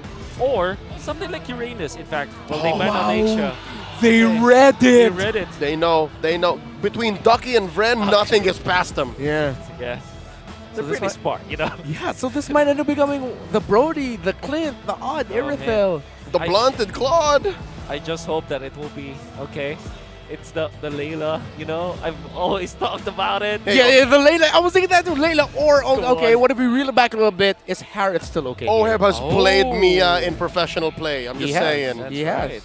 Okay. So Layla or Harriet actually might be our best options. Yeah. But then again, you pick up Kufra or Rafaela first. Okay, it was a Brody. So it was a Brody. Yeah. So boring. It is. I just gotta say, man, I gotta double down because this is dangerous. It is. The Brody. I mean, I trust in Oheb. Blacklist trust in Oheb. Agents trust in Oheb. But with the way AP Bren is playing, this tempo that they're at, the Brody's dangerous. Yeah. Yep. So that means that you can easily use Yuzhong or Lapu-Lapu here for AP Bren. If it's down, any of those two, Yeah. is a Rafa Brody making sense for Blacklist? Yes. Yes, because you can get out of harm's way when you're facing up against front to back. You can just back out, wait for their ultimates to be down, and then just get back to the fight. Well, the Rafa Brody, that's a good one, or maybe Florian actually. For Blacklist? For AP Bren. Oh. Whoa. Okay. Did I say a bad word? No, it's not. It's a magic word. It's a magic word. Okay, Oh, so it's a Benedetta Kufra. is there. And as we mentioned, and the Kufra, they still, I think it's smart though, because surely the Rafa Brody is good, but because they pick up the Kufra, they take away a good hero for Renegade. That's right. And now Renegade is the one who has to compromise. Yeah. Okay. Unless, what if? No, I don't think this is the setup for it. Renegade can play the Novaria again, but this is not the setup, folks. Don't try this at home. What if they go back and bring out a Faramis for Renegade? I'd rather, I like it, but it should be Haji to pick it up. And it's a Roam No, Novaria. Roam Novaria. Okay. So we've laid down the options. With 10 seconds, who do they lock in? You can stand up. I get one. You get I you get a stand one. up. There it is. But do they switch it? They do switch it. Okay. So you get another one All too. right. Hey, we're on fire today, boys. Yep. Great way to Fine. end the first half of the regular season. Great way to close. Great way to close. Okay, Vision, of course, favoring Blacklist and the support, because imagine like having Faramis, just so much sustain that they can get. But at the same time, the damage is overwhelming there for side of AP Bren. The Boom Boom is still alive. Their team fight and their early to mid is there. The way for Blacklist International to win this is if they have good, maybe mid-game Ube timer, perhaps. Yeah, short to say, AP Bren, if they have their way, they're going to run over Blacklist. It's been a hell of a series and a hell of a season so far. Here we are in game number 3. It's been competitive all throughout. Remember, in game number 1, AP Bren were run over by an Irithel Angela combo. Game number 2, bring out the Benedetta for Flap. Ogwen with the El Baka. Showed up really greatly for AP Bren. That's a midnight trademark. But now here we are in game number 3. Who will take this series? And in the first half of the regular season, with a lot of bragging rights and a good amount of points as well. I'm still favoring the Baksha all the time. And especially because it's Bren Esports, they know how to utilize it. We did recommend the Benedetta, right? And Flap TC went in for Mpl-Ph, because why not? He's loading the game from game 2. Yep. Yeah. So, but then again, this is Blacklist International with the Haji Faramis, and you know that if you bait AP Bren to your bubble and they make a mistake, it's easy for them to punish. Yeah, very say Haji is one of the best in terms of timing out the Nether Realm. That's right. Similar to how Oh My Venus plays the healing type supports. Yep. He's willing to wait for the last possible moment to maximize the counter punish once it's finally up. Anything interesting about our emblems? Apart from the Mpl-Ph, it was very surprising. And okay, it's Brave Spite for Charisma, for Edward. Actually, yeah. What do you usually see there? I understand why. It's because besides the Nether Realm, it's all on him and Sensui to peel. Yes. That's it. That's why they're both rocking the Brave Smite. Yeah. Kaltizi roast Dreadnought armor already, actually. That's what they call in the business a casual Dreadnought armor. A casual? Does that imply the existence of a formal a competitive. Competitive. Okay. I was thinking in a fashion sense. Sorry about that. Yeah, a competitive Dreadnought armor, or maybe a formal Dreadnought armor. A rank Dreadnought armor. Yeah, with a tie on it. Here we go. 2 minutes in. Turtle spawned. Kyle Teasy first at the scene, going for the pull. Sensui waiting on Edward for the support. Up top, though, is Super Marco and Web dueling. AP Bren, Fuse stole away the Nether Realm, and there's a jump. Oh, and it's answered back by a penalty zone. Nether Realm of their own, and look at Edward, very low. Another Nether Realm. Nether Realm on Nether Realm. Nether Realmception as Edward falls. Few takes his head. Now Haji's up next on the docket. Kaltizi back onto the turtle. Few gets out of here. He knows this is not a space for him to be in. As Sensui recovers, Sensui back onto the turtle as well. Flapteasy hunting for the hitman. Where's it gonna go? Turtle scored by AP Bren, and they collapse onto Sensui. That's one more down. AP Bren goes 2 for none. Hey, shout out to AP Bren. There was a microplay that they did. When they saw that Ogwen is actually nearing level 4, Baksha stopped attacking the turtle. And Sensui was left in a very awkward spot where, should I burst the Lord or should I fight? But he was already in the middle of the pit. He was in a point of what they call the Zugzwang from chess, where there's no play that you can do. And when Ogwen popped and had the ultimate up, he was able to land the ultimate so that he was able to isolate Sensui, stun him up, make way for Kaltizi to get the retribution, and then kill off the Fredrin. My God, the AP Bren. Thank you for teaching me a new chess term, the Zugzwang. Yeah, Zugzwang. The only chess terms I know are Queen's Gambit and Anya Taylor-Joy. Blacklist International now. It's not a move. Maybe. I appreciate her. Blacklist International. Dare I say, it was quite uncharacteristic of them to continue going after that turtle. Usually Blacklist aren't afraid to just say, hey, let's back off and just bounce back in the next one. Yeah, let's cut our losses, move on elsewhere. But real quick, before something else breaks out, I gotta say, that wouldn't have been possible. The Zugzwang that was forced by Ogwen would not have been possible without Ogwen's talents. Yes. Right? He's doing the Valentina everything shoes because he's moving so fast. Yeah. So he's basically crip walking around. The Valentina everything shoes. Wolf broke it down earlier better. Yeah. VES, we'll call them Vessies. Of course. I'm not referencing anything. He has wilderness blessing, he has quantum charge, and he has agility. Yeah. Anyways, I would like to also commend Few because he was able to make sure that the Nether Realm was the Nether Realmception, and then Flapteasy outputting the damage. I'm not entirely sure if we can calculate the impact of the Mpl-Ph, but we know for sure that every 8 seconds you deal adapted damage. That's pretty huge when it comes to extended team fights. Oh, massive vision. Quick jump in by Ogwen. They all know where they are. And quickly, just as much, there's a Nether Realm. And Kaltizi jumping into the back. Poisson's Edward in trouble. Nether Realm from AP Bren as well, stolen away by Few. And just like that, they are at a stalemate, but AP Bren stands their ground. Oh man, this duel of Nether Realm timings between Few and Haji is a treat to watch. Meanwhile, the bottom lane, it's a trade out. Blacklist gets the bottom tower. Yeah. This is what is always good about Blacklist International. They're not giving away things for free. Still, they are struggling by a lot, and credit goes out to Ogwen once again in that turtle fight, going in for Edward, and then the entirety of AP Bren dodging the penalty zone. Cloud needs to get something for free! Drive by! He did it! Where'd it go? Where did it go? Wait, Sensui walked away from it. If I'm not mistaken, alright. that should be the case. Yeah, that should be the case. And for a second there, wait, he's orange, but wait, no, that's like, There we go! Hey, catch him! Edward's gonna fall here. Ogwin scores one, and Kyle TZ's not done. He says, get over here. Haji goes! Super Marco gets a ball right in his face, point blank range, and Renegade gets on out of here. But just as quickly, Blacklist finds a rotation in mid. No one home. Folks, it's the AP boom boom that we're seeing. It seems like AP Bren have learned from game one. Have learned from game two, and they're applying everything here in this game three. Yeah. It's just a combination of all of the good things that they applied and eliminating the wrong things that they did in game number one.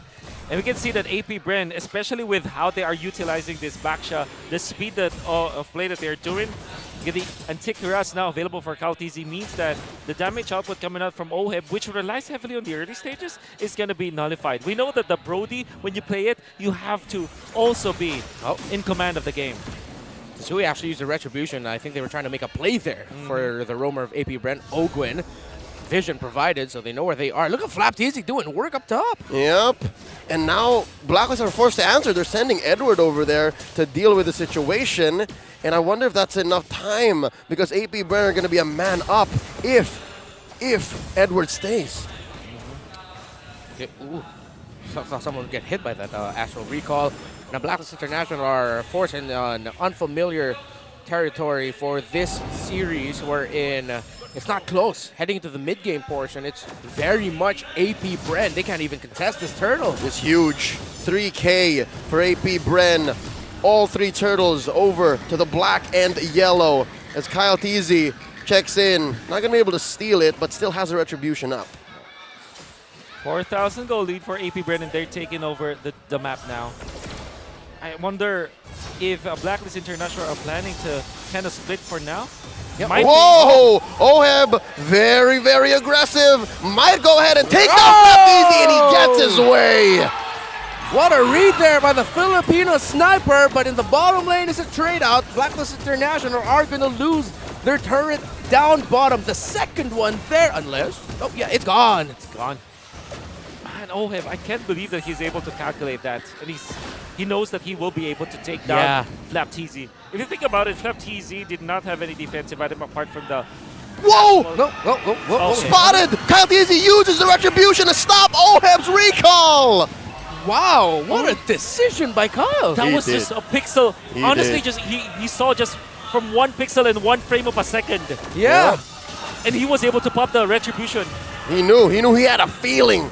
Killer instinct. And right now, Edward coming in. Flicker penalty zone. Forcing out another realm. Super Marco pop by Haji, and they're continuing. They're fighting onwards. Kyle TZ gets pulled in. Renegade throws him over. An Astral Recall. Haji with a double kill. And they're not done. Ogwin very low. Edward's still alive. Wailing away. Hammer time. Can't touch this. Blacklist pushing in. Down goes Flap TZ. Haji goes for more. Ogwin the only one left. What's going on? What is going on here? Blacklist International. Edward with a flicker penalty zone, changing the fortunes and the story of this game. It's now neck and neck. My goodness, Edward, what a beast. Going in for the blade armor, radiant armor, and you can see even a few tried to go for the play, for the defense. He scratched his head afterwards because Sensui was ready for him. The taunt was just pixel perfect. And now, the tides have turned. Blacklist International now have the tempo. Could have sworn this Lord was going to be all AP Bren, but now it's 50-50. Yeah. They didn't even have Brody during that fight. Yeah, when all else fails, Agent Zero. Blacklist International, let's see now. Can they continue this momentum, or will AP Bren find a way to turn things around? Penalty zone entry. Astral Echo spots so many of them. There's Super Marco with the Worldie. Mind you, Haji still has another realm, and the fight continues. So much green spent by AP Bren, so many ults down the drain. That's right. And look at this, Flap TZ just about to respond. Ogwin with the jump. Haji spots Flap TZ. No one home, and AP Bren looking to blitz this Lord. Flap TZ making a great play, going for the long lane push. Sensui? Oh, trying to go for steal, and there's one. Electro final blow underneath. NetherRealm the answer, back end. The Lord goes over to Kyle TZ, and they're not done. Haji here saves a little bit of the NetherRealm. Renegade with the answer back. AP Bren happy with that victory. Wow, what Blacklist, what AP Bren did there. A Super Marco gets hit by the Navaria. Flap teasing, split push up top, force Edward to go back. AP Bren read the situation was 5v4 and they just said, we'll win this. Even though it looked really shaky because Haji got to save Sensui with that nether realm. Exactly. And also, Edward popped the penalty zone very earlier on, wanting to lock down KLTZ. Unfortunately, OHEB wasn't ready for the team fight. Yeah. And yeah, it was the long lane push that allowed Flap TZ and the rest of AP Bren to control that Lord. Great dance. A great reflection of the series so far. To be honest, it didn't look like a dance, but folks, it was a dance. It was. Let's see if there'll be more of that. Oh, there probably will be. Oh, there's a lot of vision provided. That wasn't the last, but maybe the first of many in this series. Renegade continues to hit those astral recalls as AP Bren will now take down the middle turret and will probably get more. That's a push up top. Next up on the docket is mid. Haji catches a few balls. Super Marco does the same from Renegade. And AP Bren, so calculated, so precise, gets on out of there. Wolf, Crowd claps. I'm pretty sure you agree with me here, Wolf, that it takes a lot of bravery to force a turnaround play, even though it looks so shaky, after your opponent equalized a massive lead that you had. Exactly. You need a lot of resolve to actually get back to the fight. Well, the basic thing is you have to mark what spells did your enemy use. Let's just say they won a team fight, but they had to use Flicker onto Edward, for example. Yeah, they had to use Purify on Haji. And sometimes you can use that to your advantage. Oh, Blacklist International Ouch. using this purple buff as bait, trying to have AP Bren move on forward, but neither team fallen for it. Interestingly enough, Sensui secures but uses his retribution. Still a very close game. Item check, still very close in terms of the gold. Only around 900 separating the gold laners. Wolf, anything else we're looking at here? Of course, the Blade Armor, very good pickup for Terizla, as well as the great net armor that he has against Valentina. Now, Flap, after feeling that wrath coming out from OHEB, he decided to go for full-on defensive build. After the Bloodless Axe, went for the Radiant Armor and the Tikeras. Very important in this fight to be able to tank up. All the damage should come from Super Marco as well as Few. Keep this Bruno alive. It's the mission here for AP Bren. Someone drops a conceal. Kyle gets spotted. Who are they going to go after? They jump on Agent Zero. Now they're taking their time. Not a good engage just yet. Haji looking for a pull. Oh, that's a disengage. Oh, we're getting to the exciting and very tense portion of the game where it's very close. The second Lord getting closer to 15 minutes and could be massive. We might see a long dance and maybe another rush by AP Bren. Depends how Blacklist will respond. Benedetta's Flap TZ has been a thorn in the side of Blacklist International, though. All the space is providing and the threat he provides split pushing. Here we go. The dance initiated by KLTZ with the pull. Blacklist International in control of the bush as they go for the flank. Flap on the long lane again. Astral Echo thrown out. This is how you set up a dance, folks. And there's a knock-up. Edward with an early penalty zone. Haji and the gang lean into it hard. Super Marco throws out some balls. Spends that worldy. And there's a jump by Ogwin. A three-man ult. And they spend that ult. They spend another realm. And they're going. They're still forcing it. Flap easy falls here. Super Marco still alive. Super Marco very low. They're in trouble. He takes down Edward. And they're still engaging. Oh, there's a Astral Echo and Astral Meteor thrown out. 2 for 1 so far, the exchange. Oh, AP Bren couldn't catch OHEB.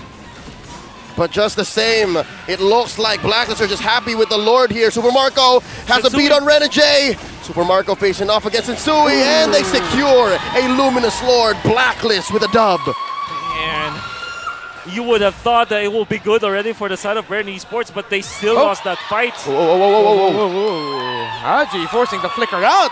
A few. Wolf, continue. Yeah. You would have thought that that will be already Bren Esports with a nice jump coming out. But OHEB was able to flicker out, able to keep himself safe, and by the way, didn't even have the Wind of Nature during that fight, so...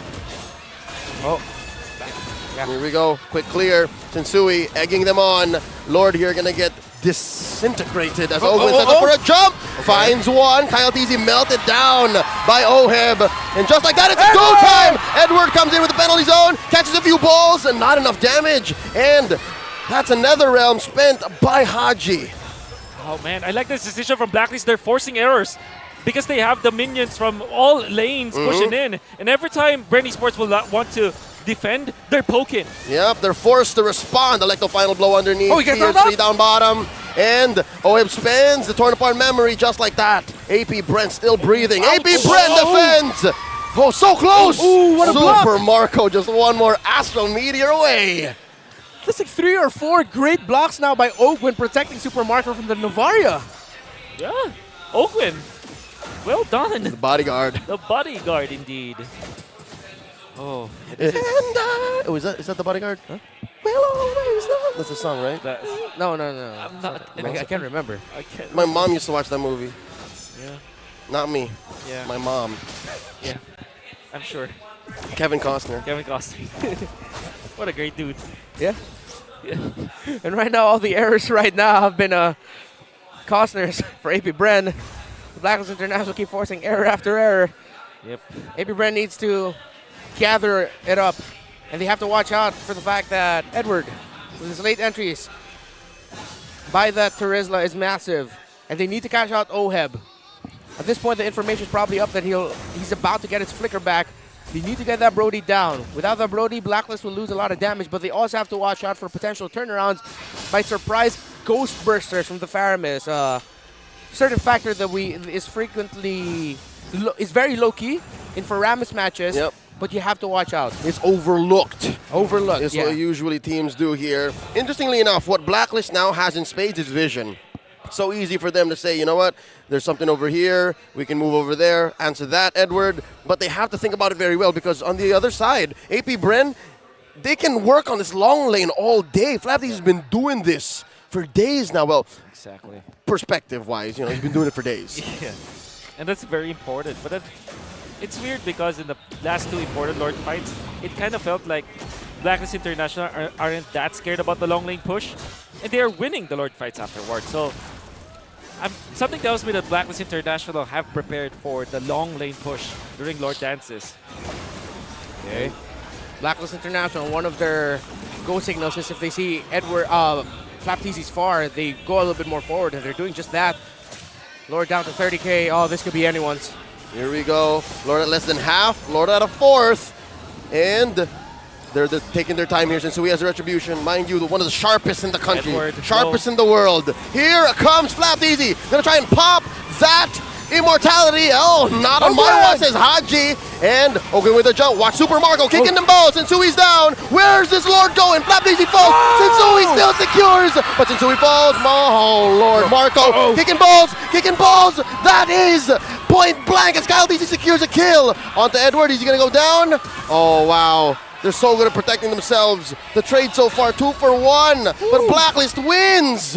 I definitely believe that Blacklist are very happy about that. Even after losing Sensui, when they lost 1 for 2, they still got the Lord, and Flapteezy's gonna be down for 18 more seconds. Plenty enough time to position themselves for the side of Blacklist International. Straight up instinctual by Sensui. Immortality popped, he stood back up, a red tree 1 gets taken down, but Blacklist are happy that their jungler got the Lord. You saw there the desperation from Super Marco. Oh, I popped this immortality, let me just get one more hit. No, he red treed the Lord away from my feet. Wow. And that's what's going to be coming into play here as we wait for this Lord to crash into AP Bren's inhibitor down bottom. The frustration. You got to imagine what's going on through AP Bren's mind. You could have sworn that was the perfect engage for them. It really looked like it. But now they have backs against the wall. And Blacklist see them.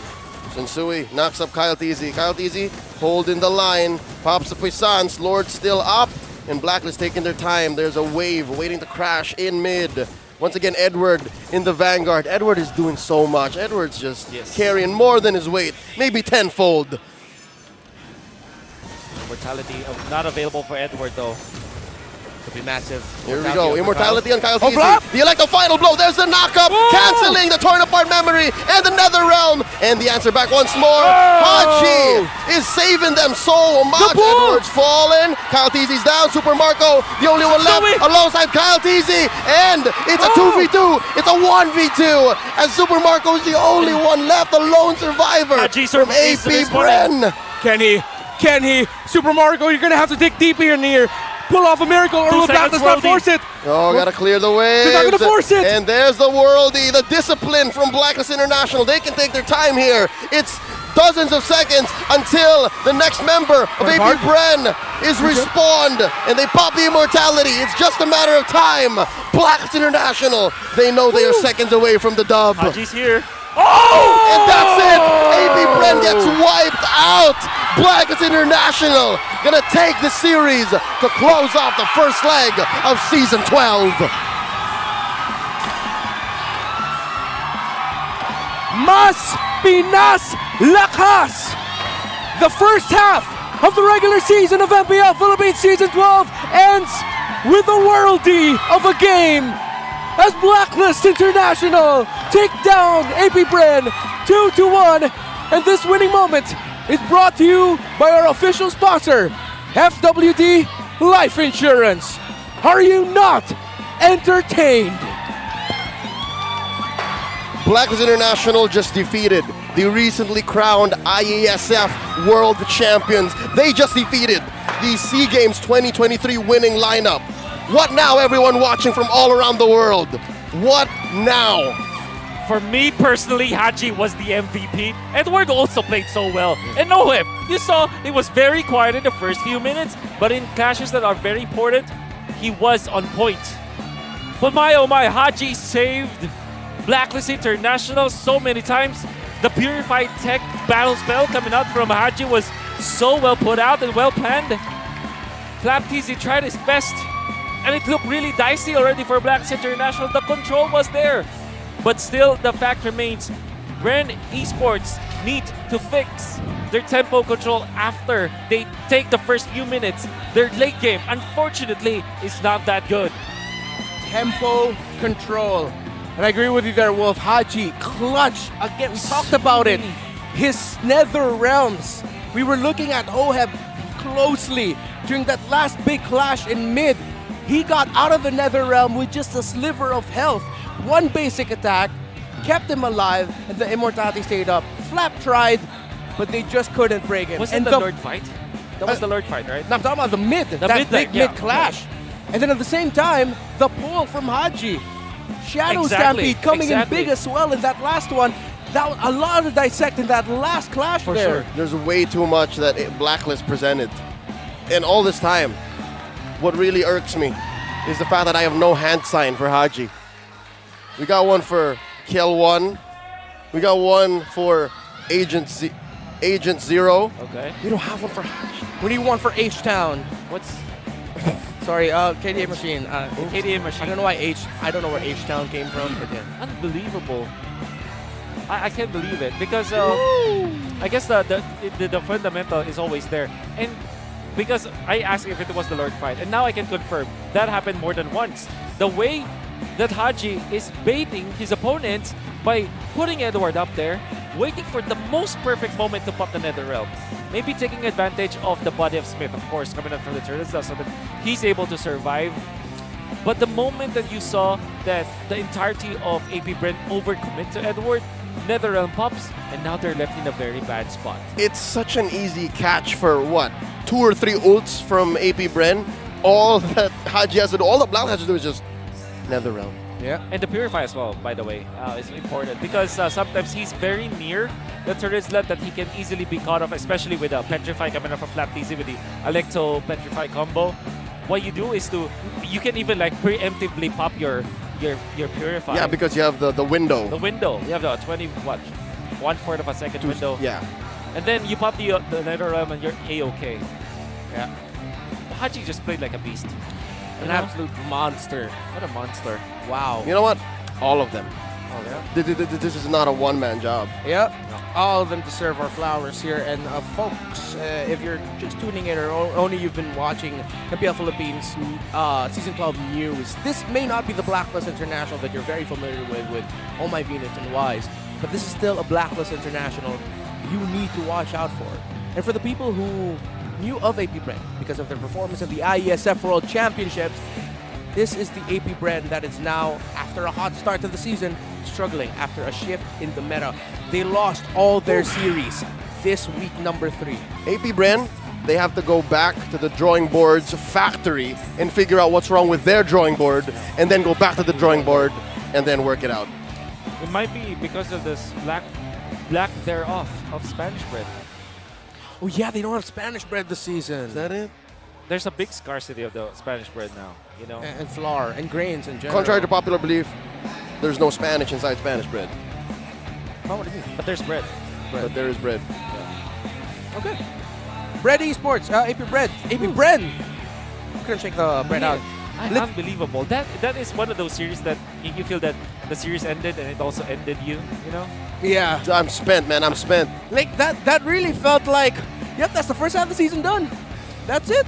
We've been here all weekend long, and it's bittersweet. It's bittersweet. We went through so many amazing moments tonight, and I foresee it. I'm gonna have a hard time falling asleep. This is gonna be playing over and over again in my head, and I'm thinking about it over and over again. Yeah, hell of a series that we witnessed between AP Bren and Blacklist International. A lot to learn there, but of course, before Wolf breaks things down with the analysis, we're gonna have to go on over to the stage. So many great moments here, but now it's time to hear from the players of Blacklist International themselves and to see what they're feeling, because I'm pretty sure they're ecstatic that they got to end week number 3 with 2 missions accomplished. Marakino, your turn. Everybody give it up for Blacklist International. Let me hear it from you. Blacklist? Well, parang na-rehearse ha. Good job, everybody. Congratulations sa inyo. I really have to commend Rene J. Alam niyo ba na si Rene J is top 1 ngayon sa most heroes used. And sobrang effective ng versatility mo kasi yung iba, even though they use new heroes, hindi effective in a sense na sila natatalo. Ikaw naman, kadamihan na nananalo. In fact, most of the heroes that you've used, you've never used before. Like yung Rafaela mo, Novaria, madami, kadamihan because you had a different role. What's with this new Rene J? How hard did you work for this? And what's your motivation? Siguro po yung yung motivation ko siguro yung yung mga taong di naniniwala sa akin. So, lahat naman po ng mga pinractice ko, lahat yun pinaghirapan ko talaga. Lahat sila, hindi ko agad-agad na master. Talagang ginrind ko talaga siya. Tapos nagtanong ako sa mga coaches kung paano gamitin yung bawat hero na yun. So, yun po. Alam niyo ba, in 7 series, Rene J has used 9 different heroes. Give him a round of applause. Great job, Rene J. Edward naman, Edward. Ayan, sabi ko na nga mo, may titilik pag hinawakan ni Edward yung mic. Great job, by the way. Alam mo, kitang-kita yung dominance mo game 1 pa lang kasi ikaw agad nakakuha ng first 3 kills. Kita yung gigil, kita yung dominance. Pero maliban sa game, ang ating Hall of Legends, very influential Hall of Legends, ito kasi Edward, magkakaroon ulit tayo ng voting for the next Hall of Legends inductee. In fact, hanggang October 5 lang. So napakabilis lang at magko-close ka agad yung ating voting. If you were to vote for somebody na hindi included sa Blacklist International, sino ba sa tingin mo ang deserving? Tingin ko po si Coach Daki kasi matagal na rin siya sa Pro Scene. And Si Coach Ducky. Apo. And what else? What is it about? Why do you think he deserves it? Ayun, yung mga civil niya, yung mga achievements niya rin po na na napapatunayan niya yung sarili niya ganun. Inibitahan na muna natin din ang ating mga manonood, pati yung crowd dito, to vote kasi hanggang October 5 lang. Especially ikaw, alam mo yung pakiramdam na maging Hall of Legends inductee. Go ahead, share it. Yun guys, mag-start na kayo mag-vote ngayon. I-vote si Coach Daki. Oh, okay. Tama ba? They can vote whoever they want, but he's gonna vote Coach Ducky. Thank you so much. Now, it's time to announce the match MVP. Let me hear some names.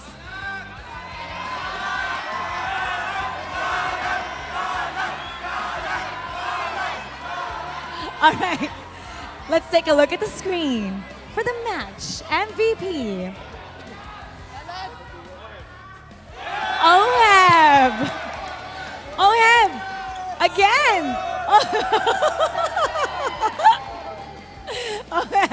Congratulations. Congratulations. Tinapos nyo ang inyong round 1 on a great note. Now, you're gonna have a tough challenge ahead. Yung susunod na game nyo will be against Echo Philippines, which has evidently been a struggle since season 11. And the last time na tinalo nyo sila, actually, since upper bracket pa, nahirapan kayo ng M4. So what is going to be different this time around sa round 2 going up against Echo? And how are you guys going to handle this? Siguro next week, hindi lang sa Echo, kundi sa mga iba pa naming kalaban siguro. Marami silang makikitang bago na marami may pasabog na ilalabas siguro next week na kaabang-abang talaga. Meron ka bang message sa inyong fiercest opponent? Kasi ang Echo right now, solo number 1. Nobody near them. Everybody else is fighting for number 2. Do you have a message to them? Siguro next week siguro marami silang makikita bago galing sa amin. Yun siguro. And we're looking forward to that, OHEB. Once again, everybody, give it up for Blacklist International. You may now take your bow and take your walk of victory. Congratulations to Blacklist International. And with that, Blacklist is at now 3rd place sa ating standings. Hihimayin natin ang kanilang magandang ipinakita. Babalik tayo sa ating casters. Pass up. New hand signed, proposed there by Wolf, H-God for Haji. Oh, right. Okay, so Agent Zero, Okay. PL1, Okay. H-God. H-God. Alright, Well deserved MVP performance. Dude, though it looks for like an the H. It does look like an H. Thank you so much, Wolf. Yeah. No, we have simple happiness. Yeah. We are happy with simple things. We do. Congratulations to the Filipino Sniper getting series MVP yet again for Blacklist International for Kill 1. They got a lot more left in the tank, but I'm sure Wolf has a lot more to say. So, Wolf, say something smart. This is AP Bren leading the charge and leading the economy, leading by every single thing. Real estate is theirs. But there was a team fight around the 8-minute mark that definitely bring the momentum back to the side of Blacklist International once again. Then all they had to do was win the team fights. So let's look at the MVP of this game, which I definitely agree with. Look at that. Wilderness, Agility, Mage Emblem, and then the Lethal Ignition. So much damage from the Faramis. But what this allows as well is that you'll have a lot of shields with the Netherrealm.